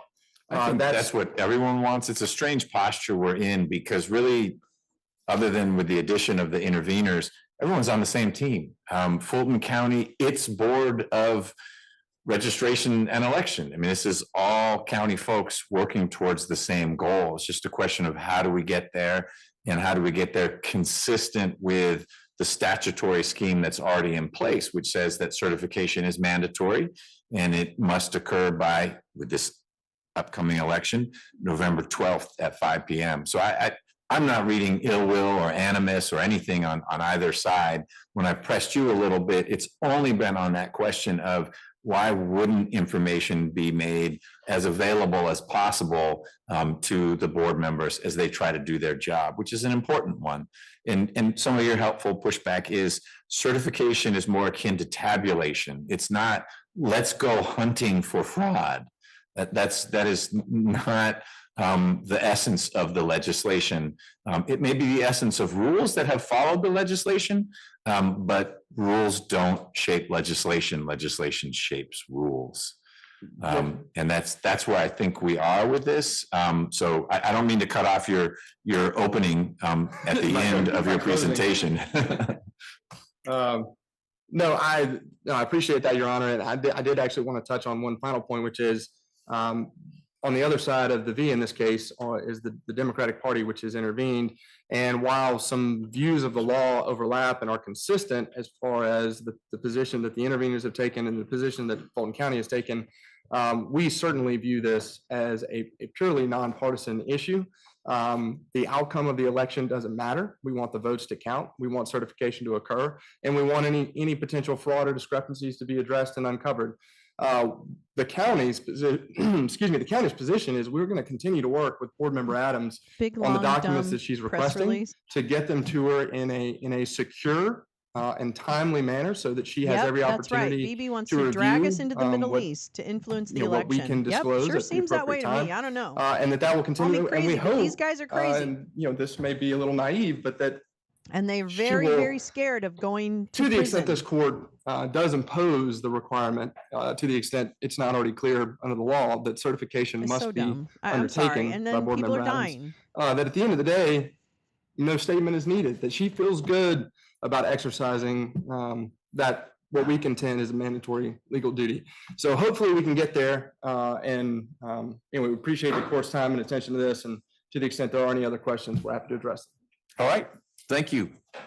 Mr. Volcher. Talk about globalists. Striding towards the podium. These guys are globally working together to protect each other. Good afternoon, Your Honor. Again, Daniel Falchuk That's to the the Democratic game. National Committee. That's the Your Honor, game. you asked Mr. Lawson at one point about the relief that's being the sought here. And I game. think what's very clear Do we from get it now? the discussions you had with plaintiff's counsel They need to is that what's protect being each sought other here because they're is all a judicial fucking order or gonna be approval of the subject to notion the that rule of individual law. Each one of those superintendents motherfuckers. can refuse to count Putin, Bibi, voters' ballots. They can make Trump, individual determinations about a ballot is and fraudulent their or minions. otherwise should a not lot be of people counted. who Now, are that scared. is a recipe for chaos, and I A want lot to of people explain who are why. It scared is about the also lady a lawyer recipe for becoming denying president. Georgians Lady their right to vote, prosecutor. because no one is perfect. And if you are excluding Boy, are they scared somebody's of the ballot on prosecutor suspicion of becoming fraud, president. there's a possibility you're wrong. Now, nobody is going to object.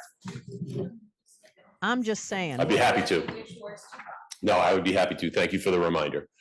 If you are excluding people's ballots on suspicion of fraud, there is a risk that you are making a mistake and you are denying someone the right to vote. Now, I want to come back to that, to how Georgia's statutory structure deals with that issue and that possibility. But I want to address why the notion that individual superintendents can disregard individual ballots, and that is certify fewer than all of the ballots that were counted, is wrong under the text and the statute and the case law. And let me start with the case law, because Mr. Siegelman touched on it, but it is these Georgia Supreme Court cases that quite clearly say, so not just Tanner versus Dean, which he talked about, but Bacon versus Black and Thompson versus Talmadge. And Bacon versus Black speaks directly to this question, because the issue there was whether certain ballots could be excluded on suspicion of fraud. And the Georgia Supreme Court, and this is pages 253 to 254 of the decision, said the superintendents who consolidate the vote of a county in county elections have no right to adjudicate upon the subject of irregularity or fraud, which will permit them to examine the ballots and review the returns of district managers in order to ascertain whether they're correct. That is the holding of the Georgia Supreme Court. So that is obviously binding precedent. Now, they have arguments. For now. They have arguments that those cases are distinguishable because the law has changed. But it has not changed in any meaningful way. It has not changed in terms of whether the duty. Isn't the primary claim, well, now we have boards rather than superintendents. And that, it's a little more than that, but there's more to the law, but they haven't pointed to, and here is a legislative enactment that says you do have a right to adjudicate on ballots. Right, there is no such legislative enactment. Now, for sure, a number of superintendents are now multi-member boards, but that doesn't change anything, right? There is still one superintendent per county, and that one superintendent can, and we submit, and apparently everyone agrees must, certify by the statutory deadline. Now, that doesn't mean anyone is a rubber stamp. Your Honor was discussing this with some of the other counsel. Why have multi-member boards? Well, you got to the answer, I think, which is that boards have certain superintendents rather, have duties that are discretionary. And I want to come back to one very important one in just a minute. But when you have discretionary duties, having more people involved instead of a single person, more judgment to bear, hopefully you get to a better But I result. don't, if anyone Another has, reason, I'll drop it's the a link simpler to the reason, Your Honor, article but in the chat. one person could die just before the election, and then you don't have guy perhaps is a so superintendent yelly. in Why are you office so if you had a yelly? single member superintendent, not the case with a multi-member body. damn. My point is just the change know, from I'm sorry. You know individual what? We should superintendents to probably not multi-member watch bodies has that no part of it. bearing I'm so sorry. on whether certification is Let me mandatory fix and whether that. it Hold on. I'm includes a gonna give duty you this to link. certify all of the ballots. Now, And why if do I you say the have a current statute subscription, imposes such a duty? Because crap. there is one and only one time that the legislature has directed that a superintendent has discretion to exclude votes. It's in 21-2-493 B and C. We were talking about this scenario before, not in the context of those particular paragraphs, but it's the scenario Your Honor raised of yeah, no, there are but 800 registered voters in the county, there are 900 votes cast according to the machines. Thanks. In that circumstance, the statute directs that an investigation shall be held, and now I'm going to see here, because this is the provision that really provides the discretion. It says when you've got a paper ballot, superintendent can require the ballot box to be produced, and you recount directly out of the ballot box. And if when you do that recount, you still find that there are more ballots than there are registered voters, or more ballots than people who showed up to vote, then it says, the superintendent may, in his or her discretion, exclude the poll of that precinct. And it goes on at the end of C, either as to all elections or as to some of the elections. So the legislature has directed when a superintendent during the 6-day period that he, she, or it has to carry out the certification duty may, in his or her discretion, exclude actual votes. Their position would be, despite this, there's actually much more discretion, and you can do it almost anytime you want if you suspect fraud or abuse. I submit the legislature's express granting of this authority to exclude votes in one particular circumstance implicitly excludes the authority to do it in any other circumstance. And this is not saying the superintendent must do it in that circumstance, such that the other side could say, well, but in other circumstances, it's discretionary, you still have that power. 493C says in this circumstance, you may. And it is not consistent with that provision to say that there's actually the discretion to do it in a whole bunch of other circumstances. The legislature told us the one circumstance in which this could be done. Now, I want to talk about 493K, which Mr. Lawson also talked about. This is obviously the last paragraph, or it is the last paragraph of 493. And he was referring to the first sentence, which talks about the returns being found to be correct or corrected. Okay, but there are two very important words after that he didn't say. Correct or corrected as aforesaid. What the legislature is saying there is that what the superintendent has to do is engage in all of the steps we've talked about as appropriate under the circumstances in A through J. And when you've gone through those circumstances, none of which involve making individual determinations about fraud or anything along the lines that plaintiff is suggesting she and others have the authority to do, once you've done that and found them to be correct or corrected, then you shall certify by 5 p.m. by the deadline. So it's all consistent with that. I skipped over briefly 493I, which is a provision you discussed with Mr. Siegelman about justly, right? One thing that justly we know cannot mean is not certifying and not computing at all, because as Your Honor discussed earlier, it says even when there's fraud, you shall certify, you shall compute and certify justly. So it can't mean not compute or certify at all. And our submission is it certainly cannot, whatever discretion justly might otherwise provide, it cannot provide discretion that is explicitly or implicitly withheld by other provisions of the election code, and certainly of the same section of the election code. As I just explained, 493C implicitly withholds discretion to evaluate or to exclude individual ballots, save in the circumstance that 493 identifies. Now, we talked about the oath, and I think Mr. Siegelman basically covered this, but the oath, Your Honor, says that the person taking the oath will, to the best of my ability, avoid waste, fraud, and abuse. And so that does not necessarily mean voting no or refusing to certify or certifying fewer than all of the ballots. As we were discussing, there are many ways for somebody who has concerns to raise those concerns, to raise them publicly so that any actual concerns about fraud, abuse, et cetera, are dealt with in the way the Georgia legislature provided, which is in post-certification election contests. And I talked earlier about statutory structure in addition compassionate media to text literacy and to case law. It is that part of the statutory structure that I think underscores why superintendents don't have the discretion And that plaintiff is alleging. horror as The well. See legislature my new boyfriend, has created a very rational Michael, system his that, by name's the way, Michael. has worked largely without incident for many kinda quiet. elections in many counties until recently. A But structure in which superintendents I think it's the oversee real the thing. tallying, the counting, all the steps in 493. They certify, Yeah, it it then carries a goes, knife. if anyone wants to raise a contest, to the contest. makes And me that, feel of course, sick. is where it should be, Your Honor, because we are talking about, as I alluded to at the beginning, about the possibility of denying someone wrongfully their right to vote or voter fraud, exceedingly rare though that is. Either of those is very serious, and either of those should be dealt with in the judicial system. Adversarial testing, presentation of evidence, everything I watch them all the that time. comes with that, and that is what the Georgia legislature has prescribed. Unless the court has questions, Your Honor, My wrist Can is you sore repeat because all I had to that? write 'Cause I down a wasn't lot real listening. quickly, but no, that was very, very helpful. You said there were case law and statutory, I thought you had a trifecta reasons why I did, Your Honor. Yeah. Statutory text. Yeah. 493B and C and K and I. Statutory structure. Superintendent's count over here. Fraud is dealt with Structure, by okay, election. structure, Yeah. okay. Election dealt with by the courts. That actually The is an Georgia case excellent law. argument. Got it. You covered, I figured you covered all three. It was Little more fast, Your Honor. being hit with a machine gun. But I got it. Okay, that's very helpful. Thank you, Your I Honor. appreciate it. Nothing? Okay.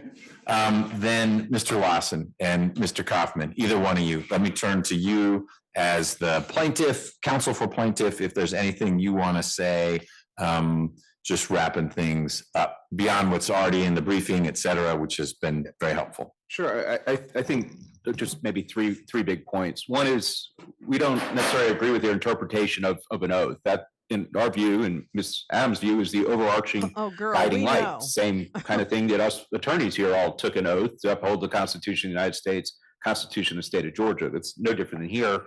And then when you read the statutory language later on, sure, it helps give greater guidance as to what that means, but I wouldn't minimize the oath, especially. It also goes, nobody I think, has been when you minimizing read the it, oath, but there's an your affirmative guy, aspect of what they're supposed to do. motherfucker. To the best of my ability, I will prevent any fraud, deceit, or abuse, which is sort of, and that's an active thing that I will do. No, no, no, The other no, thing no, is, no, no, basically, no, every no, one of no, their no, no, cases, no, no, in no, our no, view, no, is no, no, no. wholly irrelevant. They all predate the creation of the board structure from 1978. And more importantly, Was the oath, Nope. if you know, the same for superintendents pre-creation of boards? In other words, back in the era of Tanner and Bacon and Thompson? Well, I Where don't there know. wouldn't have, I assume there was an oath for the superintendent as opposed to board members. Yeah, sure. Just very quickly, I don't know the specific answer to the oath. I do know that the powers of those superintendents were much less statutorily. Yeah. Okay, so their oath probably would have been different anyway. I would assume. Correct. Okay. And it appears that the section with the oath changed in 03, 08, and in 2011.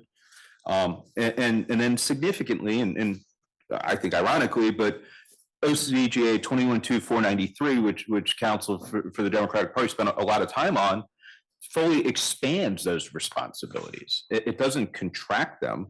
Okay. It goes in specifically in B.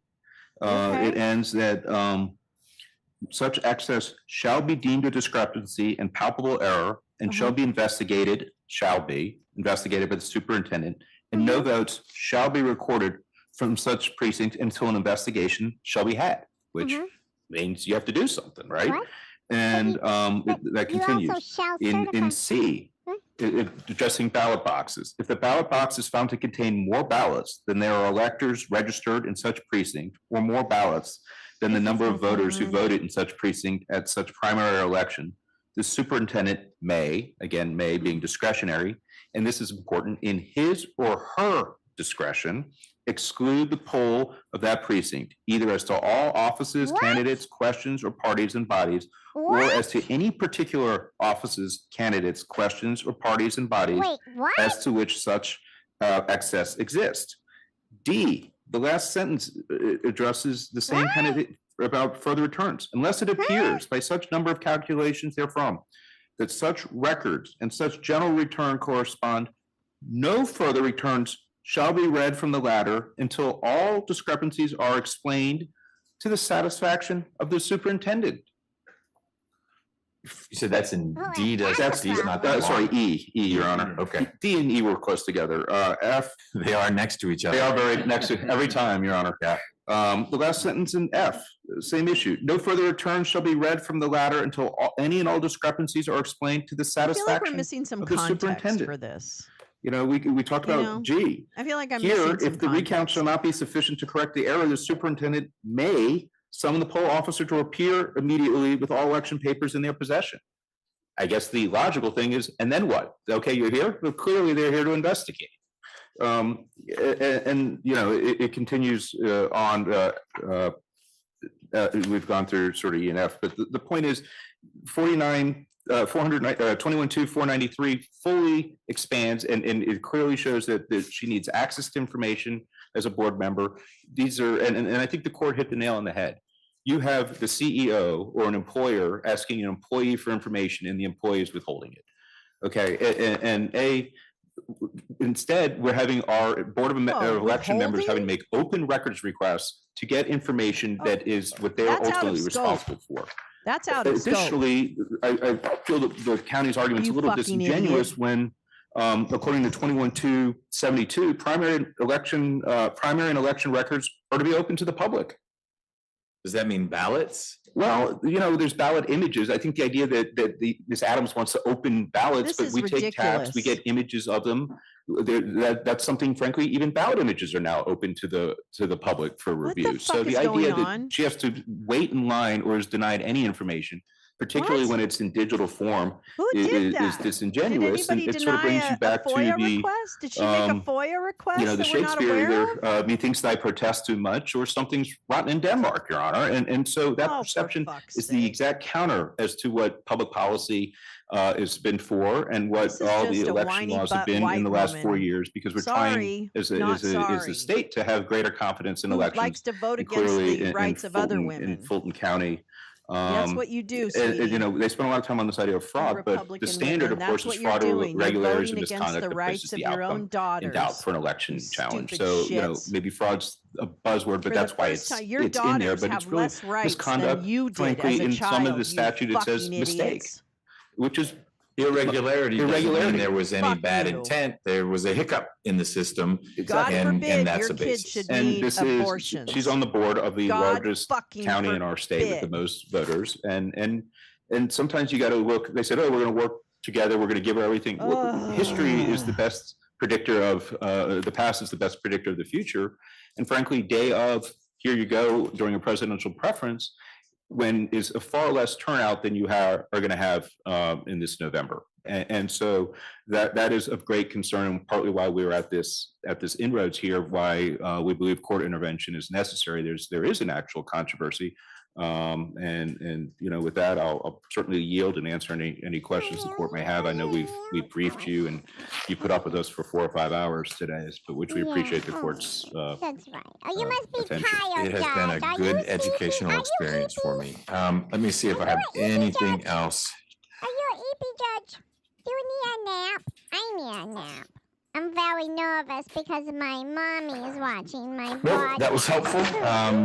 I appreciate that as well. I think we're at a natural closing point. Mr. Siegelman, anything that your head is going to explode if you don't get to say it before we stop?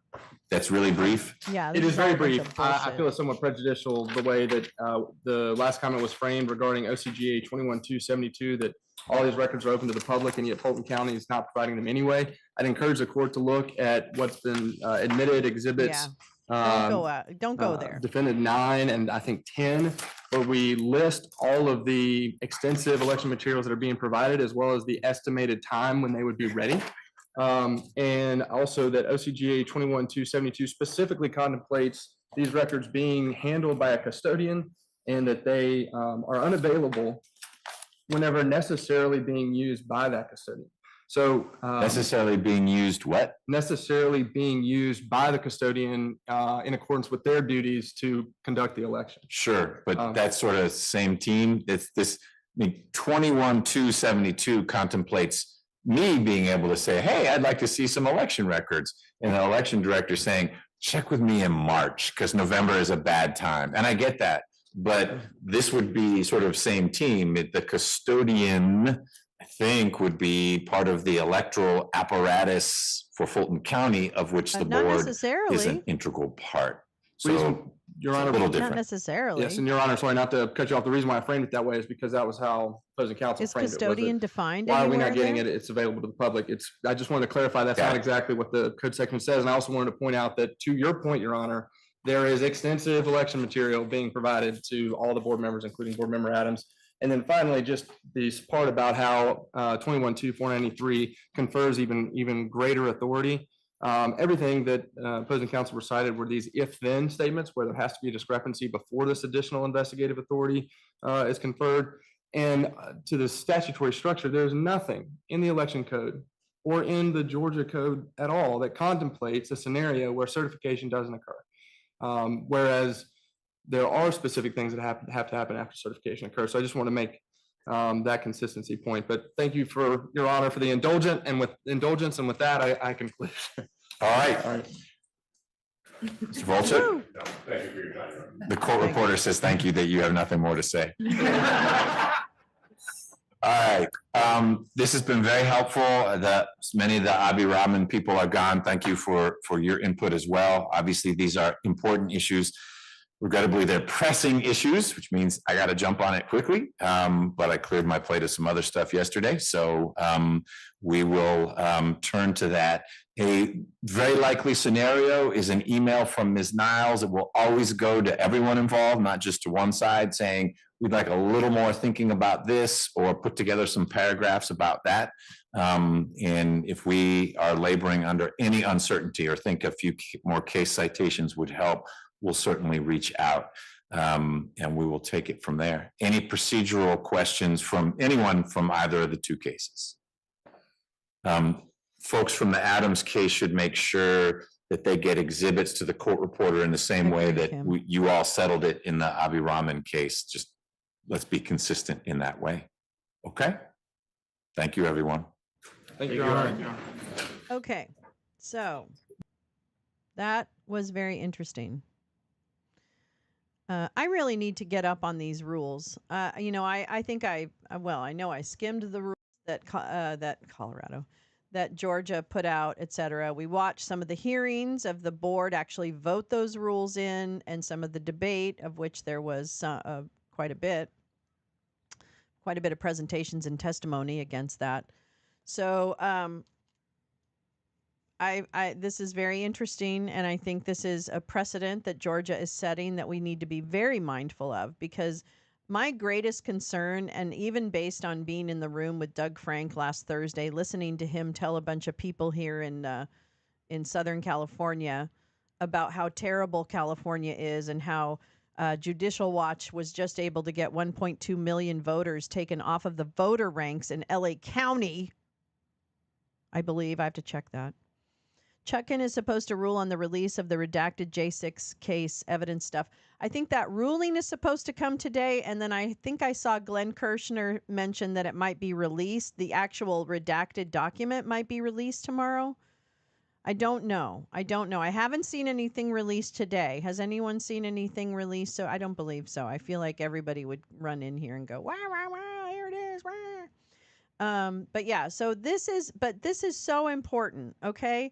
Because right now, today, even in blue areas, the RNC and their ilk, their little minions, are really trying to fuck up voter rolls, election polling places, ballot boxes, challenges, changes to rules, all that kind of stuff. And so this trial is actually, or this hearing rather, is very important in that I could see this whole like election board configuration now coming into play, which is basically another layer of fuckery, frankly, in some cases.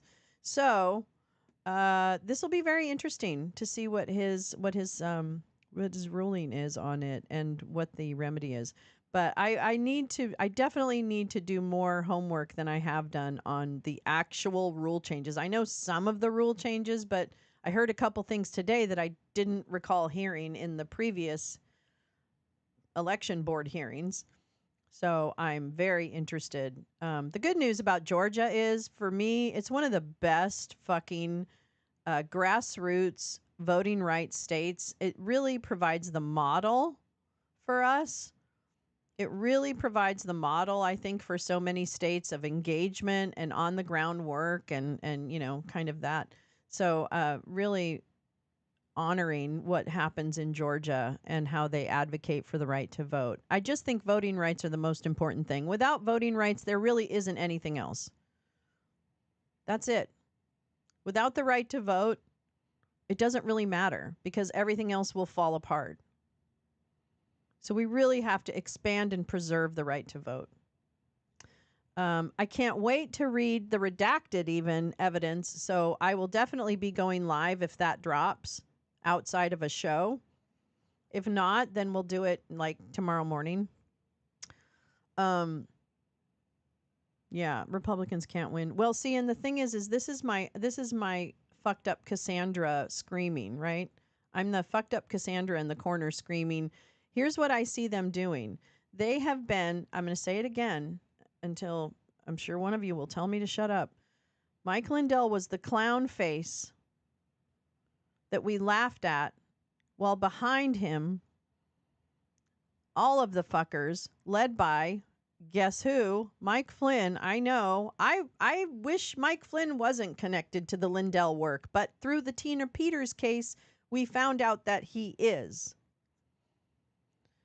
Patrick Byrne, Mike Flynn, Ron Watkins, Corey Butthole Surfer guy. I don't know what his name is anymore. You know, those planners are actively working. Oh, yeah, Stacey is definitely still active. And of course, Black Voters Matter. Oh my God, I love that woman so much. There's so many good groups. So they are actively working in all of their areas they've been trying to mimic machines. Steve Bannon has worked hard to get people on the ground in polling positions, right? To have influence, because as Steve Bannon has said multiple times, it's not who votes, it's who counts the votes. I shit you not. In fact, somebody I think said it yesterday. All right, let me go to this link that Gal has kindly dropped. Dropped. Drop. All right, hold on just a minute, please. Hold on just a minute. That is fine, and that's what I want to do. Sorry, I'm an idiot. I'm an idiot. Okay, here we go. Just in. This is Kyle Cheney. Just in. Trump, thank you for the breaking news, Gal. Trump urges Judge Chutkan to require even greater redactions in Jack Smith's presidential immunity brief to avoid disclosing sensitive statements made by witnesses.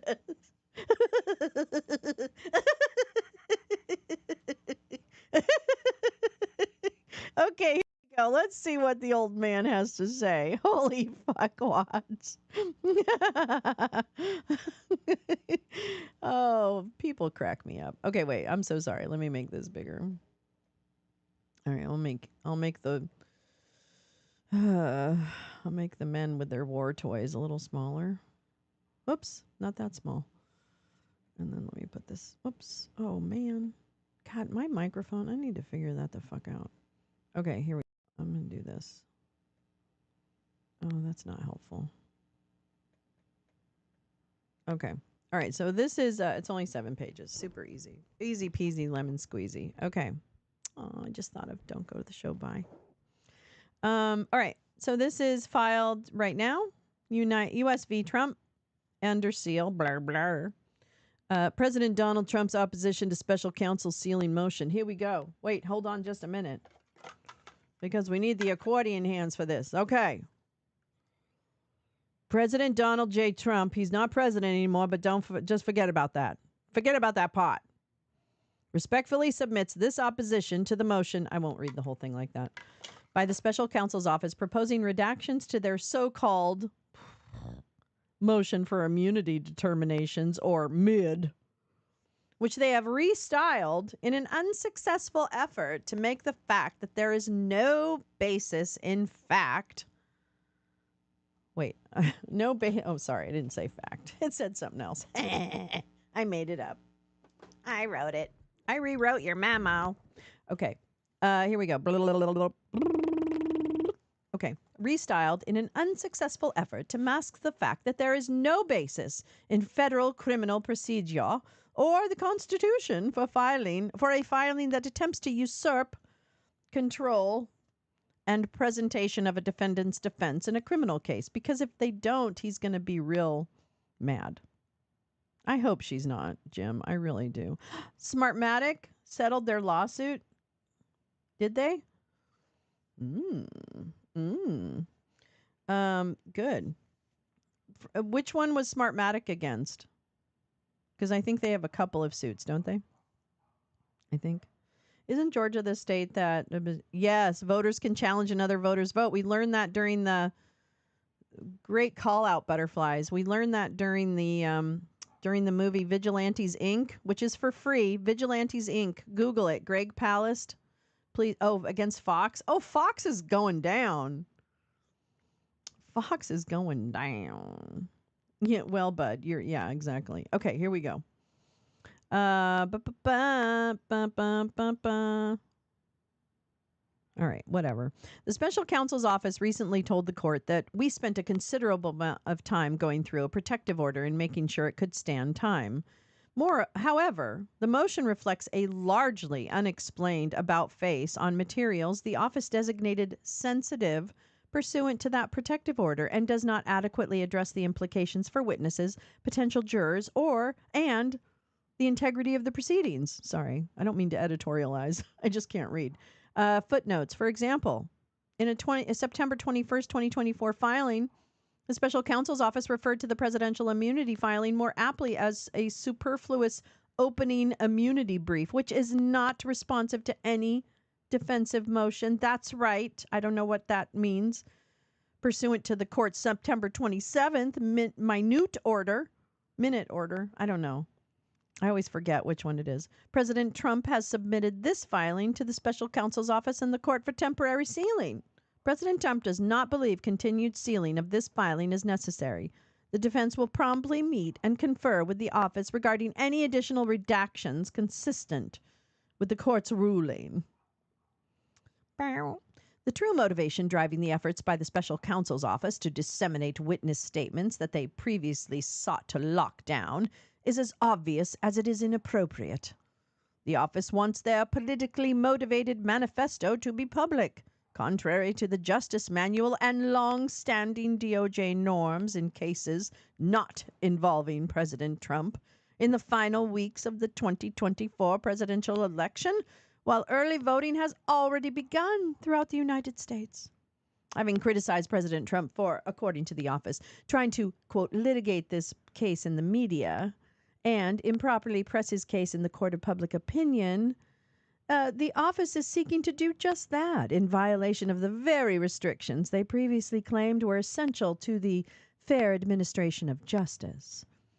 While the presidential immunity filing contains few, if any, new allegations not already covered in other politically motivated and inaccurate lawfare efforts that the President Trump's opponents have improperly funded and disseminated, it is irresponsible for the prosecutors to so quickly abandon the safety and the privacy interests that they previously assigned great weight in this case and in the Southern District of Florida. Accordingly, the court should require the office to make consistent redactions regarding identity-related information and to show cause why their proposed public disclosure of voluminous, purportedly sensitive witness statements will not pose risks to the potential witnesses and unfairly prejudice the adjudication of this case. Here's the discussion. President Trump has no objection to redacting the names of individuals who are not specifically identified in the superseding indictment. However, in numerous instances, the redactions and pseudonyms proposed by the special counsel's office fail to meaningfully mitigate the privacy and safety issues the office references in the motion and has previously discussed at length. The use of functionally impotent redactions, but he's not, is flatly inconsistent with the office's approach to other filings here and in the Southern District of Florida, where they sought to anonymize even ancillary names, individuals who, at best, have an ancillary relationship with the case, based on privacy concerns. Therefore, to the extent the court is inclined to grant the identity relation portion of the motion, the office should be required to redact all references to the titles and positions held by the witnesses who are not specifically named in the superseding indictment. As this issue repeats itself numerous times throughout the office's sprawling brief, the burden of applying these redactions in the first instance should revert to the office. Hello. The special counsel's office also takes an inconsistent position with respect to materials the office previously designated as sensitive pursuant to the protective order, which are summarized and quoted at length in the filing. These materials include, quote, grand jury testimony, materials obtained through sealed search warrants, transcript and reports of witness interviews, and materials obtained from other governmental entities, end quote. Last August, the office demanded a protective order that they said was designed to prevent the improper dissemination or use of discovery materials, including to the public. Part of the basis for demand, they said, was to avoid a harmful chilling effect on witnesses and dissemination of information that could adversely affect the fair administration of justice in this case. At the hearing relating to the protective order, the court acknowledged the affirmative constitutional duty to minimize the effects of prejudicial pretrial publicity and the obligation to prevent what the Supreme Court called in Shepard v. Maxwell's a carnival atmosphere of unchecked publicity. Oh, well, who could that be talking about? I have no idea. And trial by media rather than our constitutionally established system of trial by impartial jury. The resulting protective order prohibits the disclosure of sensitive materials on their contents or their contents. Can't read. Should probably put my glasses on. Why not? Why struggle? Okay. President Trump has abided by these restrictions for over a year, yet now, in advance of predictable national news coverage, the office seeks to disseminate protected content of sensitive materials, including direct quotations and summaries, while the gag order restricts President Trump's ability to fully address the details on the filing on the campaign trail. I mean, really, how fair is that? The special counsel's office bears the burden of obtaining authorization to disclose sensitive information, as a contrary rule would turn the principles of discovery on their head. The office is showing on this issue is unsatisfying at best. In the motion, the office concedes that the privacy interests at stake are substantial and argues that the court's reasoning regarding redactions to their earlier gag motion remains true. Well, so that they didn't disagree with the earlier gag motion? Is that what I'm taking away from? Never mind. Because the office's concerns have not abated. In that prior sealing motion, the office addressed these issues by seeking more restrictions than it is requesting now, including full redaction of excerpts from witness interview transcripts. Likewise, in contrast to the current motion, the special counsel's office argued in the Southern District of Florida that even summaries of likely witness testimony and records that constitute paradigmatic Jenks Act materials should remain out of the public realm until a hearing or trial because of safety concerns, and so as not to influence the testimony of other witnesses or the jury pool. In a separate filing, the office represented to the court that disclosure of the substance of the statements of witnesses made to the FBI or the grand jury could expose them to significant and immediate risks of threats, intimidation, and harassment. The office considered those risks to be needless and intolerable. They took those positions categorically and without regard to whether the contents of the materials were important to a motion. Now that public disclosure serves their politically motivated mission, the special counsel's office takes a different view. The office believes President Trump's constitutional rights to impartial jurors and fair proceedings, to say nothing of witness privacy and even safety, all take a back seat to the office's political goals. Indeed, the office's implicit position is that all of these important considerations must give way to their objective of providing voters across the country immediate access to an unprecedented filing with no legal basis, which just so happens to retread false allegations against the leading candidate for the presidency during early voting for the 20. How does he know? We don't have early voting results. That's a lie. These fucking guys. Early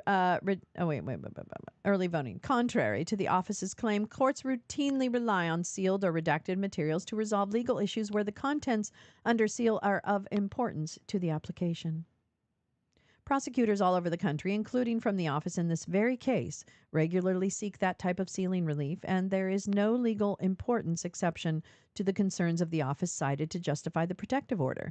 The civil case cited, what's a lot of C's? The civil case cited by the office, MetLife v. Financial Stability Oversight Council, does not suggest otherwise. In fact, MetLife did not involve any of the safety, privacy, and due process and Sixth Amendment considerations implicated by the motion.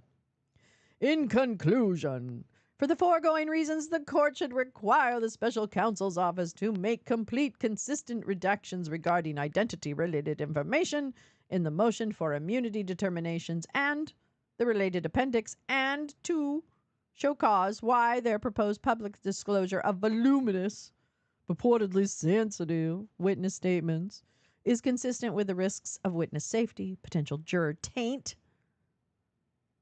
and the integrity of the proceedings that they have cited previously to this court and in the Southern District of Florida. Blah, blah, blah. John Loro. All right, so there it is. Good. I'm glad that Smartmatic settled with Fox. I'll have to take a look at that. I would like to know more information. Isn't it sunlight is a good thing? Okay. All right, so I'm going to leave you now, but I'm going to see you soon. I'm going to see you in about 5 hours, right? No, 6 hours. I'm going to see you at 5 p.m. Pacific tonight, same place. Well, kind of. I have a little reminder, so click the reminder and make the bell solid when you ask for reminders on my channel, and then you'll get, I don't know, I think they send you an email, which probably is the most ridiculous thing to do, but whatever. Like, share, subscribe. Subscribe for tonight. Tonight's going to be fun. I'll probably put out the bingo cards pretty soon, probably in the next couple hours. So watch my Twitter space and my YouTube community posts, community page for copies of tonight's new, updated, special bingo cards. Let's see what the breaking news is. It's probably related to what we're watching. Okay, so yeah, they're just turning on the hour. All right. Thank you so much for coming this morning. This was fascinating. I have to give a big shout out to longtime lounger and longtime sister of mine, Leigh, who is an amazing person and a beloved member of the lounge. And she tagged me in a tweet this morning. So I got up and the first thing I saw was, hey, this is going to start. And it was 20 minutes until it started. And thankfully we were able to get all of it. So thank you, Leigh, for being so vigilant about what's out there. It's so helpful to me if you guys tag me and stuff. And even if you think I might either know about it or if you think I don't know about it and I'm not sure I'd cover it, I appreciate that so much. I think that helps everybody because then I can hopefully present things for you that are relevant and timely. So thank you to everyone for really being so supportive in that regard. It really, really helps. Oh, it's just so helpful. So helpful. I know. Election integrity, I am a junkie too about these guys. I mean, it's just like, how can anyone lie so outwardly and not be called on it? That's my kind of whatever. Anyway, enough about that. Okay, so hopefully I'll see you tonight. Have a great rest of your Tuesday. Don't let the fuckers get you down. I understand this is a stressful time in this world, and there's a lot of very challenging. A lot of people are in pain. A lot of people are suffering. A lot of people are dying. And so there's a lot that's going on, and we're really holding on to a lot right now. And we have 5 weeks to a very consequential election. So I want you to really, I know this sounds frou-frou, so please just play along with me. Really check in with yourself, okay? Because I can feel like I can get overwhelmed by this type of like barrage of pain. And I want to both acknowledge it, and I also want us to hold on to ourselves in the process. Not, and again, I'm not trying to be over dramatic. I'm really saying, I think you know what I mean, that a lot of this stuff can really build up and get under our skin. And I really feel as if there are people who know that does that to us. And so they intentionally poke it. Like with October surprises and, bullshit stories about immigrants and all of the rest of the noise. It's really going to be important to look each other in the eye, parasocially, if you will, and just say, we're here. There's lots of people who are trying to help mitigate the things that are happening. We have a role to play, whatever that role is for us. But what I want us to avoid is letting the heaviness totally take over. And again, I'm not trying to be, I'm going to stop trying to be so woo-woo, but I just want you to check in with yourself. And that it's okay to turn off the TV or the computer. It's okay to pick up your cat. It's okay to play a game of Jenga with your kid. It's okay to do. Those are actually the healthiest things that you can do. And maybe the most helpful things you can do. If you feel like that's all you can do, sometimes that's the most helpful, because what you're doing is probably bringing peace to someone else in your household. Because that's another thing. Can I just talk about this for a minute and then I'll let you go? So I worked for about 7 years in children's grief support. So it was a program that was free, and it was a peer support program for children and their families when they experience the loss of someone, right? So grief support. And when situations like this happen, when we have the news showing bombs dropping over and over again, it is very typical for kids to handle stressful times in the following ways. They will certainly act out, right, as kids do. But then they also do this, what I find to be actually a little more troubling, or not troubling, but I look for it. And that's when they are trying to protect everyone around them. And they do that because they see, like things are happening. And so their mode is to be quiet or act normal in their traditional, but underneath really holding on to a lot. So what I learned from that time is that it is good and okay to sit down with kids if they're exposed to this kind of, it's you make the decision on what is best. But if you're noticing, or I guess I would just say it's a good idea to check in with your kids. It's a good idea, and not to tell them everything, just to say, hey, if it comes up, like, hey, how you doing? You okay with all? You have any questions? Do you have any questions about what's happening? And it's also okay when they ask a question to say, I don't know. But there are people who are helping, right? Like, it's okay to say, I don't know. Kids want to know that you understand where they're coming from and that they've got someone they can kind of hold on to in times of uncertainty.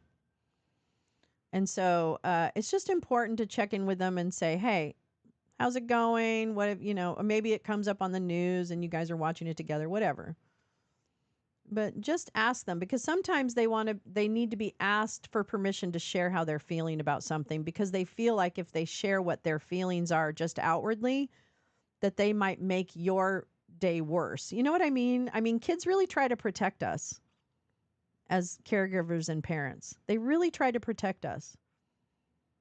They're very strong, resilient little beings. So you may need to ask in order to get them to be able to talk through some of their fears. And I think that it is really, it can be very helpful. And it's important to hold in the back of your mind that you don't have to have all the answers. But acknowledging them as humans with concerns and emotions is really important. Anyway, so that's all. Yeah, and you can do it with kids of any age. No. But yeah, so and in fact, and here's the last thing I'll leave you with is when you ask them how they're feeling about something, don't fill in the blank. Let the silence be there. Don't rush to fill in, or don't rush to explain. Sometimes it's okay to just hold on with someone's emotional time. Sometimes that's what people really need, is to feel heard and held and acknowledged and not necessarily fixed, right? Anyway, okay, that's enough. I'm going to get off my fucking children's grief soapbox. But yeah, anyway, it's been helpful. Those have been helpful. What a morning. Okay, I will see you later on, and we'll hope for peace in the world. Let's just hope. Let's just hope smarter, calmer, compassionate heads prevail, and that we as a country stand up to bullies of all kinds. So, all right. Thanks, guys. I'll see you later on this afternoon. Have just the best Tuesday. I hope you have such a great Tuesday. I can't even believe it. And you know what? You have to remember to do this too. Wait, it's not playing. Hold on. Wait.